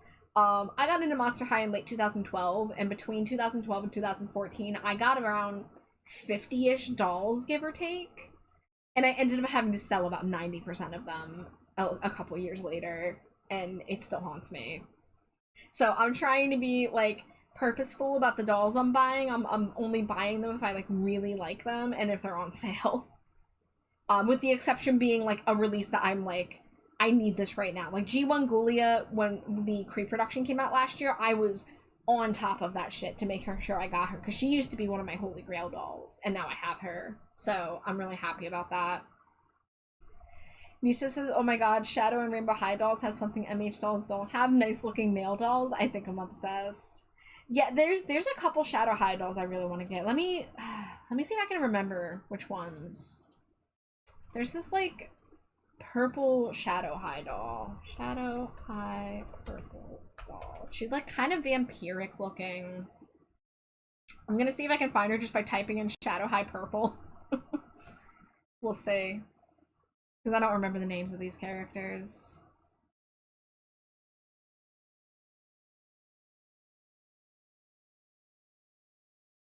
Yeah, here she is. Okay, and there's actually 2 What is it? purple My dolls. bits! Oh, I hear bits. I'm not in OBS. I'll be there in a moment. I'm assuming it's Jay. It is. Hi, Jay. Welcome back. All right, we're gonna Oh, we open got these 2 up. swatches, We're too. gonna come over here. Stretch and hydrate. Head pets. You got them all. Intense speeches. You know me so well. Yeah, I know the general call of the J. So this is one of the Shadow High dolls I want. I don't know if she's currently still available for sale. Last time I saw her, she cost about $38 on Amazon. So I'll have to look her up and see if they still are selling her. But she has a bit of, like, a vampire coat thing going on, and she's got these, like, V bangs, and she's giving Grape Draculaura. And, like, this is, like, Elizabeth Draculaura fusion. And she has white eyelashes. Love it. Love to see it. She is beautiful. I need to figure out her name and look her up. The other one that I'm interested in is this 2-pack. And I know I still seen them on Amazon for, like, their price has fluctuated between, like, $50 to $70. I think I've seen them around the $50 price point again. I saw these ones in person a while back, like, maybe, like, 2 years ago at a Target. And they have this, like, oil slick quality to them. So, like, the pictures don't fully do them quality. They are really shiny and reflective in person. And the one has the bubblegum mouth. So, and I especially like the one on the left. I really like her dress. I like her boots. I love the jacket. So these are the Shadow High dolls I'm currently thirsting after. So I'll have to look up what their prices are, how they're doing. However, I just spent money on Monster High. Simply Oh, heart. I like her boots. Thank you, Jay. The rainbow eyeshadow. Yeah. Yeah, Nisa, I'm so sorry that I've opened your mind up to the possibility of these dolls existing now. I'm sorry and I'm not sorry. They're really cool, but yeah, I only own 2 of them right now. The other one I own, let me see if I think her name's like Heather Grayson. So let me show you guys the one that I do own. I showed you Zoe Electra. What did I say? Heather Grayson. This one is like an all black and white doll, and she comes with at least 1 bonus outfit. I think I still have her in the outfit she came in. Yeah, I still have her in her box outfit. I think I put her bonus outfit on one of the dolls that I got from the neighbor's kid. But she has the black and white split dye, and she's wearing the coat over her shoulders like a cape. And you know, she's got some white boots on, can't really say. And her other outfit has like white and black snakeskin texture to it. So this was the first Shadow High doll I ever got, and she's really gorgeous. So yeah, Shadow High in general is like darker colors. I think the very first line of Shadow High dolls were all black and white, and then they started experimenting with darker colors, and now they're just doing whatever they want now at this point. I don't really know the difference between Rainbow High and Shadow High at this point. But they have a web series on Netflix. I tried watching it. It's not an easy watch. It's definitely made for kids. But you know, really, really pretty dolls. Now, I've heard, I don't keep up in the fandom with these dolls, but I've heard whispers on the doll community wind that Rainbow High has made budget cuts recently and their doll quality has tanked. So that's a shame. But, like, they were really, really doing some amazing stuff for the first several year run of this series. Cena says size. These look so well designed and high quality. Now I have to go look them up. Lisa says, I found my favorite, which I think is one you've shown. Her name is Raina Glitch Crown. Let me look it up. Raina Glitch Crown. That might be one from the 2-pack. If I had to guess. Oh, no, this is actually a different one, but I have seen this one. Oh, yeah, she's the one with the frickin'... This is, like, LED from Monster High. Cena, do you see the vision? Isn't this just LED?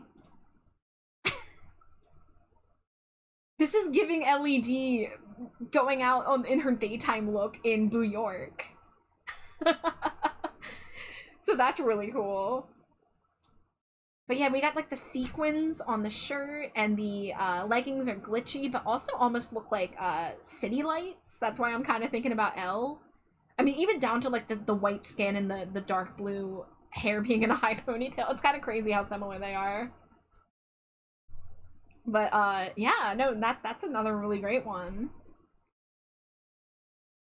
So yeah, so hopefully you can still get your hands on some of the better quality Rainbow High, Shadow High, or maybe the budget thing was like a temporary dip. I don't know. I don't follow these dolls as much. I really only keep up with Monster High. In terms of other dolls, no, there is some Bratz dolls that I know of. Now, let me see if I can remember. Bratz. What was the name of the London like rock thing from Bratz that I really liked as a kid?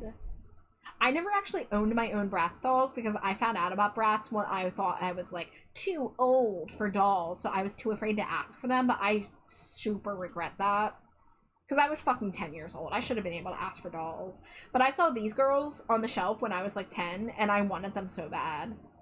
This was like peak cool fashion for me at the time in 2005.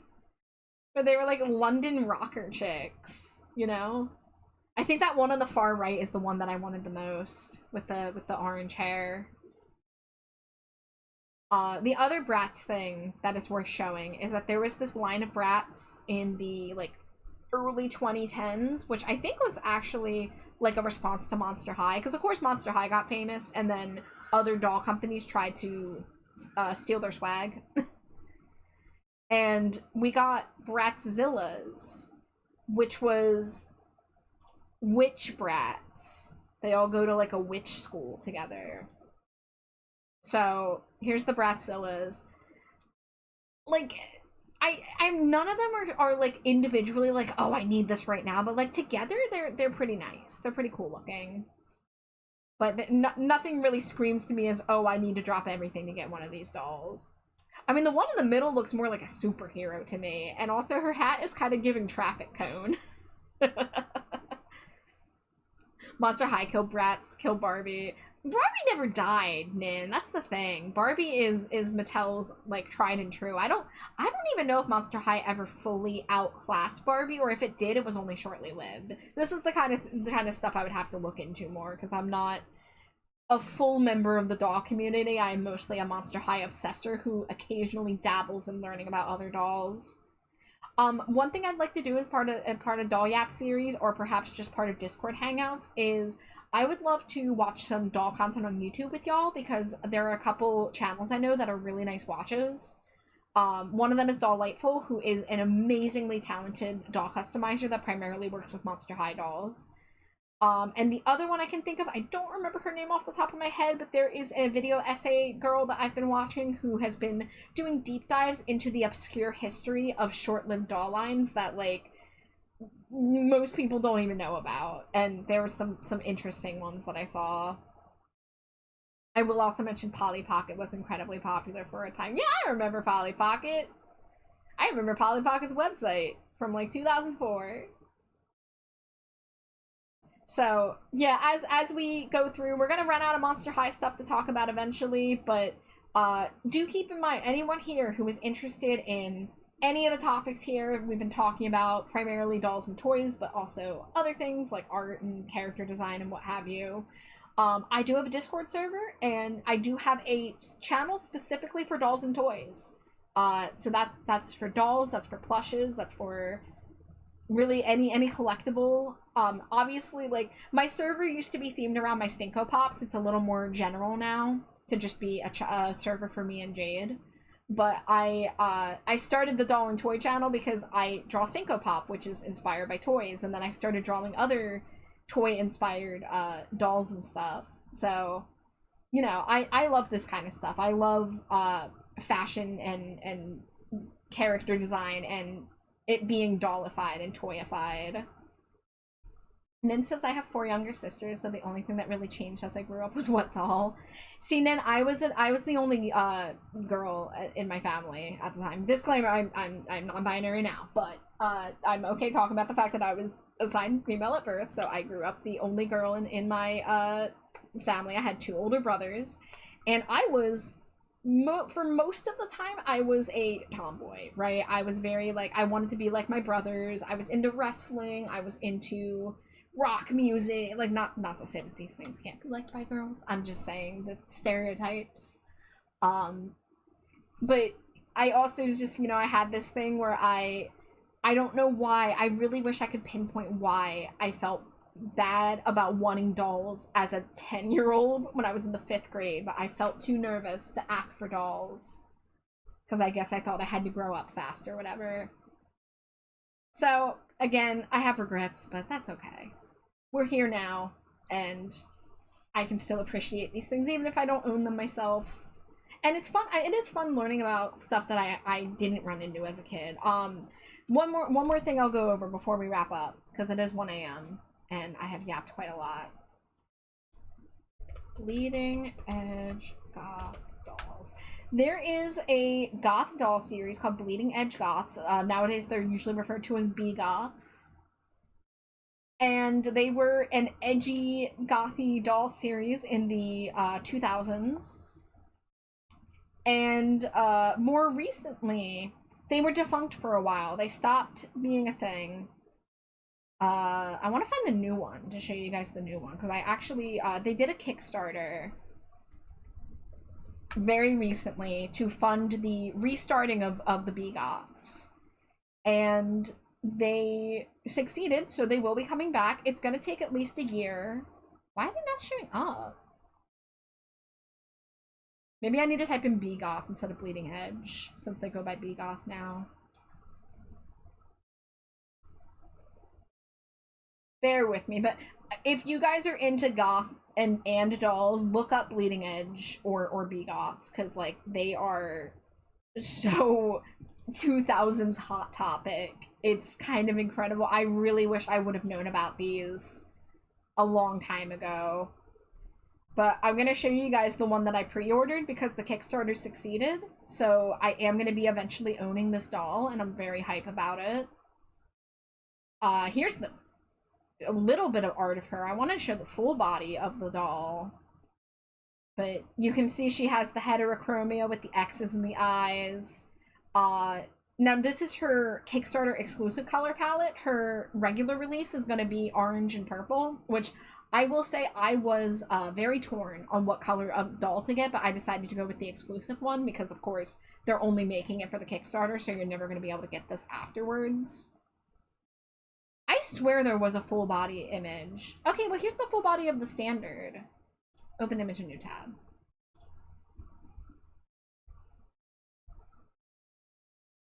So yeah, like the original color palette, the Halloween color palette is lovely. And I was really torn on which to get, but I decided to go with the black and green. But I do love this Halloween one too. Thank you for the lurk, Pixie. I appreciate you. You're amazing. Right back at you. So, yeah, I'm really excited to see if Begoths can kind of get their footing in this new era, because I would love to see what else they make. I know they revealed at least one new character that they would like to produce a doll for, and it's actually going to be one of their first darker skin dolls, so I'm happy that they're also opening up their diversity. Cena says another AI endorsing Shadow High character has hit my awareness. What? AI endorse? Oh god, the kids' characters are endorsing AI now? Oh no. I don't like that. I don't like that. Alright, y'all. We have yapped for quite a while and I have had a blast, but I do require some rest now. So let's go ahead and see who's live and who we would like to raid. I want to give the biggest thank you to everybody who has been coming out to these streams. This Monster High ranking series has been a really nice breath of fresh air. Obviously, I love my art streams and I appreciate everyone who shows up for my art streams, but it's been really nice having a weekly series to look forward to where I just get to excitedly share one of my favorite things with you guys, and we get to, you know, trade opinions and stuff, you know, because again, like, all these things are so subjective and we all have different, you know, tastes and stuff. Kadusha says every one of these has been a blast. I've never seen any of them. I'm happy to introduce you to the concept and give it to you from the lens of someone mildly insane, complimentary like me. There might be more, but those are the two I caught so far. Oh, the Rex McQueen and Barry Skies have it in their bios. Oof. Shadow High. But yeah, doll stream's fun. Yay. Yay. Monster High, please don't get into AI, please. I beg of you. I've dealt with enough heartbreak with watching artists and I mean, like musicians and authors and— No, not Zoe Electra, no! I refuse. I do not accept. She was drawing in an art program. I refuse to believe she is engaging in that shit. Oh my god. And this is why we have headcanons, folks, because sometimes the corporation that owns the character is stupid, and we just gotta go make the character more correct. I know more about Zoe Electra than MGM does. Okay. Is it MGA? MGA. Yeah, what's MGM? Oh, MGM Casino. That's why I kept saying that. And also the movie studio. Oops. My bad. Alright,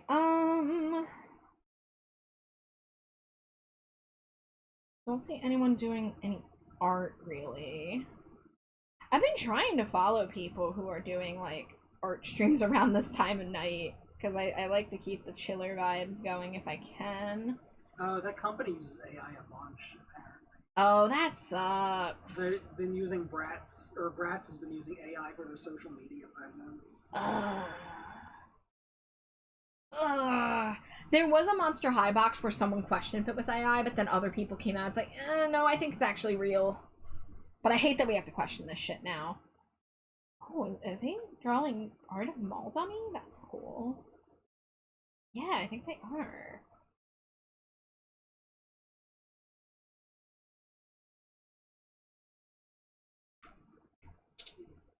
What are you getting up to?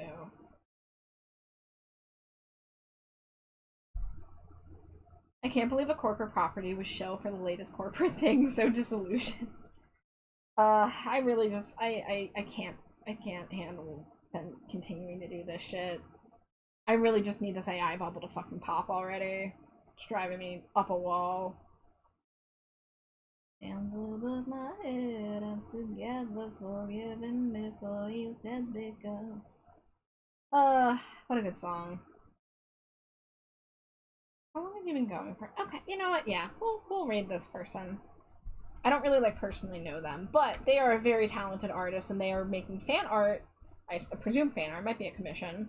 They're making art for one of my other favorite artists and VTubers. So we are going to be rating OJ. He, him pronouns. He is drawing Mall Dummy, who is an amazing VTuber who I gush about and post all the time, so I hope you all are supporting her as well. But OJ is a really talented artist as well. So please show your support. Please feel free to copy that raid message if you would like. And, oh, he just got raided, so I guess we're going to be doing a double raid. So, as I was saying, thank you so much to everyone who supported Monster High review series. We still have a couple more of these in the tank. However, next Saturday, I'm probably taking the week off because I believe I'm going to be going out on Saturday. One of the rare times I'm actually leaving the house with plans. And we should be back the next Saturday, which is the 21st. So we should be back on the 21st, and that is when we will be opening up the dreaded G2, aka the time Monster High got so disconnected from its core message that it alienated most of its fan base, including me. So get ready for some fucking opinions. I was saving images of these G2 dolls recently, and I was already getting angry, guys. So, like, we're gonna have to rant. I have some fucking thoughts. So everybody take care of yourself, stay hydrated, stay trashy. Kadusha says get ready for bodies from Monster High. Kadusha says, I resent that. I love bodies. I'm a body supporter. But take care of yourself, guys, and I'll see you tomorrow night for Pride-themed Pokemon Fusion Night. So hope to see you there. Goodbye. Scream.